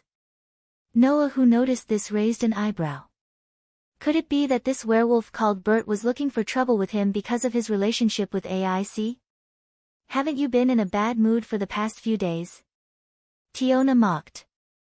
After the fight with the little brother, AIC has been in a daze these days. After you found out that AIC was in a daze because she was thinking about the little brother, you've been very unhappy.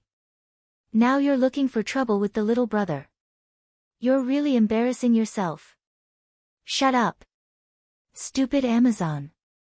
Bert's face turned green and white, and he finally couldn't help but become angry. Don't tell me you believe this kind of nonsense. Can you force us LV5 werewolves without receiving the favor? When did our LV5 become so cheap? Hearing Bert's words, Tiona was about to retort, but Finn on the side spoke with a blank expression. Okay, that's enough. The commanding tone made Tiona and Bert shut their mouths. As the leader of Loki's tribe, Finn's words were undoubtedly very important. Even the unruly Bert wouldn't retort when Finn used a commanding tone. After spitting a mouthful of saliva, Bert turned around and didn't look at Noah. Apologies. Finn smiled at Noah. My people were too rude, please forgive them. Forget it. Noah, who knew that Bert was jealous, laughed and shook his head. It's not like I haven't been picked on before. I'm used to it. With that, Noah glanced at Bert. But, in the future, watch your mouth. You. Bert turned his head and stared at Noah. His eyes were filled with ferocity. Before Bert could say anything, Finn spoke first. Let's not talk about this. Are you preparing to enter the dungeon? Have you prepared a map this time? Finn's words made Noah feel helpless. What's wrong? Finn asked curiously. Did you encounter a difficult problem? It's considered a difficult problem? Noah sighed. The dungeon map that I have is only up to level 12. Speaking of this matter, Noah was indeed helpless. Although he had found a map of the dungeon up to level 10 in the bookstore outside, that was the limit. Because, in the dungeon, the most important thing was a map. That would prevent many problems. Therefore, maps from the dungeon would usually be sold at a high price in the guild. No one would sell them in the bookstore. The dungeon before level 10 wasn't that dangerous. The maps weren't as valuable as the lower levels. The value of maps from the 10th floor onwards was much higher. That was the problem. Because Noah was still LV1, the guild didn't sell the maps after level 10 to him for his safety. If he wanted to buy the maps of the dungeon's middle, lower, and even deeper levels, he had to be considered by the guild to be able to explore there. For example, he had to meet the strength requirement of the corresponding level or form a team.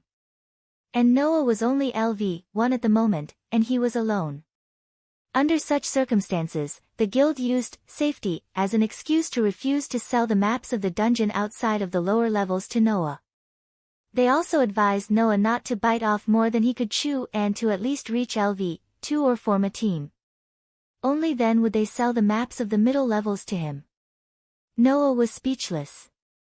This also caused Noah to wander around level 12 for the past few days. Otherwise, he would have been able to reach the S level earlier, right? Is that so? Finn's eyes flashed slightly, and then he invited. Then do you want to move with us temporarily? Move together. Noah was stunned. Move together. Even AIC and the others were stunned. We are planning to enter level 59, and we will pass through level 18 on the way, Finn said. There, some adventurers are also selling maps. You can move with us temporarily. Wait until we reach level 18 and buy the maps, then it won't be too late to move. Hearing this, Noah narrowed his eyes and stared at Finn. Finn met Noah's gaze without a trace of guilt. After a while, Noah seemed to understand something and smiled. In that case, I will have to trouble you. The smile on Finn's face deepened.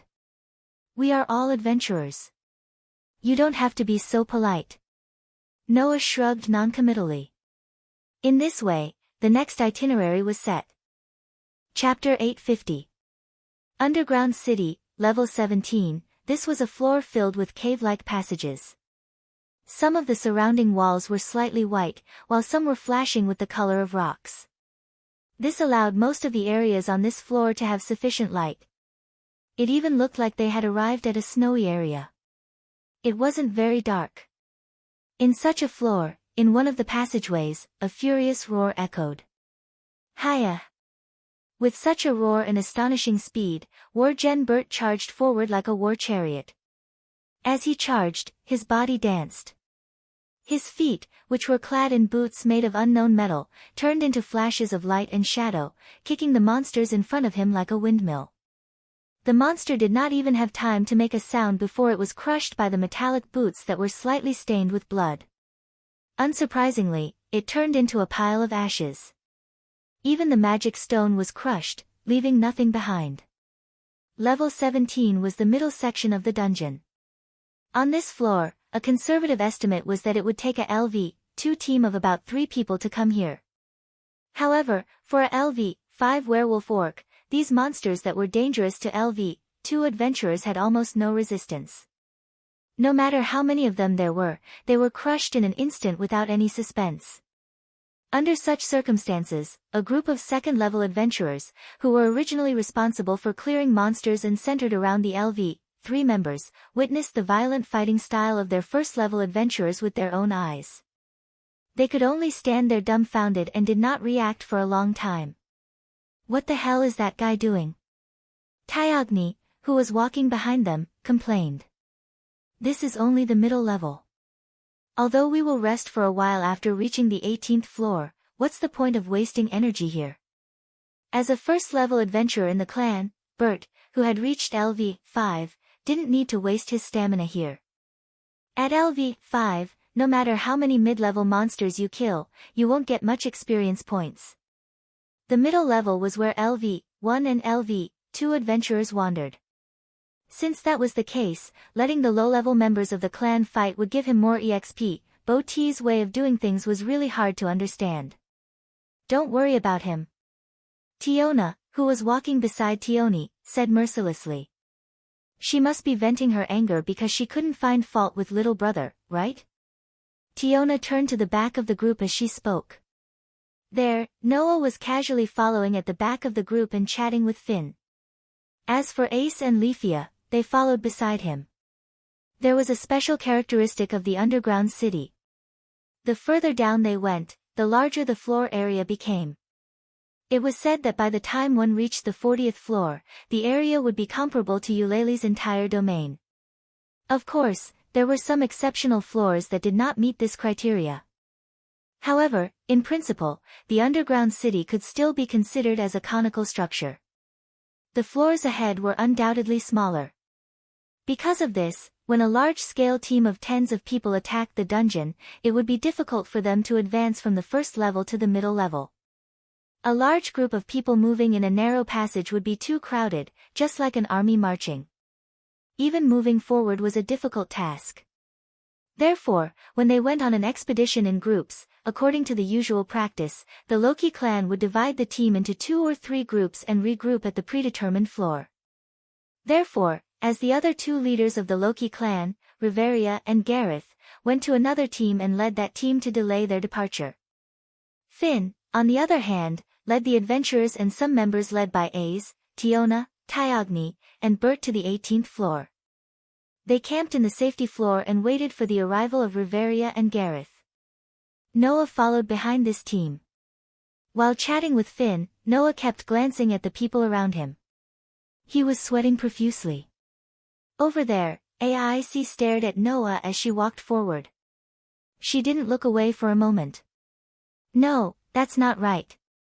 Instead of staring at Noah, Ace's eyes were staring at Noah's back. That gaze was as if she wanted to see through Noah's clothes and take in the scene on Noah's back. It was not sharp, but it was quite persistent. And what was on Noah's back? Of course, it was naturally the favor engraved by Hastia. This girl definitely wanted to see his ability value. Although this was just a guess, Noah firmly believed it. Next to Ace, the elven girl named Leafia was really staring at Noah. However, That shouldn't be called staring, but staring, right? Maybe Noah had offended her in some way, but Leafia stared at Noah fiercely, as if Noah was a dangerous person. Her eyes were full of vigilance. Being stared at by these two girls, how could Noah not feel ashamed? It was one thing for Bert to treat him with hostility for no reason, but now that Ace and Rafia were staring at Noah like that, Noah was once again sure of himself. Loki's spawn was a problem for Noah. Finn, on the other hand, acted as though he didn't notice anything and continued to talk. Soon, we will reach the entrance to the 18th floor. There is a floor master guarding there. Although it is only the 17th floor master, in order to not affect the ordinary members, we have to get rid of it. Floor master.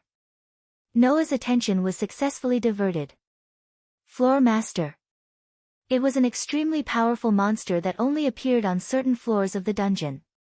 Its official name was Maze King. They were like bosses among monsters. Not only would they be killed, but after a few weeks or months of respawn, their strength would be 2 levels higher than the monsters on that floor. On the 17th floor, there was such a monster. Generally, the level of the monsters on the 17th floor was LV2. The level of the floor master on the 17th floor was LV4. In the case where most of the members of Loki's spawn were LV3, leaving the LV4 floor master was undoubtedly likely to cause unnecessary casualties.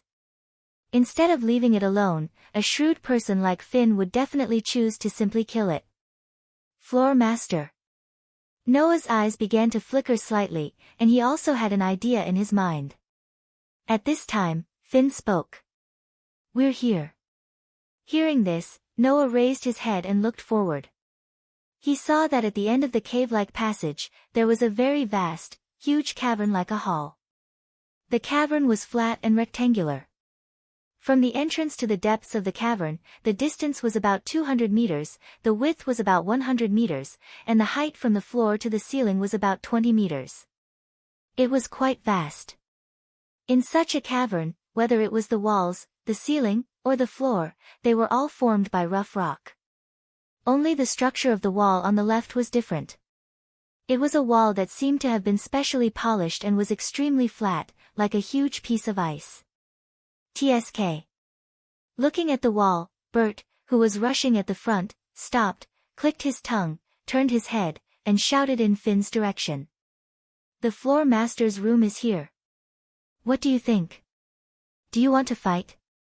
Bert's words made the entire Loki's spawn turn their eyes to Finn. Even Ace, who had been staring at Noah, and Rafia, who had been staring at Noah, turned their eyes to Finn, waiting for Finn's decision.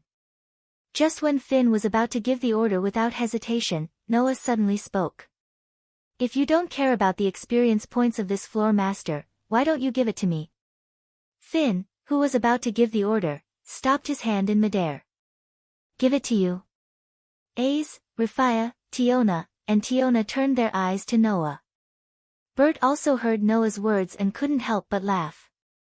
ALV1 challenging a LV4 floor master. Isn't that good? Just prove to us that you have the strength to force a LV5 to retreat. Noah ignored Bert and looked directly at Finn. What do you think? Finn suddenly smiled. Well, I'll give it to you. Chapter 851. When Finn agreed to let Noah take on the first boss of the dungeon, all the members of Loki's clan silently retreated, giving Noah the view of the vast hall. With Finn as the leader, the group of level 1 adventurers of Loki's clan all stared at Noah with unprecedented curiosity. They seemed to be very interested in Noah's upcoming battle. The level of the 17th floor's floor master was classified as LV4. If Noah could really take care of this floor's floor master alone, it could prove that his strength was definitely around LV5. This was also the reason why Finn invited Noah to go with them. To test the range of Noah's strength. In this regard, Noah had already expected it, so he did not refuse. After all, no matter how Finn tested, Noah's true strength was still hidden deep within his body. He would definitely not expose it in this place. Under the gaze of the group of Loki's clan, Noah lifted his feet and slowly stepped into the vast hall. Whoosh! A gust of wind from an unknown source swept across the spacious cavern, stirring up a cloud of fine dust in the entire cavern that looked like a hall. Noah walked against the wind, his footsteps did not show any confusion as he walked forward. A water-like golden ripple fluctuated out from the space around Noah, and a gorgeous knight's sword that was blooming with golden brilliance popped out. Before that, Noah had already reached out his hand, grabbed the hilt of the golden sword, and pulled out the famous sword in the stone from his treasure vault, and pointed it diagonally to the ground. Seeing this scene, the group of people from the Rocky clan were all stunned. "Sword!" Rifaya exclaimed in surprise. "Sword," came out from the space. "Speaking of which, when we first met little brother, something similar happened, right?" Tiona looked at Tyogni. When little brother was about to escape, the golden ripple suddenly appeared around little brother, and he pulled out a necklace that emitted a strong light from the ripple, blocking our vision, and then little brother escaped. "Now that you mention it, it seems to be true." Tyogni seemed to have remembered. "Is that the effect of some magic or item?" Finn and Bert did not say anything, they just looked at Noah's gradually moving back, as if they did not want to miss any details. AIC, in particular, stared at Noah with her beautiful, almost transparent eyes. She didn't even blink. Under such circumstances, Noah suddenly stopped his footsteps. Crack, at this time, a cracking sound was heard. The group of Loki's clan members held their breaths, and their eyes suddenly turned to the wall. It was an extremely flat wall that seemed to be made of ice. Paji. Paji, cracking sounds could be heard from the wall. From top to bottom, a huge crack appeared on the wall as if it had been split open. Piak, piak, piak. The sound grew louder and louder, causing the cracking sound to gradually become an extremely heavy sound wave. It shook the entire cavern, causing the ground of the cavern to tremble slightly. In the next instant, the cracks reached their limit. Bang! Accompanied by a loud shattering sound, the huge wall directly burst open, turning into ice-like rocks that gradually collapsed and rolled to the ground, making a loud bang and raising a cloud of dust. Soon after, everyone present saw it. Inside the wall that had exploded, there was a colossal object within the flying sand and dust. It was a humanoid creature with grayish-brown skin and long black hair that reached to the base of its neck. It was about 7 or 8 meters tall. The gigantic creature suddenly opened its eyes. The whites of its eyes were completely black, like those of a demon. Woo woo woo woo woo woo. It was like crying, but it shook the entire atmosphere and turned into a shock wave. A roar that shook the air was released from the mouth of the dark giant. That was the floor master of the 17th floor. Goliath. Bang! The huge monster named Goliath broke through the wall, and with a brutal aura, like a moving mountain, it charged in the direction of Noah. Gazing at the attacking giant and feeling the earth being shaken by the giant's charge, Noah's eyes flashed with a glint. Bang! In the next moment, the human, who was completely disproportionate to the giant's size, stomped on the ground. In a heavy muffled sound, he did not retreat but rushed toward the attacking giant. Not long after, two figures, one big and one small, suddenly came into contact. Dong! Shocking shockwaves spread out at the same time, blowing in all directions. That was the aftermath of Goliath's huge fist landing on the ground. That attack power, in terms of the strength item of ability value, was definitely above any LV5 or even LV6 or above. This was not strange at all. Although in terms of level classification, Goliath's level was only LV4, just like how the boss in the game could not be weaker than players of the same level in terms of attributes, in terms of physical ability alone, Goliath was definitely stronger than any LV5 or even LV6. However, even so, in terms of overall strength, Goliath's level was still only LV4. Therefore, the dominance of the battle was almost seized by Noah in an instant. Swish! After Goliath's attack, it could be said to be fierce.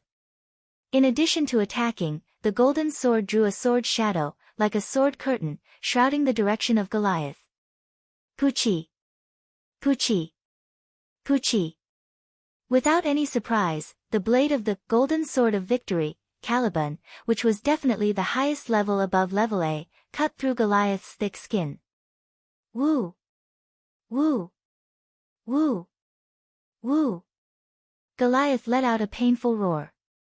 The pupils of Finn and the other level 1 adventurers who were watching all shrank. So fast. AIC's expression was also dignified. Noah's sword was really too fast. It was so fast that the group of level 1 adventurers could barely see the blade. But the more amazing thing was still to come. Compared to Goliath, the unbelievably small human held a sword that glowed with a golden light. Like a whirlwind, he moved around Goliath. The sword in his hand thrust forward, flicked upward, and slashed vertically. Every strike was extremely fierce, like a storm. Poochie! Poochie! Poochie! Every time the blade collided with the giant's body, a piece of skin on the giant's body would be cleanly cut, turning into a wound that oozed blood, causing the dark giant to roar in pain again and again. The exquisite sword skills made AIC, who was also a sword expert, feel as if she had found a treasure. She was intoxicated as she watched. Finn, who was the most careful observer of the battle, found something and frowned. No, the wound is still too shallow, indeed. Although Noah's attack was extremely sharp, and the weapon was also the highest level, Goliath's body was so big that the slash that could cause fatal injuries to ordinary people could only leave a shallow wound on his skin. This was the advantage of having a huge body. However, there were advantages and disadvantages. At least, compared to Noah's movements, Goliath's movements were really clumsy and pitiful. It was also because of this that Goliath was only at level 4. Woo! Woo! Woo! Woo! Woo! As if the pain from his body had stimulated his ferocity, Goliath's sobbing roar sounded again. He raised his fist and slammed it down. Boom! The ground was hit directly by the huge fist, shaking like an earthquake, setting off waves of impact and flying dust. However, at the same time, Noah had already leaped high into the air. Taking advantage of the moment when Goliath's body was still in a stiff state due to the fierce attack, he landed on Goliath's arm. With a tap of his toes, he moved along Goliath's huge arm and charged toward Goliath's face. Then, he slashed down fiercely at Goliath's pitch-black eyes. This sword was like a falling meteor, fast and unstoppable. Poochie! After the familiar cutting sound, a huge wound was left on Goliath's face. A huge wound that almost covered the entire face. Chapter 852. Woo woo woo woo woo woo. When the huge wound that almost covered Goliath's entire face and looked like it had split his head in half appeared on his face, Goliath's voice finally carried an extremely obvious pain. However, this attack had also completely aroused the ferocity in Goliath's heart, causing him to roar repeatedly as he crazily smashed his fists into the ground. Suddenly, the entire ground began to tremble. Loud, muffled sounds continued to reverberate in the air, setting off waves of wind and dust that filled every corner. Even so, compared to the pitch-black giant, the tiny human was still nimbly moving his body, tangling with the giant, dodging the incoming heavy punches. Like a sword dance, he slashed down with lightning speed, adding new wounds to the pitch-black giant's body. Looking at the rather shocking scene, the group of adventurers of Loki's clan were already speechless, and all their attention was drawn away. Only Finn remained calm. He glanced at Bert, who had a serious expression on his face. "Bo-Tay, do you still doubt his strength?" "Humph, werewolf." Bert didn't say anything. He only snorted coldly and didn't deny Noah's claims. "You're so strong, sweetie." Even Tiona couldn't help but praise. "His swordsmanship is really powerful. This is the first time I've seen someone other than AIC use such powerful and beautiful swordsmanship. Also, that sword is also a divine weapon." Tioni turned his attention to Noah's sword in the stone. "Goliath's skin is very thick. To be able to cut through such thick skin without much effort, that weapon is definitely comparable to a level 1 weapon used by a level 1 adventurer, right?" Even so, Miss AIC won't lose to a guy like that." Rafia turned around, looking like she would always be on AIC's side. "Miss AIC is the best." "Well, of course Ike's is very powerful as well." Finn, Tiona, and Tiona laughed bitterly. AIC, on the other hand, didn't care about the opinions of others. She was still staring at Noah, who was entangled with the giant. If one looked closely, they would discover that. Unknowingly, one of AIC's hands had involuntarily reached for the sword at her waist. Woo woo woo woo woo woo.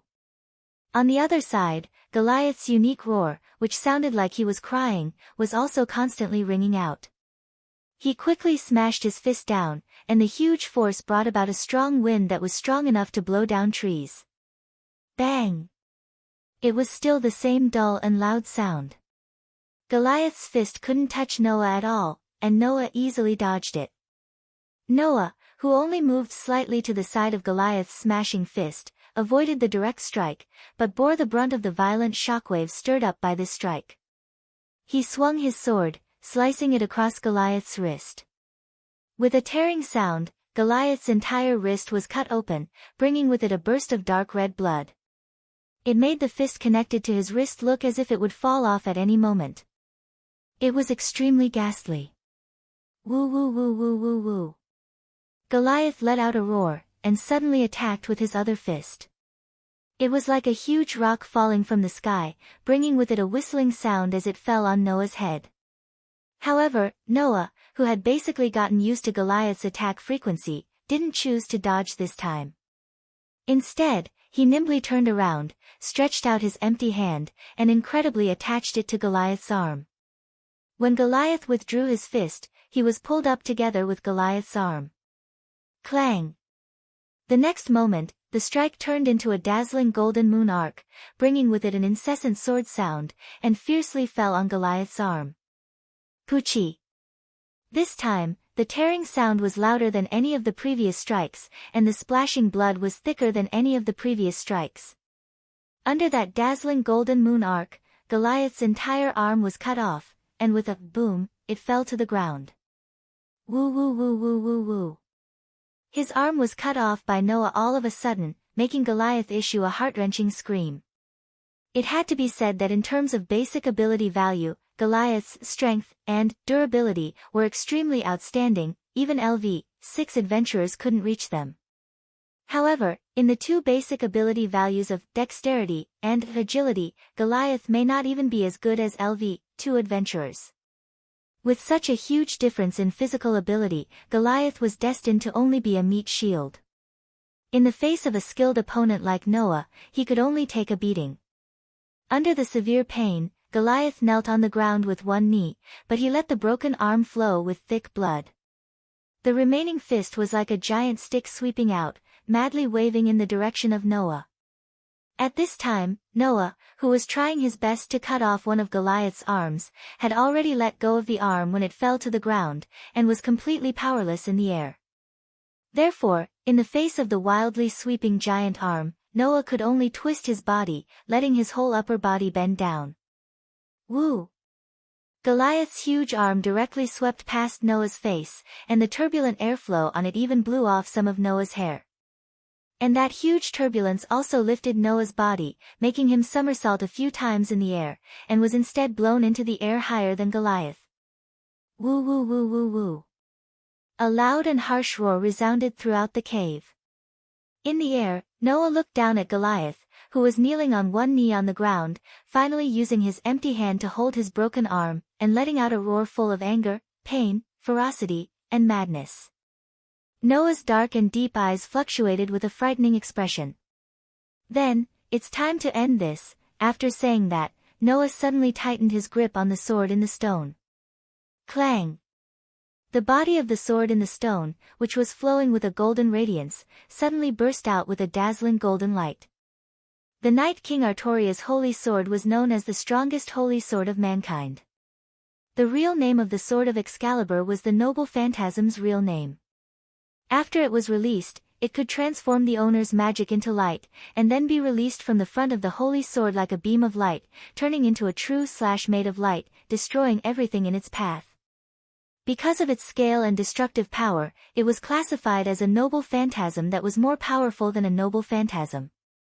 And if the noble phantasm named Excalibur's ability was to release a slash like a flood of light, then the noble phantasm named Caliban's ability was to turn itself into light.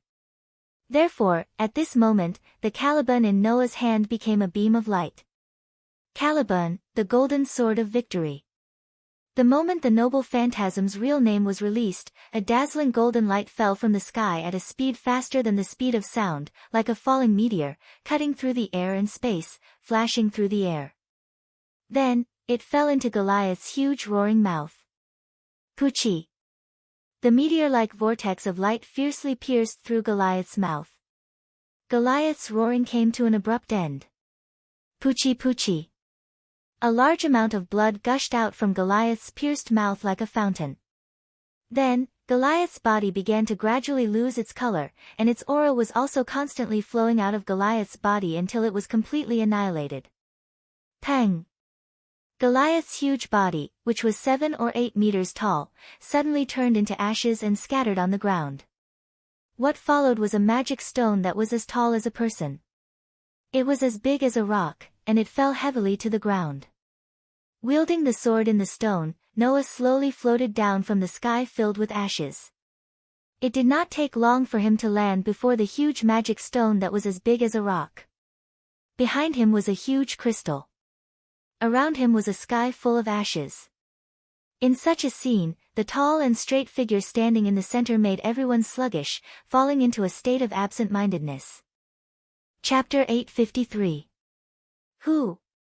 The wind once again blew through the huge cavern, slowly blowing away the pile of ashes that was Goliath's body. Standing in front of the magic stone that was taller than him, Noah let out a deep breath and murmured. Next, let's see if it works. In fact, Noah was not very interested in Goliath.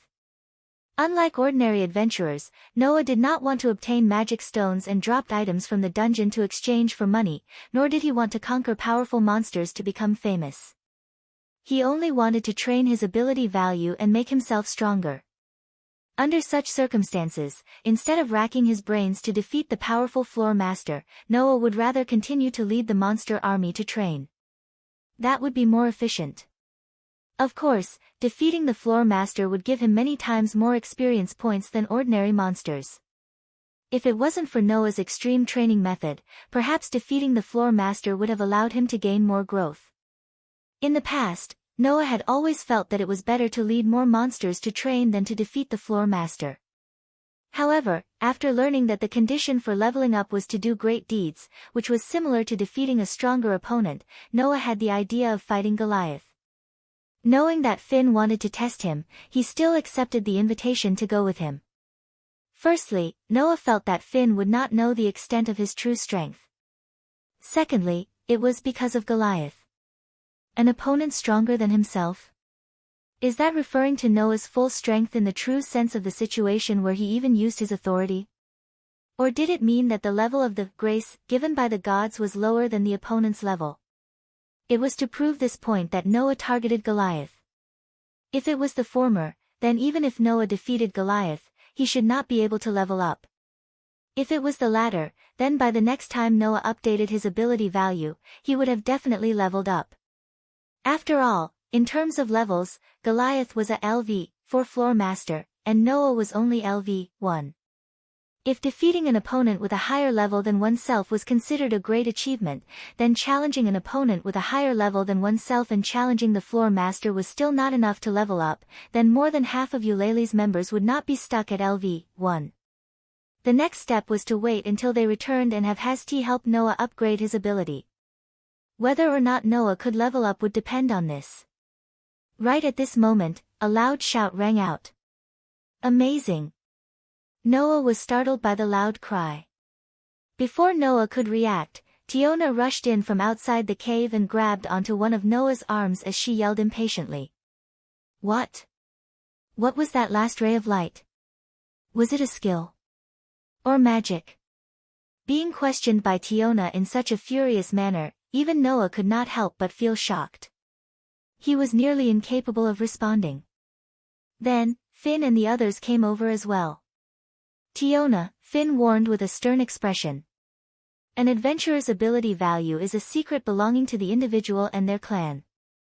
It cannot be made public. You are violating the rules. Sigh, Tiona puffed up her cheeks in dissatisfaction. What's wrong with that?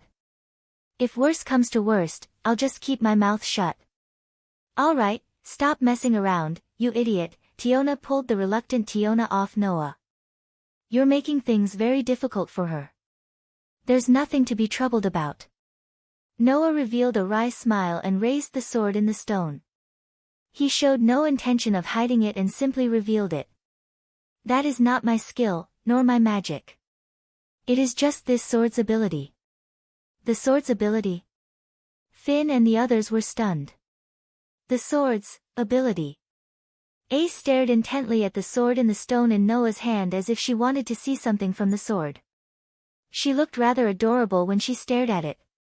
In the face of Finn and the others' doubts, Noah naturally would not explain the origin of the noble artifact. That would only make things more confusing. So, Noah simply said so. Well, you can just treat it as a magic sword that will never be broken. A magic sword that will never shatter. Both Tiona and Tiona cried out in surprise. A magic sword. It could release magic but had a limited number of uses. Once the number of uses was exhausted, it would directly break. Even if it was a substitute, a weapon that didn't require chanting or any other conditions to use magic would definitely make anyone drool. Its market price, conservatively estimated, was at least 1 million Varus. It was both a magic sword and a luxury item. If there was no limit to the number of uses for such a miraculous weapon, it would be more precious than anything else in the world. At the very least, the members of Loki's clan looked at the sword in the stone in a different light. Liar! Leafia almost subconsciously retorted. If there is a magic sword that will never be broken, Eulalie. No, the whole world would be shocked and go crazy. I have never even heard of such a magic sword. Finn, Tiona, and Tiona did not say anything, but they tacitly agreed with Leafia's words. To be honest, they did not really believe it either. After all, to the people of this world, magic was very important. It was something that could be said to be a sure kill skill. A magic sword as a magic sword as a magic sword was extremely precious. If there was a magic sword that would never be broken, then such a magic sword would definitely be a major invention that could shake the whole world. In that case, how could others easily believe it? In response, Noah only curled his lips and smiled. I don't want you to believe it. It's just that you want to know, so I'm telling you. It's up to you whether you believe it or not. After saying that, Noah threw the weapon in his hand that was enough to shake the whole world in the eyes of Finn and the others. A golden ripple appeared out of thin air and swallowed the knight's sword that was thrown into the air. Then, it contracted and disappeared. Seeing this, Tiona asked curiously. Then, what is this? Hearing this, Noah glanced at Finn and the others and said with a smile that did not seem like a smile. An independent space that can store items. If I tell you this, you won't believe it, right? Everyone fell silent. An independent space that can store items? Just like what Noah said, it was something that could not be trusted. In this world, apart from adventurers, there was another type of person who would enter the underground city. They were non-combatants, known as supporters. As non-combatants, supporters existed to be responsible for the management of the adventurer's luggage and backup weapons, as well as the support of the items and the recovery of magic stones. If the adventurers had to carry their luggage and backup weapons, as well as the recovery of magic stones, not only would it affect the battle, but it would also be very inefficient. Therefore, when exploring the dungeon, the support in the team was a very important help.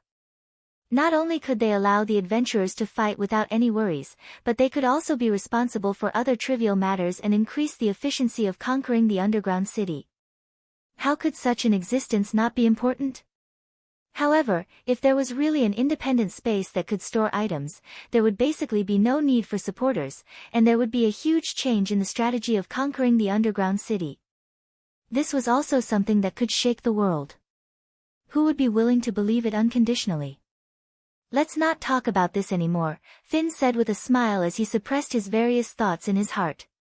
Let's go to level 18 and have a good rest. Noah waved his hands to show that it was not a problem. Hey, little brother. Tiona pointed at the huge arm that had fallen to the ground not far away and did not disappear with Goliath. That's the dropped items and magic stones of the floor owner. It's very valuable and can definitely make you a huge profit. How are you going to deal with it? The dropped items and magic stones of the floor owner? Noah nodded. That's worth retrieving. As soon as he finished speaking, Noah waved his hand. Two huge golden ripples suddenly fluctuated between Goliath's arm and the magic stone, causing the two items to sink and disappear. Looking at this scene, everyone's eyes flickered, and they remained silent. Could there really be an independent space in this world that could store items?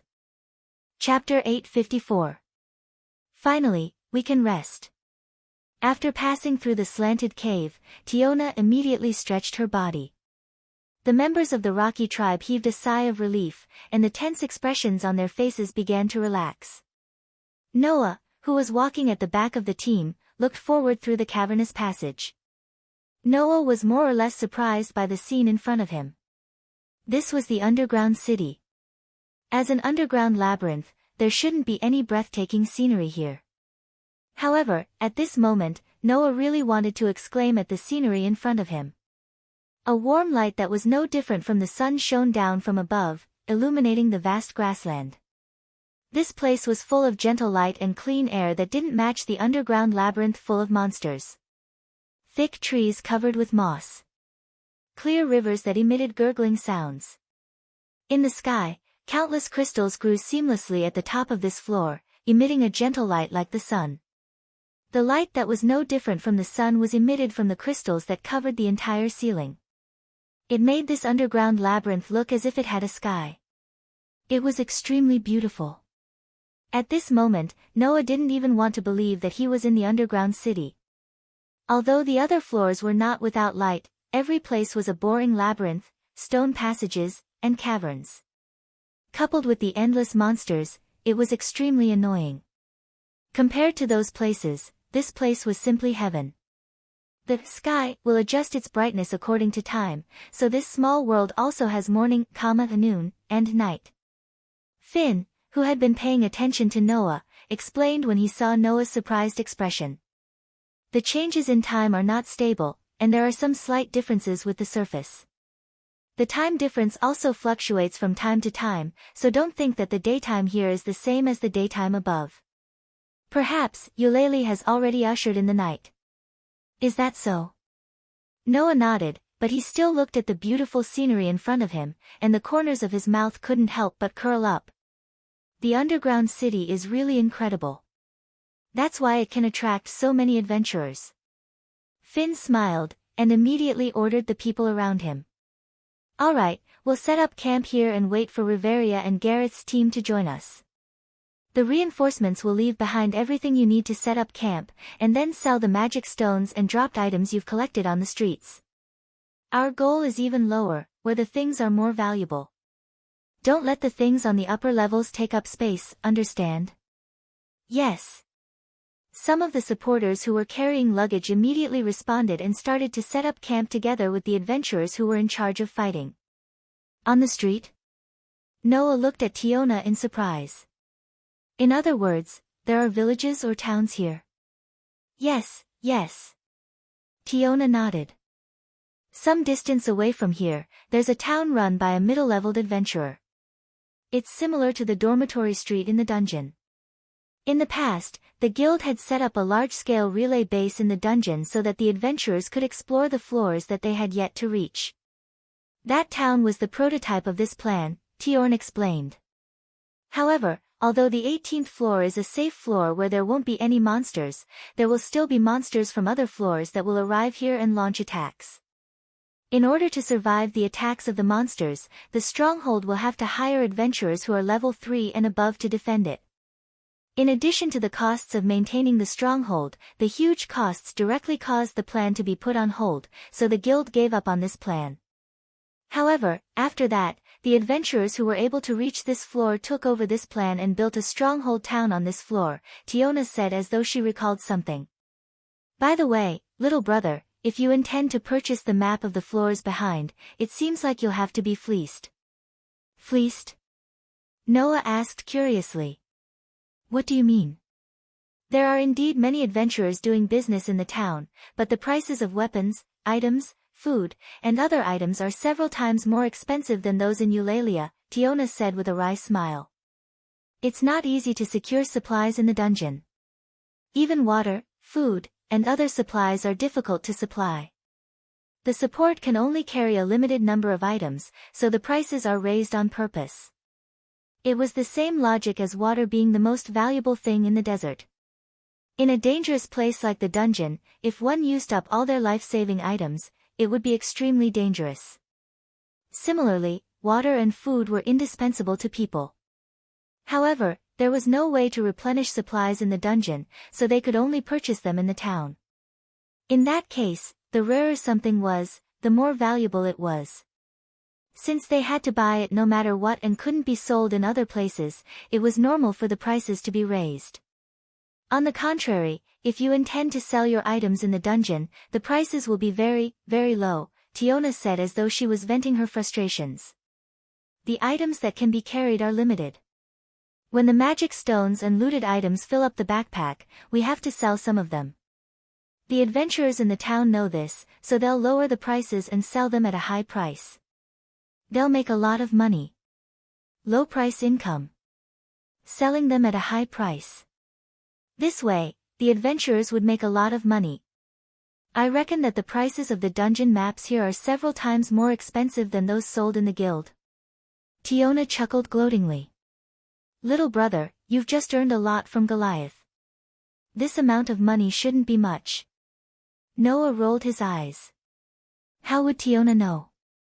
To Noah, money wasn't an issue anymore. Of course, that didn't mean that Noah would be willing to be cheated. Tiona, don't chat, Finn said helplessly. We don't have enough manpower.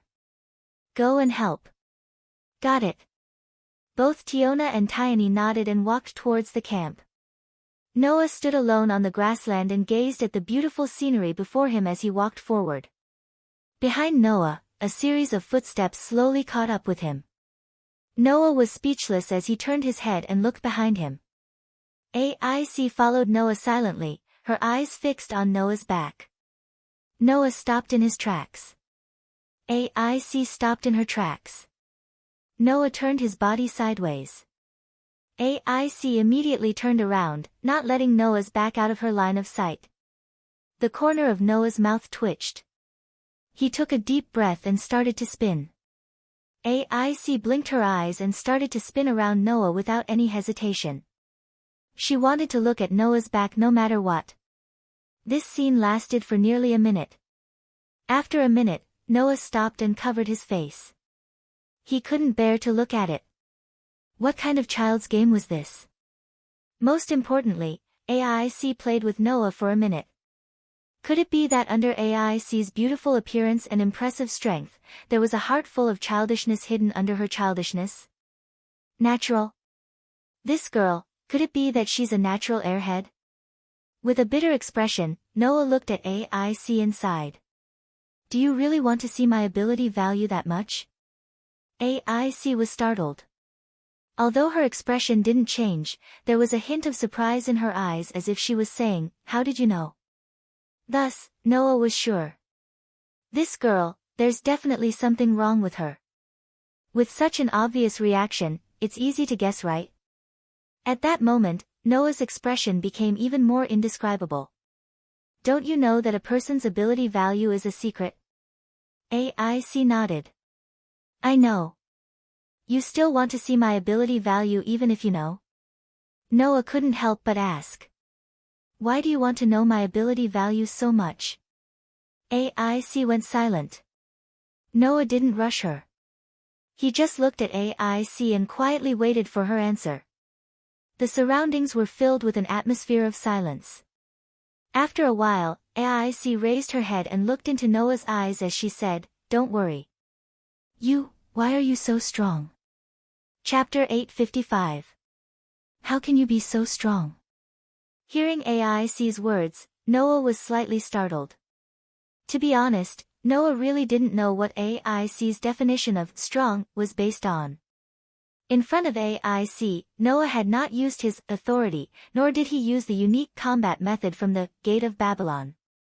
He had only used enhance and magic cannon once. The rest of the time, he basically showed his close combat strength and the ability of his noble phantoms. If Noah didn't use the power of authority, Gate of Babylon, and the treasures inside it, or even enhance and magic cannon, he could only rely on his own melee ability. Even if the basic ability induced by grace was included, Noah's combat power was only comparable to a LV-5 adventurer. This strength, AIC herself could completely reach or even surpass it. Then, why would AIC care about this level of strength? Didn't all the level 1 adventurers in the family of Loki have this strength? Could it be that AIC would care so much about every strong person of the same level? Noah couldn't help but put his hand on his shoulder. Thinking about how AIC was so obsessed with his ability value, he suddenly said with some uncertainty. What you mean should be why I can have strength that ordinary adventurers can't reach without receiving the grace, right? AIC nodded gently. Her pretty face that didn't show any emotion revealed a serious atmosphere. Obviously, she was very concerned about this question. Knowing this, Noah realized that his previous thoughts might have been wrong. Originally, Noah thought that the reason why AIC kept staring at him was because he forced her to leave the first time they met and she was unwilling to accept it. Now it seemed that AIC was only concerned about how Noah could have the strength to force her to retreat without receiving the grace, right? And it was the kind that cared a lot. Why? Noah felt that there was no need to hide it, so he simply asked directly. What do you plan to do after knowing? Hearing this, AIC met Noah's gaze, lowered her head slightly, and said in a mosquito-like voice. I want to become stronger. Become stronger. It was completely unlike the thoughts of a weak girl whose appearance was comparable to that of a goddess. Noah scratched his cheek and asked in confusion. Since you want to become stronger, why don't you focus on conquering the dungeon? With the grace of the gods, the adventurers could completely be like the characters in the game, relying on killing monsters to gain experience points to allow themselves to grow. This didn't mean that the only way to become stronger was to kill monsters and level up, but it was undoubtedly a good shortcut. At least, from Noah's point of view, AIC was better off raiding dungeons and earning experience points instead of training in the deep mountains and forests for a few years to become stronger like he did in the past. In that case, it would definitely be more efficient than cultivating mindlessly. Noah was in such a situation now. To put it bluntly, after these few days of extreme training, Noah's basic abilities had basically reached the S stage, and the growth was much faster than when he was training in the mountains and forests. Conservatively speaking, the growth of these few days was enough to surpass the results of Noah's training in the mountains and forests. In that case, there was no reason to give up on this kind of rapid growth and turn to mindlessly training, right? It was a pity that Noah had forgotten. The so-called grace of the gods was just a catalyst that allowed the recipient to gain experience points to draw out the possibility in the body. If the possibility in a person's body was not high, then no matter how many monsters were killed and how much experience points were gained, they would not be able to grow. This was the reason why there were so many adventurers in Eulalia. There were people raiding dungeons every day, people killing monsters every day, and people gaining experience points every day, but there were only those who were truly strong. AIC was able to become the fastest person in the world to reach LV-2 in just 1 year. She was also one of the few first-level adventurers in the entire Orally. She was even considered to be the strongest existence in LV-5 by the gods. Her potential was so high that it could be imagined. But no matter how high it was, it did not mean that there was no limit. AIC lowered her head again, and her voice became very obvious.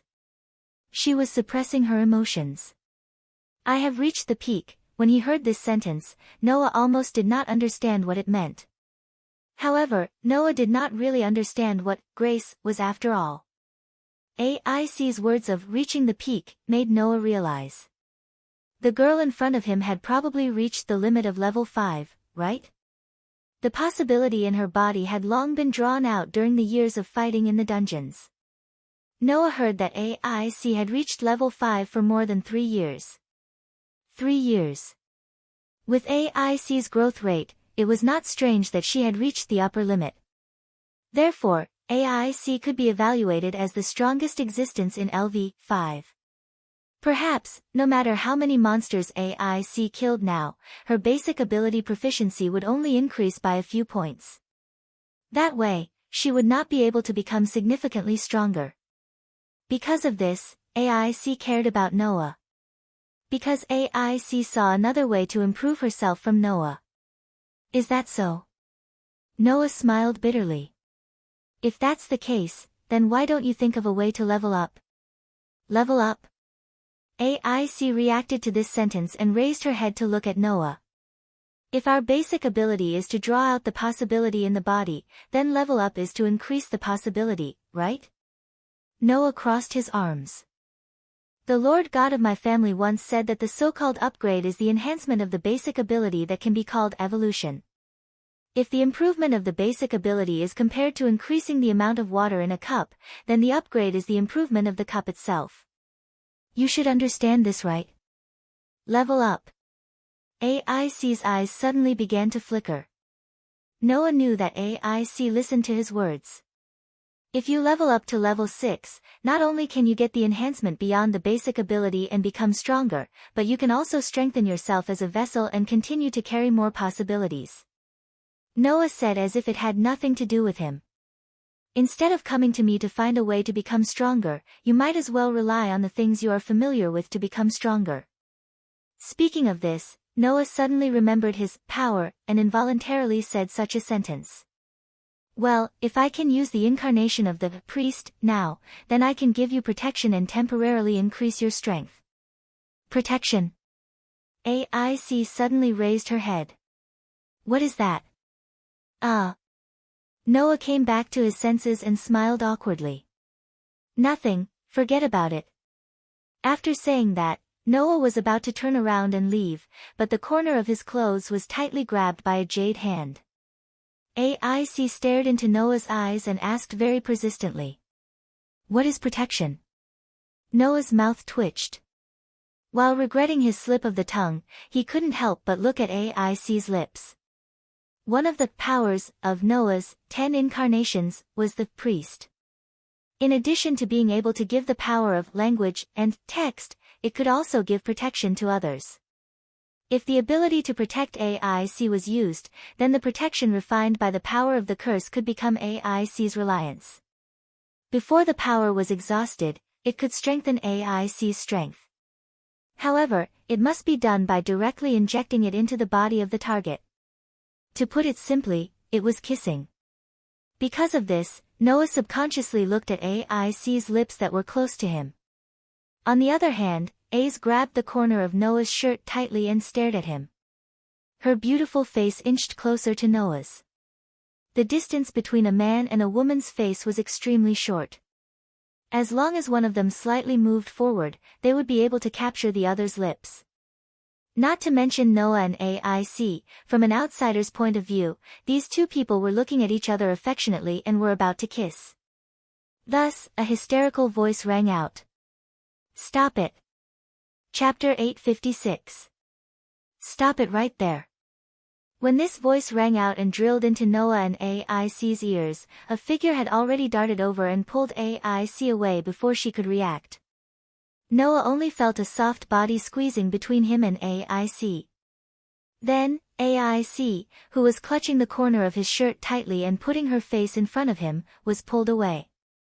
As for the person who squeezed between Noah and AIC, he shielded AIC behind him.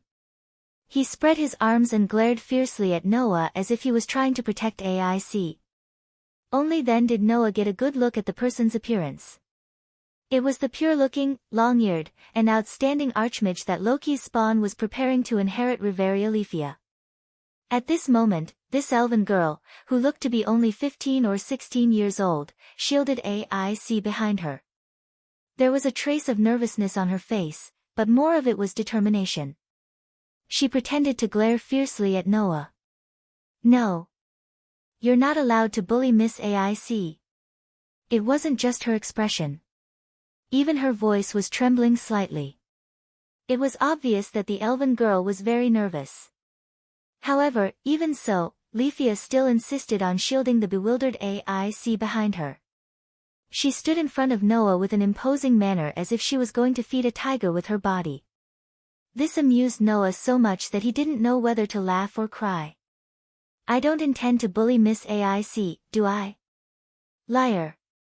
Liar." Leafia mustered up her courage and said. "Undoubtedly, you were so close to Miss AIC just now." Noah raised an eyebrow and said with a half-smile. "So, being close to her means you intend to bully Miss AIC?" Leafia was speechless. Or rather, it was as if the elven girl had only just calmed down. She turned around and looked at AIC, asking weakly. "Miss AIC, did he bully you?" "Leafia." AIC shook her head as if she had only just realized what had happened. It was also as if she had only just realized that the person protecting her was Leafia. "It's not like that," this sentence made Rafia choke. "I say, even if I wanted to bully your family's Miss AIC, the famous swordswoman, is not someone that anyone can bully, right?" Noah laughed out loud as if he was amused. "Besides, if I really wanted to bully Miss Wallenstein and had the ability to do so, you wouldn't be able to do anything, right?" "That's not the case," Leafia retorted. "If you intend to bully Miss AIC, then I will definitely protect her." "Oh." Noah suddenly smiled. "In other words, no matter how strong you are, and whether you can defeat me, you will jump out to protect Miss Wallenstein, right?" Leafia nodded heavily. Although there was still some nervousness on her face, she did not show any signs of hypocrisy or hesitation. This also made Noah understand why the elven girl was so wary of him all this time. Perhaps he just didn't want AIC to come into contact with a stranger like Noah and be deceived by a stranger like Noah. "Is that so?" Noah looked at Leafia mockingly. "Looks like you really like your family's Miss AIC. LLLL like?" Leafia's face instantly turned red and she started stammering. It's not like that." "Oh." Noah was also amused by Leafia's behavior and said with a mischievous tone. "Does that mean you hate your family's Miss AIC?" "Of course not." Leafia's voice was even more exaggerated than before as she spoke in a high-pitched tone. "How could I possibly hate Miss AIC?" "What?" Noah shrugged.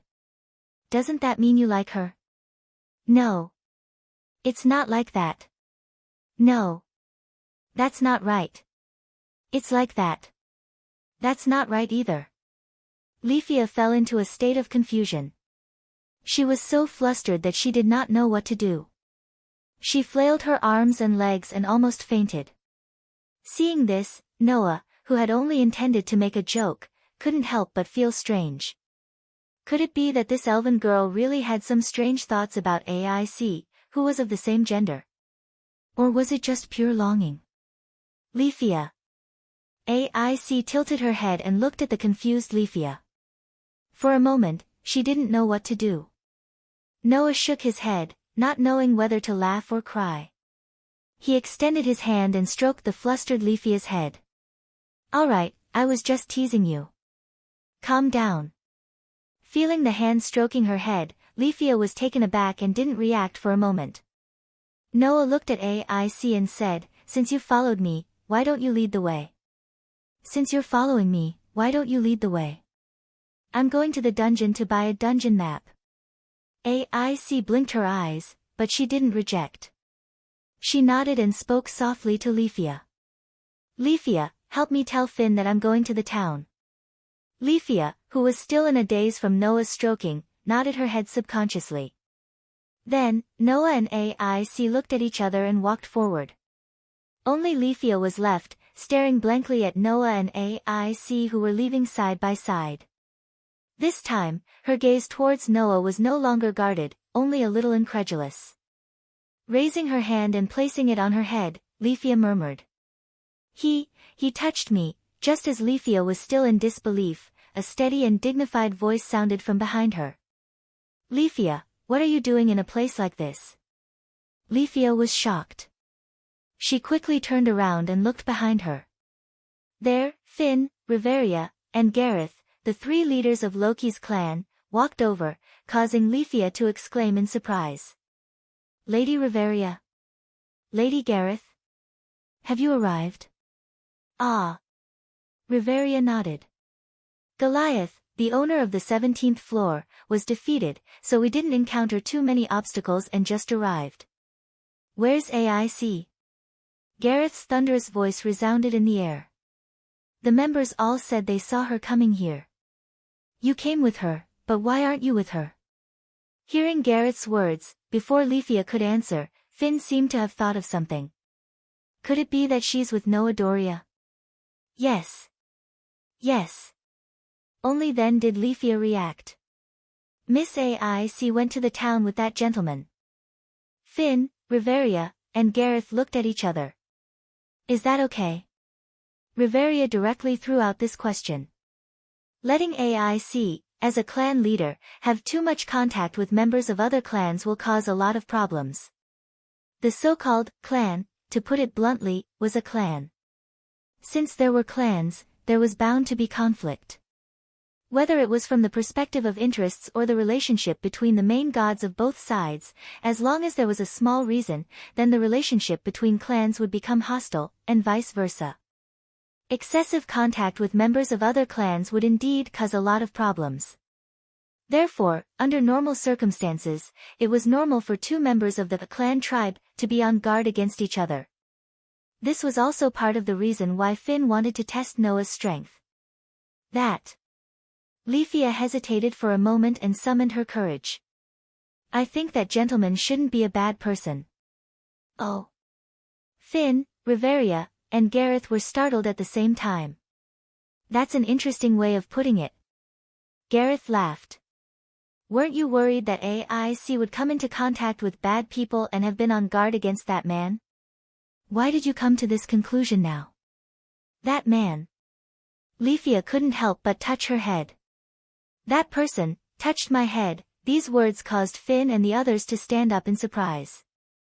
Riveria, in particular, was even more surprised. "Leafia, you didn't refuse that man to touch you?" Rifia nodded, causing Finn, Riveria, and Gareth to look at each other in dismay. Elves were a very arrogant race. It wasn't that the people of this race were very arrogant, but it was the nature of elves. None of the elves were not outstanding in appearance. Because of this, they thought that people of other races were ugly. This made it so that if the elves didn't approve of someone, even the gods wouldn't allow them to touch them. It was equivalent to an instinct of the body. Regardless of whether the elves were willing or not, their bodies would not allow people with ugly hearts and desires to touch them. It was just like how a person's body would instinctively retract their hand when pricked by a needle. Unless it was someone approved of, the elves would instinctively fight back against the existence that intended to touch them. It was for this reason that Leafia, who had her head touched by Noah, found it inconceivable. "Undoubtedly, this is the first time we've met, but I didn't reject that gentleman's hand," the elven girl Leafia said. "So, I think that gentleman isn't someone with an ugly heart." Riveria, who was also an elf, was the first to agree with Leafia's words. "If that's the case, then there's no mistake." "All right." Finn pondered for a moment and looked in the direction of the town. "Then let's indulge AIC for now." Chapter 857. The 18th floor of the underground city did not have a maze, nor were there any complicated passages. It was just a large circular space. The cliff that surrounded the entire floor extended all the way to the top of the floor where the crystals grew. In the south was the cave that led to the 17th floor. In the north, there were sparse wetlands and forests. Monsters from the other floors usually wandered around here. In the west, there was a huge lake. On the lake, there was a rock island with a huge tree in the center. Under the roots of the huge tree, there was a hole in the tree. That was the entrance to the 19th floor. The town on the 18th floor was located at the highest point of the towering and huge island. It was a town that was completely made of wood. Almost every building in the town was made of wood. The town was built on top of a cliff. Steep slopes could be seen everywhere. Stairs made of round logs were set up everywhere. It was also surrounded by all kinds of crystals and rocks. At first glance, it looked very shabby. In fact, it was really shabby. Because monsters from the other floors would also attack the humans here, based on the nature of the town, the buildings in the town could be built simply. These simple and temporary buildings were almost all shops. Weapons shops, prop shops, inns, and a few other hotels were all shops that served adventurers as customers. And of course, those who could come to the 18th floor and come to this town were all adventurers. Walking on the streets, almost all the people who passed by Noah were adventurers. Only a small number of them were supporters. All of them were either equipped with heavy equipment or carrying extra-large backpacks, giving the entire town a strange and somber atmosphere. Under AIC's lead, Noah walked on this old street. On the street, almost all the adventurers who passed by would look at AIC who was walking with Noah. Their eyes and faces revealed a look of amazement and awe. Amazement was naturally because of AIC's appearance. Awe was directed at AIC's title of Swordswoman. As the Swordswoman, whose reputation was not only limited to Olalai, but also the world, there were almost no adventurers who did not know AIC. AIC seemed to be used to all of this. She still had that expressionless face of hers as she blindly walked forward. Noah was the only one who didn't look in AIC's direction. At this moment, Noah was following AIC's footsteps while observing the items in the surrounding stores and stalls, as well as the prices on the signs in front of the items. He fell into a state of speechlessness. From the beginning until now, Noah had not seen a single item with a price lower than 4 digits. Whether it was weapons, armor, or props, the basic price here was at least 3 zeros. Even food and drinking water were marked with prices of more than 4 digits. They were several times more expensive than outside, and some were even 10 times more expensive. There was only one word to describe it, and that was a pit. However, even though they knew that it was a scam, if the people here needed it, they would still have to buy it with a pained expression.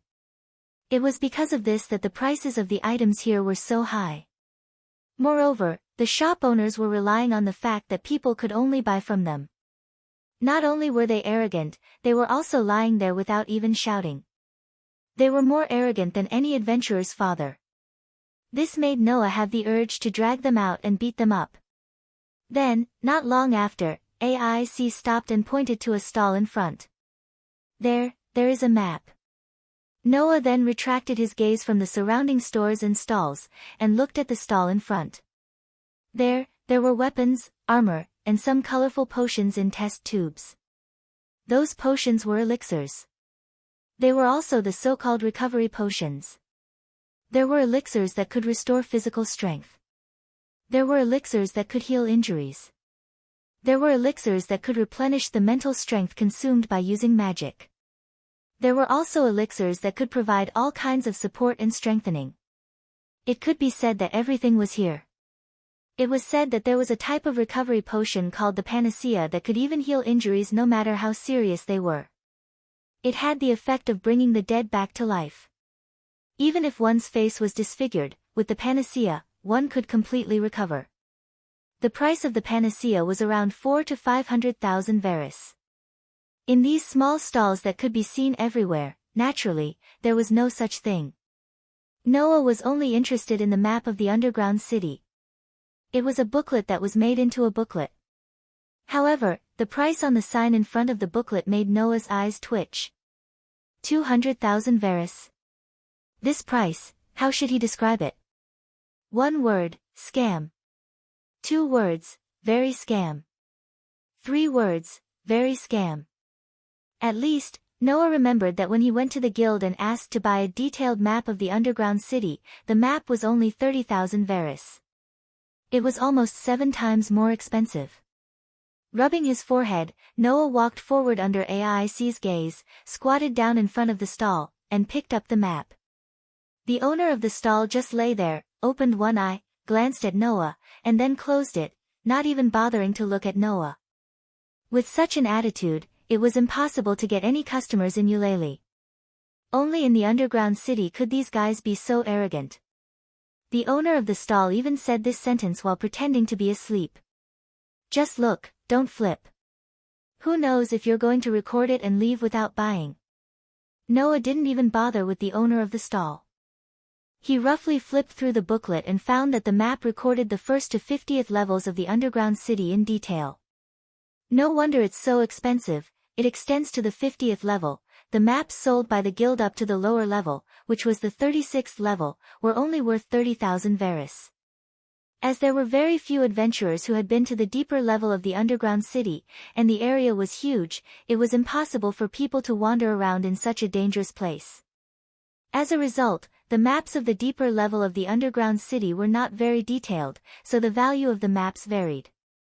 This map recorded the 37th to 50th levels very carelessly. But no matter what, there was still information about the entrance and exit to the upper level and the entrance and exit to the lower level. This was enough to make the map valuable. In the guild, this map could be sold for 70 to 80,000 Varus, right? In other words, it was still several times more expensive. However, Noah didn't say much. After all, the people here didn't bargain. Noah directly put the booklet in his hand into his arms, took out a bag full of gold coins, threw it on the stall, and turned to leave. This way, Noah would be able to go to the lower floors. Seeing Noah coming back, AIC, who knew the purpose of Noah's trip, spoke directly. Are you going back? Yes. Noah nodded. This time, I came with you for the map, and also to see if defeating Goliath would allow me, who is only LV1, to level up. Level up? AIC looked straight at Noah with an inexplicable color in her eyes. You're planning to level up in less than 5 days after getting Grace? Why? Noah smiled slightly. Are you afraid that I'll break your world record of being the fastest to reach LV2? Hearing this, AIC shook her head and lowered her head. It's just that I'm envious of you, being able to become strong so quickly, envious. The smile on Noah's face slowly disappeared and was replaced with a sigh. Do you want to become strong? Or do you just want to obtain power? AIC's expression became one of confusion. She looked as though she was asking, is there a difference? If you want to become strong, there is no shortcut, said Noah calmly. However, if you want to obtain power, there is no need to limit yourself.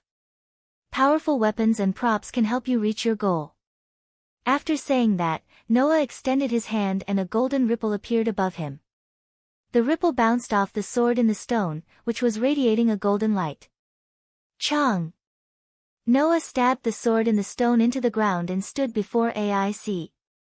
AIC's gaze turned toward the sword in the stone at almost the same time. I'll lend you this sword for now. Noah turned around. After you've experienced its power, you can tell me the answer when you return. After saying that, Noah left. AIC looked at the sword in the stone in silence. Chapter 858. When Noah returned to the ground, the sky had just turned dark. In other words, Noah had been fighting in the dungeon for a whole day. It's just that this time, Noah didn't train his basic abilities to the limit.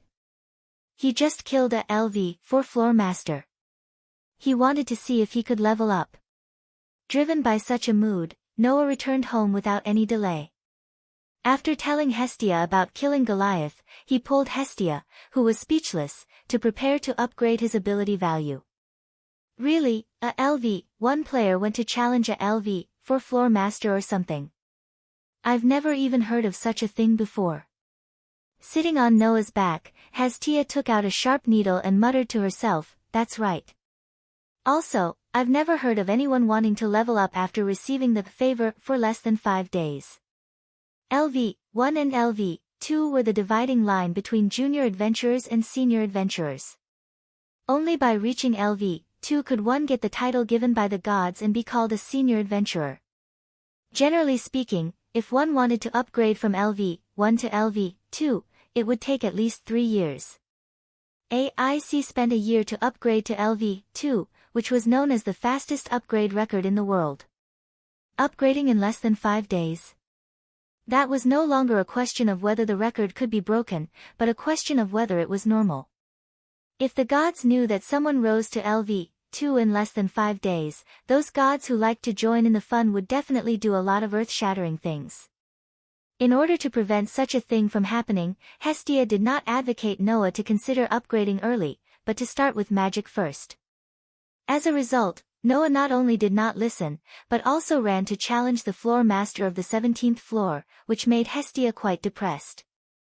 However, even if depressed, Hestia still did not refuse Noah's request. She pricked her finger with a needle and dripped a drop of blood on Noah's back. The familiar blue light bloomed from the ability value engraving on Noah's back. The mysterious text left Noah's back and moved up and down in the blue light.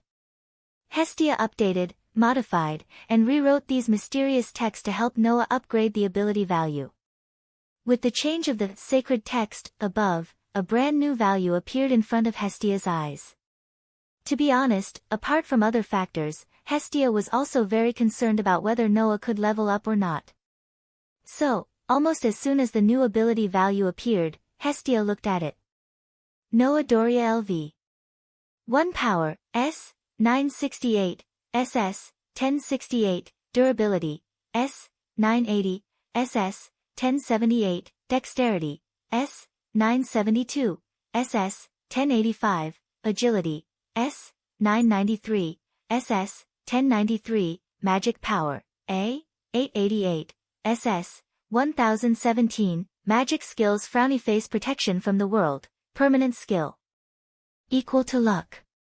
Events that were directly related to luck would eventually lead to the most favorable outcome. The moment she saw the ability value, Hestia's eyes widened and she cried out. What the hell is this? Noah, who was also looking forward to leveling up, was startled by Hestia's shout. He even stood up subconsciously. Whoa! Hestia, who was sitting on Noah's back, was directly flipped over and fell on the bed. Her 2 legs were directly placed on Noah's shoulders, revealing the scenery under her skirt in front of Noah. Not only that, even if she was lying there, Hestia's plump upper body still defied the law of gravity. Noah didn't know where to look and could only helplessly pull Hestia up. What's wrong? Why are you making such a fuss? Hestia didn't speak. She just stared at Noah without saying a word. She even moved her face closer to Noah's, to the point where their foreheads were almost touching. Looking at Hestia's cute face slowly moving closer to him, Noah blinked. Do you want to kiss me? Who wants to kiss you? Hestia's pretty face blushed. She suddenly pulled away and stared at Noah. I want to see what kind of structure a freak like you has. Why did your ability value change like that? Hearing Hestia's words, Noah's curiosity was completely aroused. What's my ability value changed? Hestia puffed up her cheeks and recorded all the updated ability values on a parchment paper and handed it to Noah. See for yourself. Noah directly took the parchment paper and looked at the ability value. When he saw his current ability value, he couldn't help but be stunned. SS. What does this mean? Didn't they say that the highest level of basic ability was S stage, and the upper limit of proficiency was 999? Then what's the deal with the SS stage and the thousands of proficiency points? What's going on? Noah cast his gaze on Hestia. Why is this ability value status appearing? How would I know? Hestia said as if she was in a difficult situation. So far, this hasn't happened. I want to ask you what's going on. Noah frowned. For Noah, who wasn't a native of this world, if even Hestia, who was a god and had lived for billions of years, couldn't understand this situation, then it was even more impossible for him to understand. In other words, the SS stage basic ability value and the thousands of proficiency points for each basic ability would become an unsolved mystery. No. It couldn't be said to be an unsolved mystery. At least, that was what Hestia said. You've exceeded the upper limit of your ability value, Noah. Exceeded the upper limit of my ability value? Noah asked in confusion. Is it possible to exceed the upper limit of a basic ability value? I'm not sure. At least, I've never heard of anyone other than you surpassing the upper limit, Hestia said as she raised a finger. But Noah, I have to tell you that the information about your ability value is the result of long-term verification and analysis since we gods descended to this world. The highest level of basic ability is S stage, and the upper limit of proficiency is 999. This information was also summarized by us gods over the past 1,000 years. It's only because no one has ever exceeded the upper limit that we came up with this theory. What's certain is that as children of this world, there are still possibilities in your body that even we gods can't understand. Perhaps the possibilities in your body are so amazing that you can break the summary of the past 1,000 years. Hestia took the paper from Noah's hand, looked at the numbers on it, and said word by word, "That's right." In other words, you've reached a level that no one has reached in the past 1,000 years. Really? Noah smiled bitterly. But I still haven't been able to level up. No, you killed a LV4 floor master as a LV1. That's already a great achievement. You have indeed accumulated a lot of experience points. Hestia frowned her cute eyebrows. If you were an ordinary level 1, you would have already leveled up. But you haven't leveled up. It seems that your container is too big. If you want to evolve the container itself, you need another condition. Noah was refreshed and quickly asked. What condition? You should know that only when your basic ability evaluation reaches D stage or above can you be qualified to level up, right? Hestia said. After all, the basic ability accumulated in a level is just the cornerstone needed to level up. Your current situation is that the container itself is too big.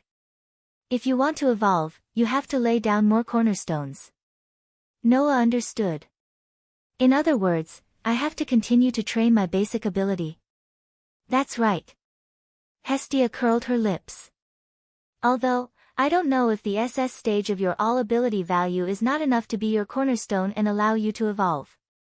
I just know how terrifying you are as a vessel. Noah ignored Hestia's sarcasm and slowly tightened his grip on the paper in his hand. Chapter 859. In the deep area of the dungeon, the 37th floor was also known as the White Palace. The reason why it had this name was because it had white walls and a circular structure that looked like a castle. It was a structure composed of large circular walls that were 5 stories high. In the center of this floor, there were stairs that led to the next floor. The area it occupied was almost comparable to a huge city. It was very vast.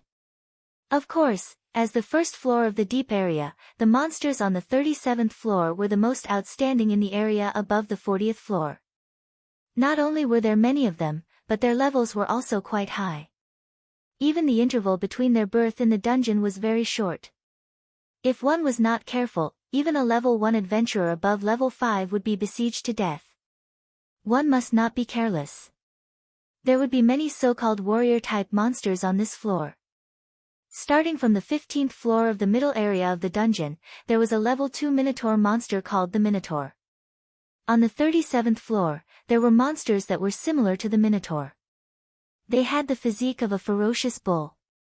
In addition, there were all kinds of monsters that had some similar structures to humans rampaging in this White Palace. The levels of these monsters were between level 3 to level 4. In addition, the speed of their birth was very fast. After a while, they would form a certain number and become a real army. Therefore, even a level 1 adventurer of level 5 could not ignore the danger on this floor. Under such circumstances, there was an adventurer whose real level was only level 1 who was deep in the siege of a large group of ferocious bull monsters at this time. Rumble. There were definitely hundreds of ferocious bull monsters holding huge stone weapons. Each monster's weapon had a bright red color, as if it was dyed with blood. With the trembling sound that resounded throughout the entire space, the ferocious bull's eyes were red, and white gas was coming out of its nostrils. Its strong and powerful hooves trampled on the ground and rushed toward the thin figure. The scene of hundreds of huge ferocious bull monsters at least 2 meters tall running in groups. If one word was to describe it, it would be shocking. In the trembling sound of the earth, the distance between the disproportionate monster army and the thin figure was almost wiped out in the blink of an eye. Then, like a tsunami, the endless wave of monsters instantly drowned that figure. Facing the large group of monsters, Noah did not move. His expression did not even change. In his hand was a knight's sword that was very similar to the sword in the stone that he had lent to AIC. Compared to the sword in the stone, this knight's sword was more quaint. However, the golden radiance flowing through it was more dazzling. If the people from the Shape Moon world were here, they would definitely recognize this world-famous weapon. Its name was Excalibur. It was an A++ level relic that was definitely more powerful than the relic of humans and the relic of armies. Holding the famous holy sword in his hand, Noah calmly looked at the group of monsters that were charging at him. It was only until the bull monster that was charging at the forefront that he finally made his move when the white gas that was spurting out of its nostrils almost hit him. Clang! With just a light sidestep, he avoided the charging bull monster. The holy sword in Noah's hand suddenly flashed and turned into a sword light.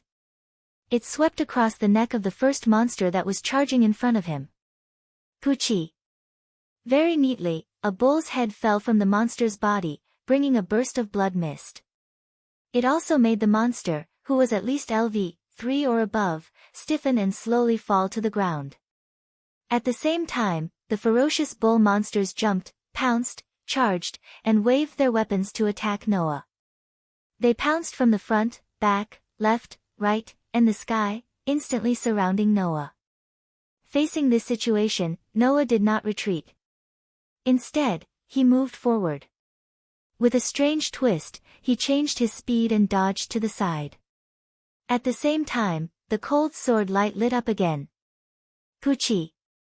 The lightning-like sword cut through the arm of the ferocious bull monster and cut it off with a crisp tearing sound, letting the arm fall to the ground.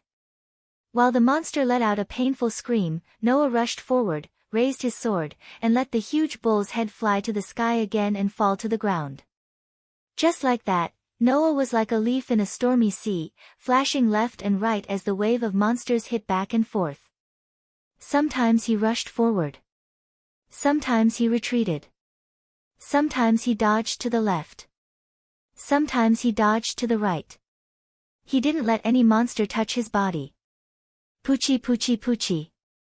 As Noah moved his body agilely, every 2 to 3 seconds, a huge bull head would be tossed into the air, bringing with it bursts of crimson blood that splattered all over the sky. The monsters that fell to the ground turned into ashes one by one, leaving only fist-sized magic stones and horns, completely disappearing from this space.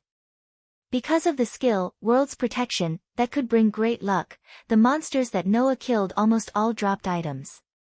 Players could only obtain loot from monsters they killed when they were very lucky. Noah, on the other hand, only obtained magic stones when his luck was really bad. This was the difference. It didn't take long for the hundreds of bull-sized monsters to be completely slaughtered, leaving behind only a pile of magic stones and dropped items. Phew, Noah gently exhaled. Crack! Almost at the same time, the ground in front of him cracked, causing the ferocious bull monsters with red eyes to suddenly drill out of the ground and stare in Noah's direction. The 37th floor was such a terrifying place. The frequency of monsters being born was simply unimaginable. However, for Noah, this situation was something he was happy to see. After all, Noah originally came to the deeper areas to be able to fight for more powerful monsters to hone his basic abilities. Just as Noah was about to continue to rush forward, Noah's heart suddenly moved, causing him to stop. In his heart, on the surface of a roulette connected to 10 patterns, a subtle brilliance flowed and disappeared in the blink of an eye. I see. Noah murmured. It's already been a month. Yes. Noah had been in this world for a full month. Because of the turbulence between the worlds, it was best not to use Noah's authority for a month when he first arrived in this world. Once used, it would have a great impact on the world. Only when the world adapted to the power in Noah's body that did not belong to this world and was too powerful, could Noah use the power that could kill gods without restraint. Now, a month had passed. This world had finally adapted to Noah's authority. Therefore, Noah's authority had an active reaction. Feeling the activity of the authority in his body, Noah suddenly smiled as he looked at the bull-like monsters that broke out of the ground one after another, gripping their stone weapons tightly as they prepared to charge towards him. Just in time, it's time for me to try my beast horde avatar. One of Noah's 10 avatars was the authority of beast horde. It was an incarnation that was originally used to summon Bo and Drager, who were residing in their souls, to fight for Noah. However, when Bo and Drager's consciousness were removed by Gaia and Aleya, Noah's beast horde avatar's ability changed. Now, it was time to test the true power of this avatar. Thou hast violated the contract and brought evil to the world. When the long-awaited words reverberated in this space, Noah's body suddenly exploded with a shocking amount of magic. The Lord said, "Sinners must be punished. Their backs will be crushed, their bones, hair, and brains will be dug out, and their blood and mud will be trampled on. If I have sharp teeth, I will follow the Lord's words and give the person who violated the contract a hammer of destruction." In Noah's heart, on one of the corners of the stone plate that was connected to the 10 patterns, a pattern of 100 beasts running wildly suddenly lit up. Clang! Suddenly, around Noah's body, a dazzling light burst out. Immediately, in the light, pairs of eyes flashing fiercely appeared one by one. Along with them, there were also many black shadows.